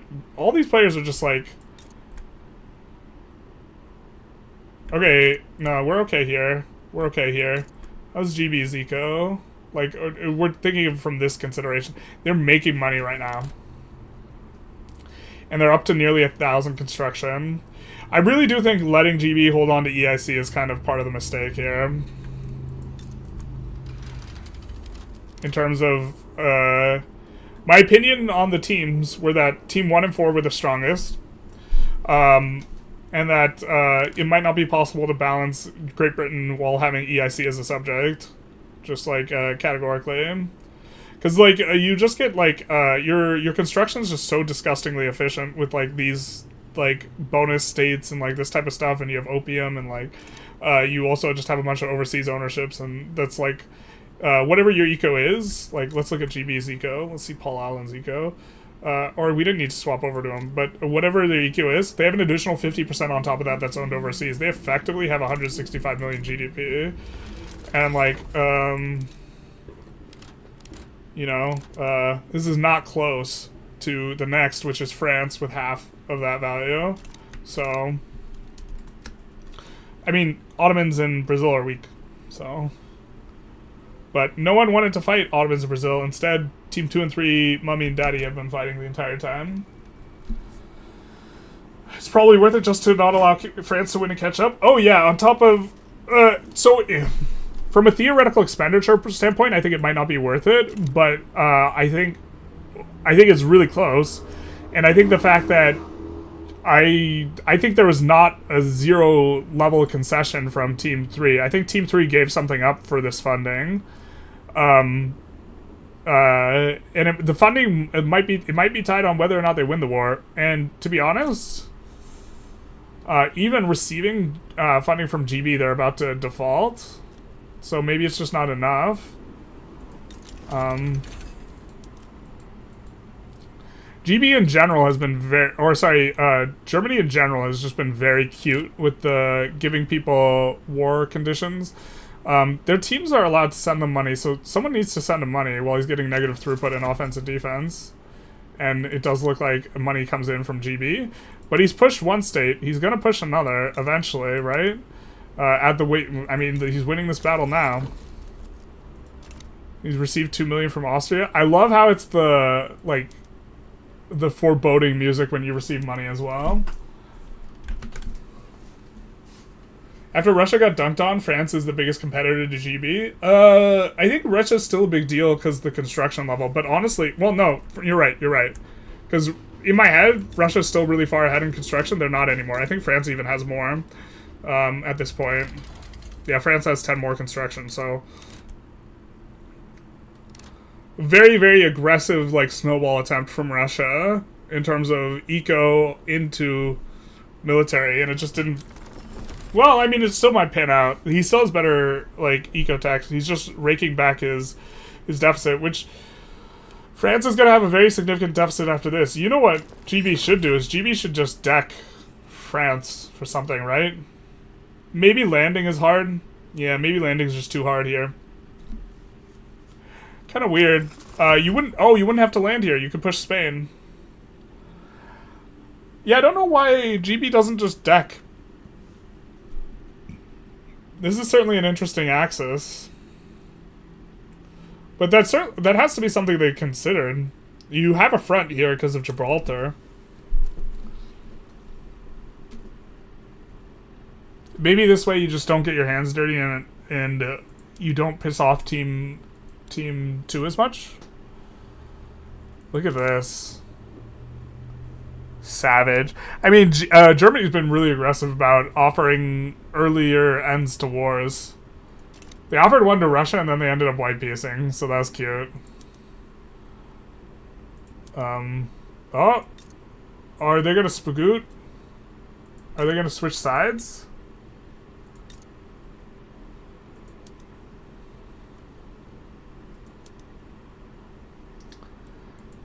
I don't know how many battles you need to win to take this state. Looks like France just won one. Didn't France win that one? Alright, maybe I'm just blind. France has so much offense with that dude.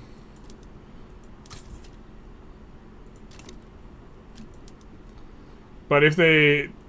Do they just trade spaces if they, like, win the wars in both areas? 64% occupation. I mean, this looks okay.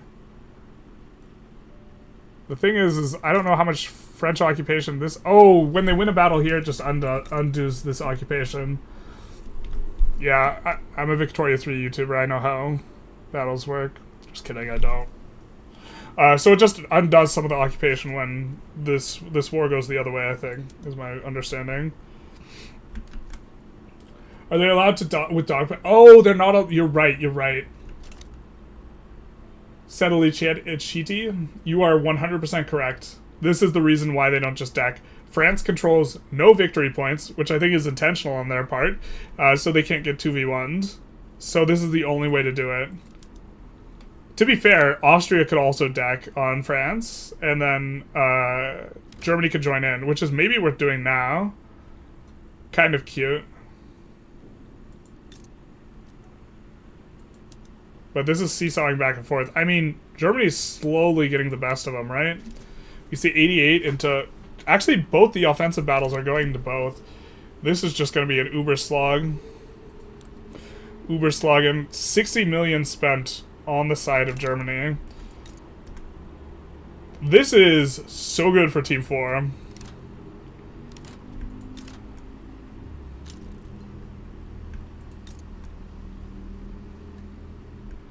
France is probably wondering what the fuck is going on because they see him default like 5 times in a row and they think he's about to lose, but he's not.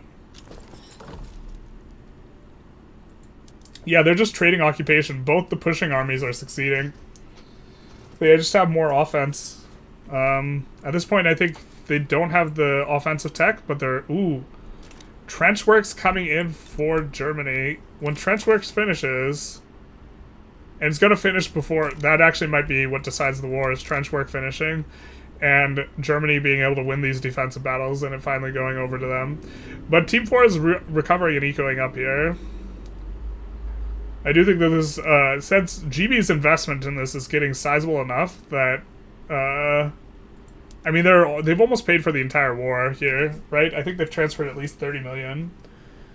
And that's even with us swapping on other countries, so we might have been missing some of them. Would late game be better balanced with natural resources? I'm not sure.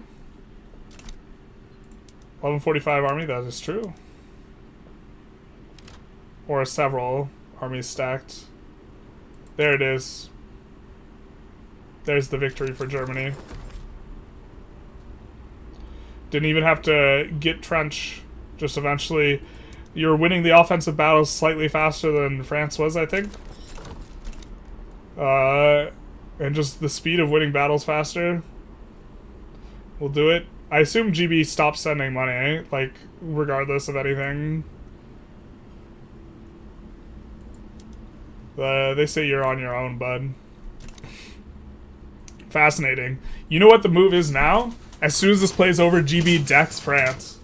If you're trying to worry about France and sweat France specifically, I wonder if Team 1 and 3 have some sort of alliance working at this point at the end of this, because if Team 1 and 3 work together, especially when is the truce up with Russia? I don't think it's anytime close, but Russia does have a war goal. They do have Bessarabia, so dogpiling is allowed. 30 months, that's kind of a long time. France should absolutely just concede this now at this point, though. You're going to cost yourself an entire war rep's worth of ticks. I don't think you... Unless you have a reason for thinking you recover this back. Like, we can see how much they're losing per tick. 49 million here. And... You're going to last... 50 million, so it's 1 million a tick, and you have another... We'll call it 16 ticks or something. 16 million. That's less than a war rep's worth of stuff, but you should just concede. You can choose debt a lot if you can send money every week, yeah. If the war goes on too long, then Italy dies. The rules against conquering South Africa, yes. You're not allowed to conquer in Germany. But the humiliate makes it really rough as well. Because, or it makes it rough if Germany loses. Germany will not be humiliated, and if they're not humiliated, then they can defend their allies in Austria and... Yeah, so this is a punch in the mouth to France, and expecting these guys to not add any construction. I mean, I think GB's eco is so strong. They might even be adding construction here. No, probably not. Despite them making money, they've gone from having basically no debt to having a ton of debt, because they've just financed this entire war for Germany. Just a massive amount of expenditure, but they also have the most money. And I'm really curious what they got for this in exchange for this. I can't imagine a world where they're just doing this for free. Wow, Germany's still offering this? I wouldn't be offering this anymore. Actually, maybe this is still worth... As Germany, maybe you're losing an amount every tick. If you're losing 1.5 million a tick, and it's gonna be quite a few ticks away, their default. I mean, France can recover it if they're in default, but they're just gonna keep getting out of default. Spain's out. Now it's really lost. Because Italy's gonna be out soon, too. GB landing on Spain and pushing towards southern France would be devastating. Yeah, they can't join, though. I think, per the rule set. We have gentlemen's wars in this house. Which I kind of think is a silly rule set, because it, like, disincentivizes going for VPs and stuff. I don't know. I think that's why, it looks like Venice, Austria at some point gave this over. Or they were forced to release it, and then, yeah, Italy's gone for it. I didn't see the Italy going for a bit. Oh, did they lose it?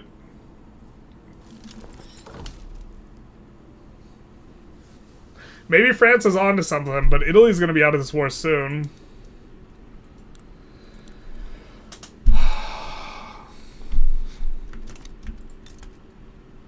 The Great Never-Ending War. This is so good for Team 4, by the way. Because this is literally all the other teams fighting. Like, GB's not actually fighting, but GB's suffering the same penalties of fighting a massive war. Because GB is just, like, they've spent, like, 50 million. Like, over half of this is GB's money. GB is making the contributions smaller and smaller. I mean, they still have, like, 1K construction. I still think they have more construction, but this is getting real expensive. Germany's on trench works soon, but Germany's actually... What is going on? Why is Germany collapsing when Spain got out of the war? Are they just being allowed to float the negative defense for too long a period? Are they just not on offense anymore? Did you switch all your guys off offense? No, that's not what happened.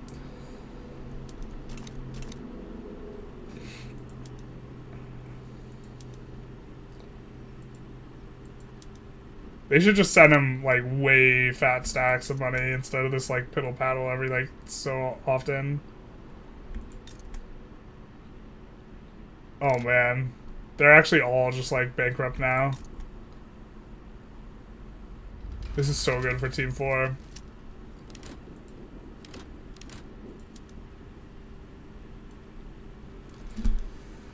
They're gonna push back. God, this is so bad for Teams 2 and 3. Actually, 1, 2, and 3, each of one of these teams has spent about 50 million. France has to understand what's going on. I mean, it's in the best interest of the other teams to tell France what's going on so France can capitulate. This is UK's situation. UK's nowhere close to... Like, they have enough money to keep sending if they want to. They just might decide that they don't want to anymore. I don't know what they got in exchange here, but we haven't seen UK send money in a while, so the UK might have cut them off. They might have said, we send you 50 billion plus, we're not sending anymore. And so now Netherlands is the only one with any eco to spare.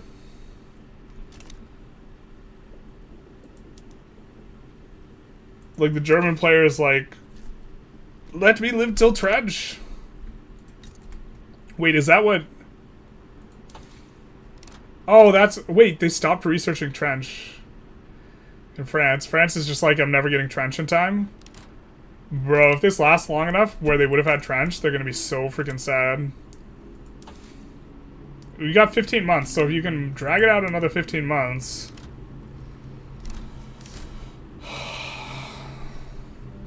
What are the price of goods here?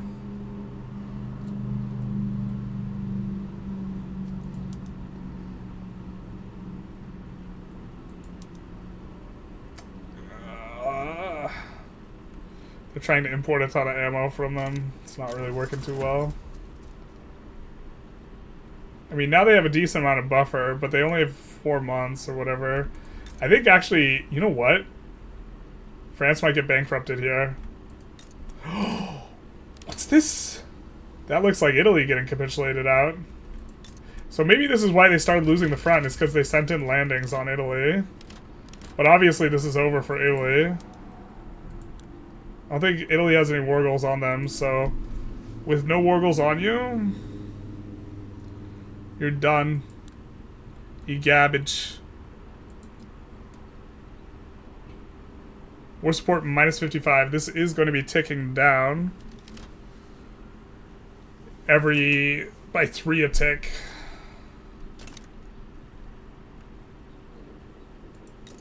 Oh my god, though.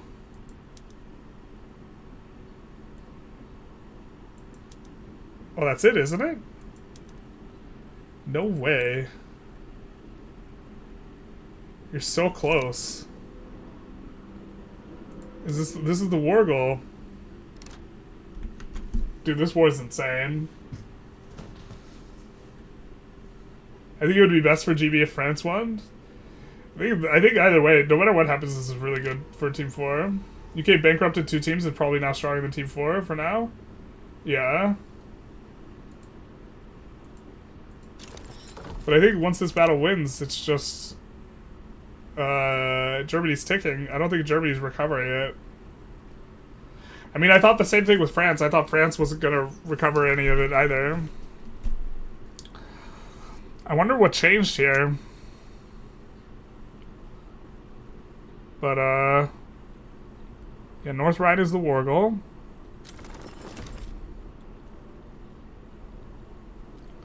So disgusting, because you're so close to trench. Unless you can spaghetti the front. It doesn't look like it. Yeah, maybe this landing actually was a mistake here. I don't know how much they invested here. Oh, 9 troops. No, that wasn't a mistake. Super worth. But they're getting ticked out. This is an ungodly expensive war, too. Nearly 200 million.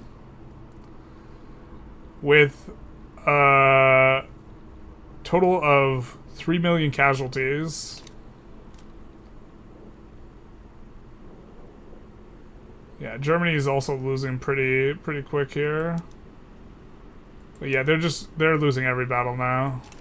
What changed, man?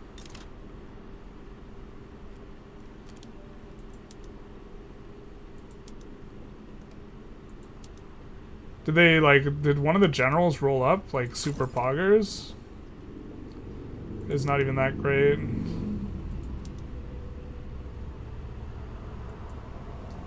You know what would be insane is if this front got pushed and it spaghettied the whole thing. But does France go bankrupt, though? France doesn't... Oh, France has a ton of... How did their buffer... Where did your buffer come from, dog? How you do that, girl? Must be Spain just financing the war now. Spain's got 40 million GDP, so... Yeah, the thing is, like... There's less eco keeping... In terms of Team 3. Team 3 has, like, no eco. And now you're defaulted. The 1 million sent from Austria is just so sad because you know Austria is like bankrupt too. Look at this. This is Austria. They're earning 580 ducats a week just so they can go, here you go, one time. Yeah, this is gross. Italy's out though.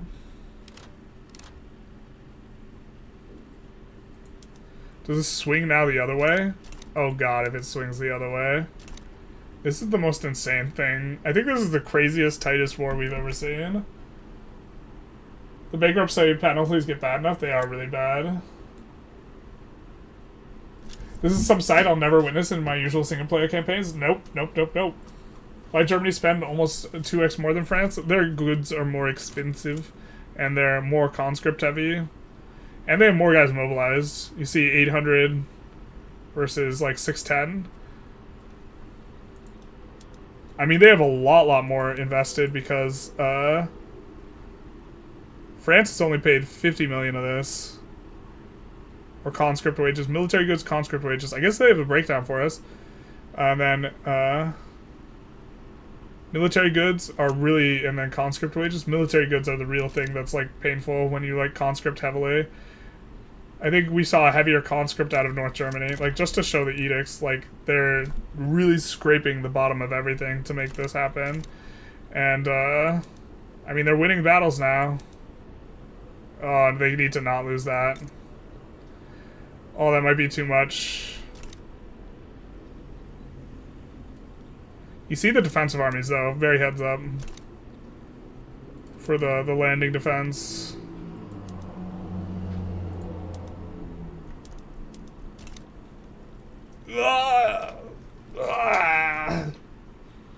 This is so brutal for whoever loses.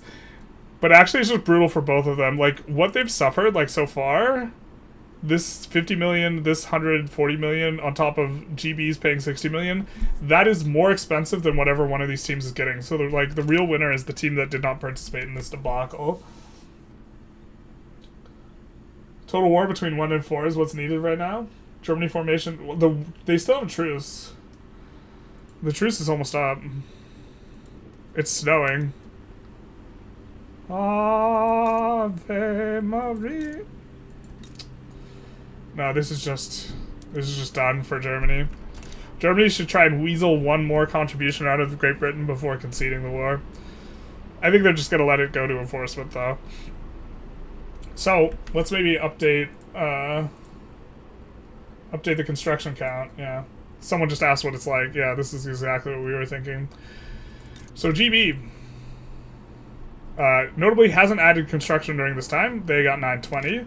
So, expecting everyone on their team that's not them to have added. So, we got this. This brings us up to 1200. And then Brazil's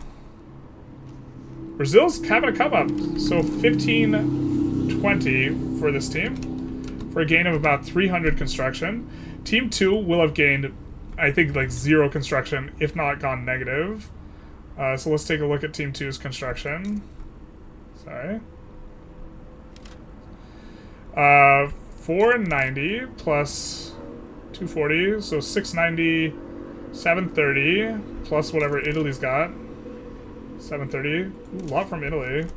740. 1140. So up 130. Shocked to see them having added construction during that. Team 3 probably lost construction. This is going to be, the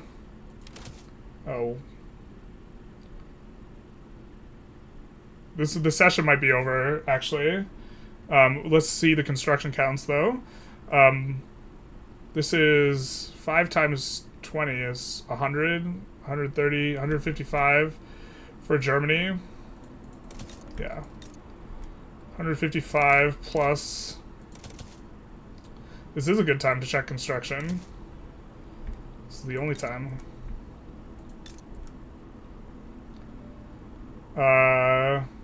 This will be 505. Here. No, not the lag, please.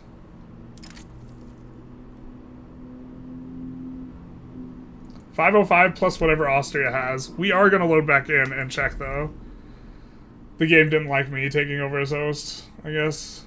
So we will be loading at an autosave. So 505 plus whatever Austria has.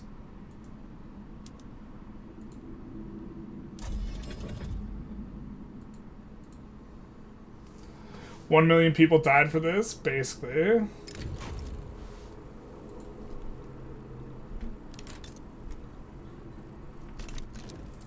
Now we have to do it like this, because we can't observe. 505 plus 130. Wow. So 630. 635, they added a slight bit of construction. They didn't add nothing. We actually can switch to observer, I think. And then Russia, up to 500 construction. Nice even number, we love to see it. 410 from USA, so 910, plus Japan. 330, so 1240. So a similar come up between Team 1 and 4. I was expecting to see a little bit more out of Team 4, considering GB's investment and not adding any construction. But GB had added a lot of construction before then. And so, yeah. Did he lose because loyalty to the armed forces? I don't think so.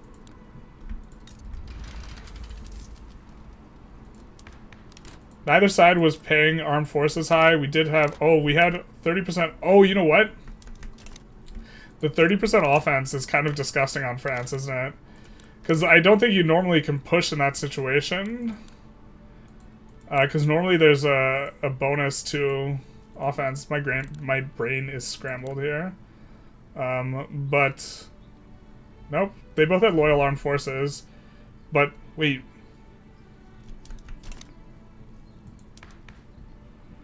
It might have been that their armed forces were powerful. Look, that's actually what they how they lost.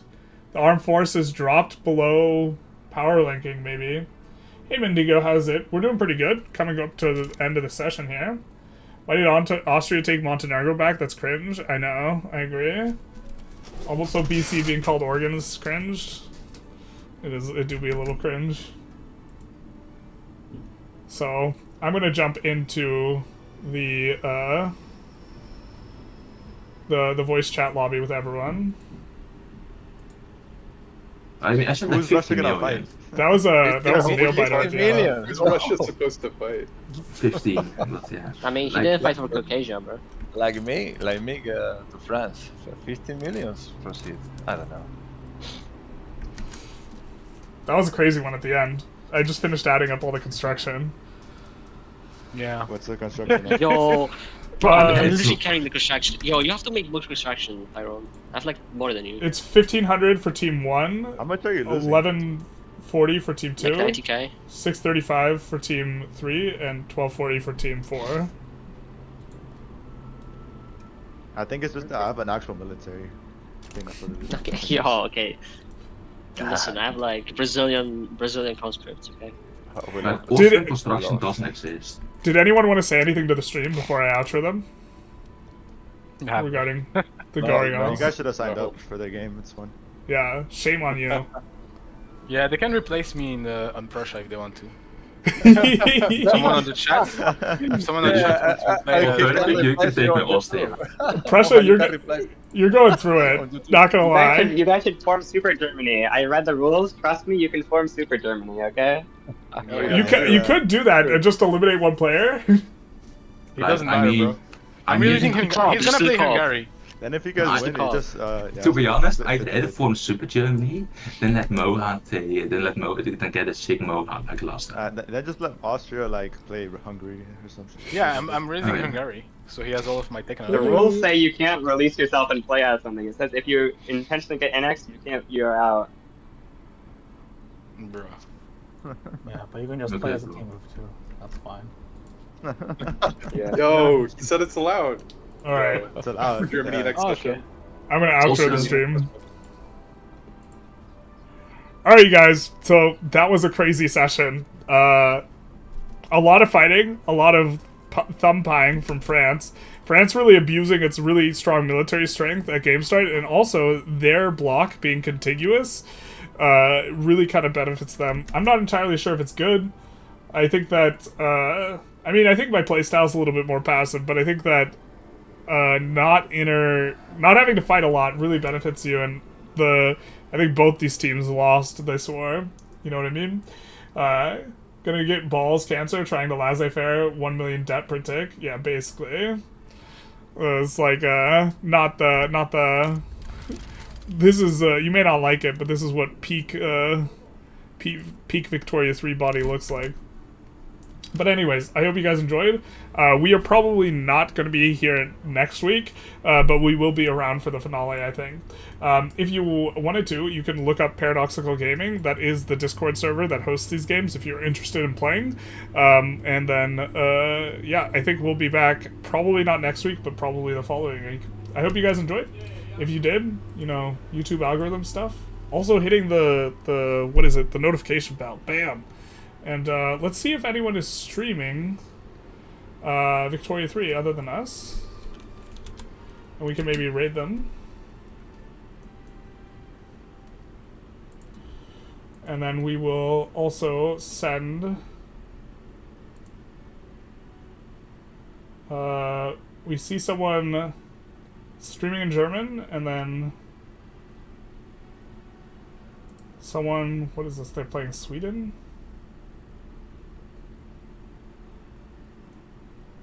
Playing Sweden but not talking at all. Maybe we raid them anyways. They do have Swole in their name, so they might be a fellow gym bro. This is kind of the main. This is the main thrust. So let's go raid, and then we will link their Twitch on the YouTube in case any of you were interested. Best multiplayer game. Thanks for hosting. I do think this one was very exciting. There was a lot of back and forth stuff. Also some really heads-up plays too. I think like Russia just giving in here was like super good, which is like such a hard play to make. But I hope you guys enjoyed. Bye-bye now.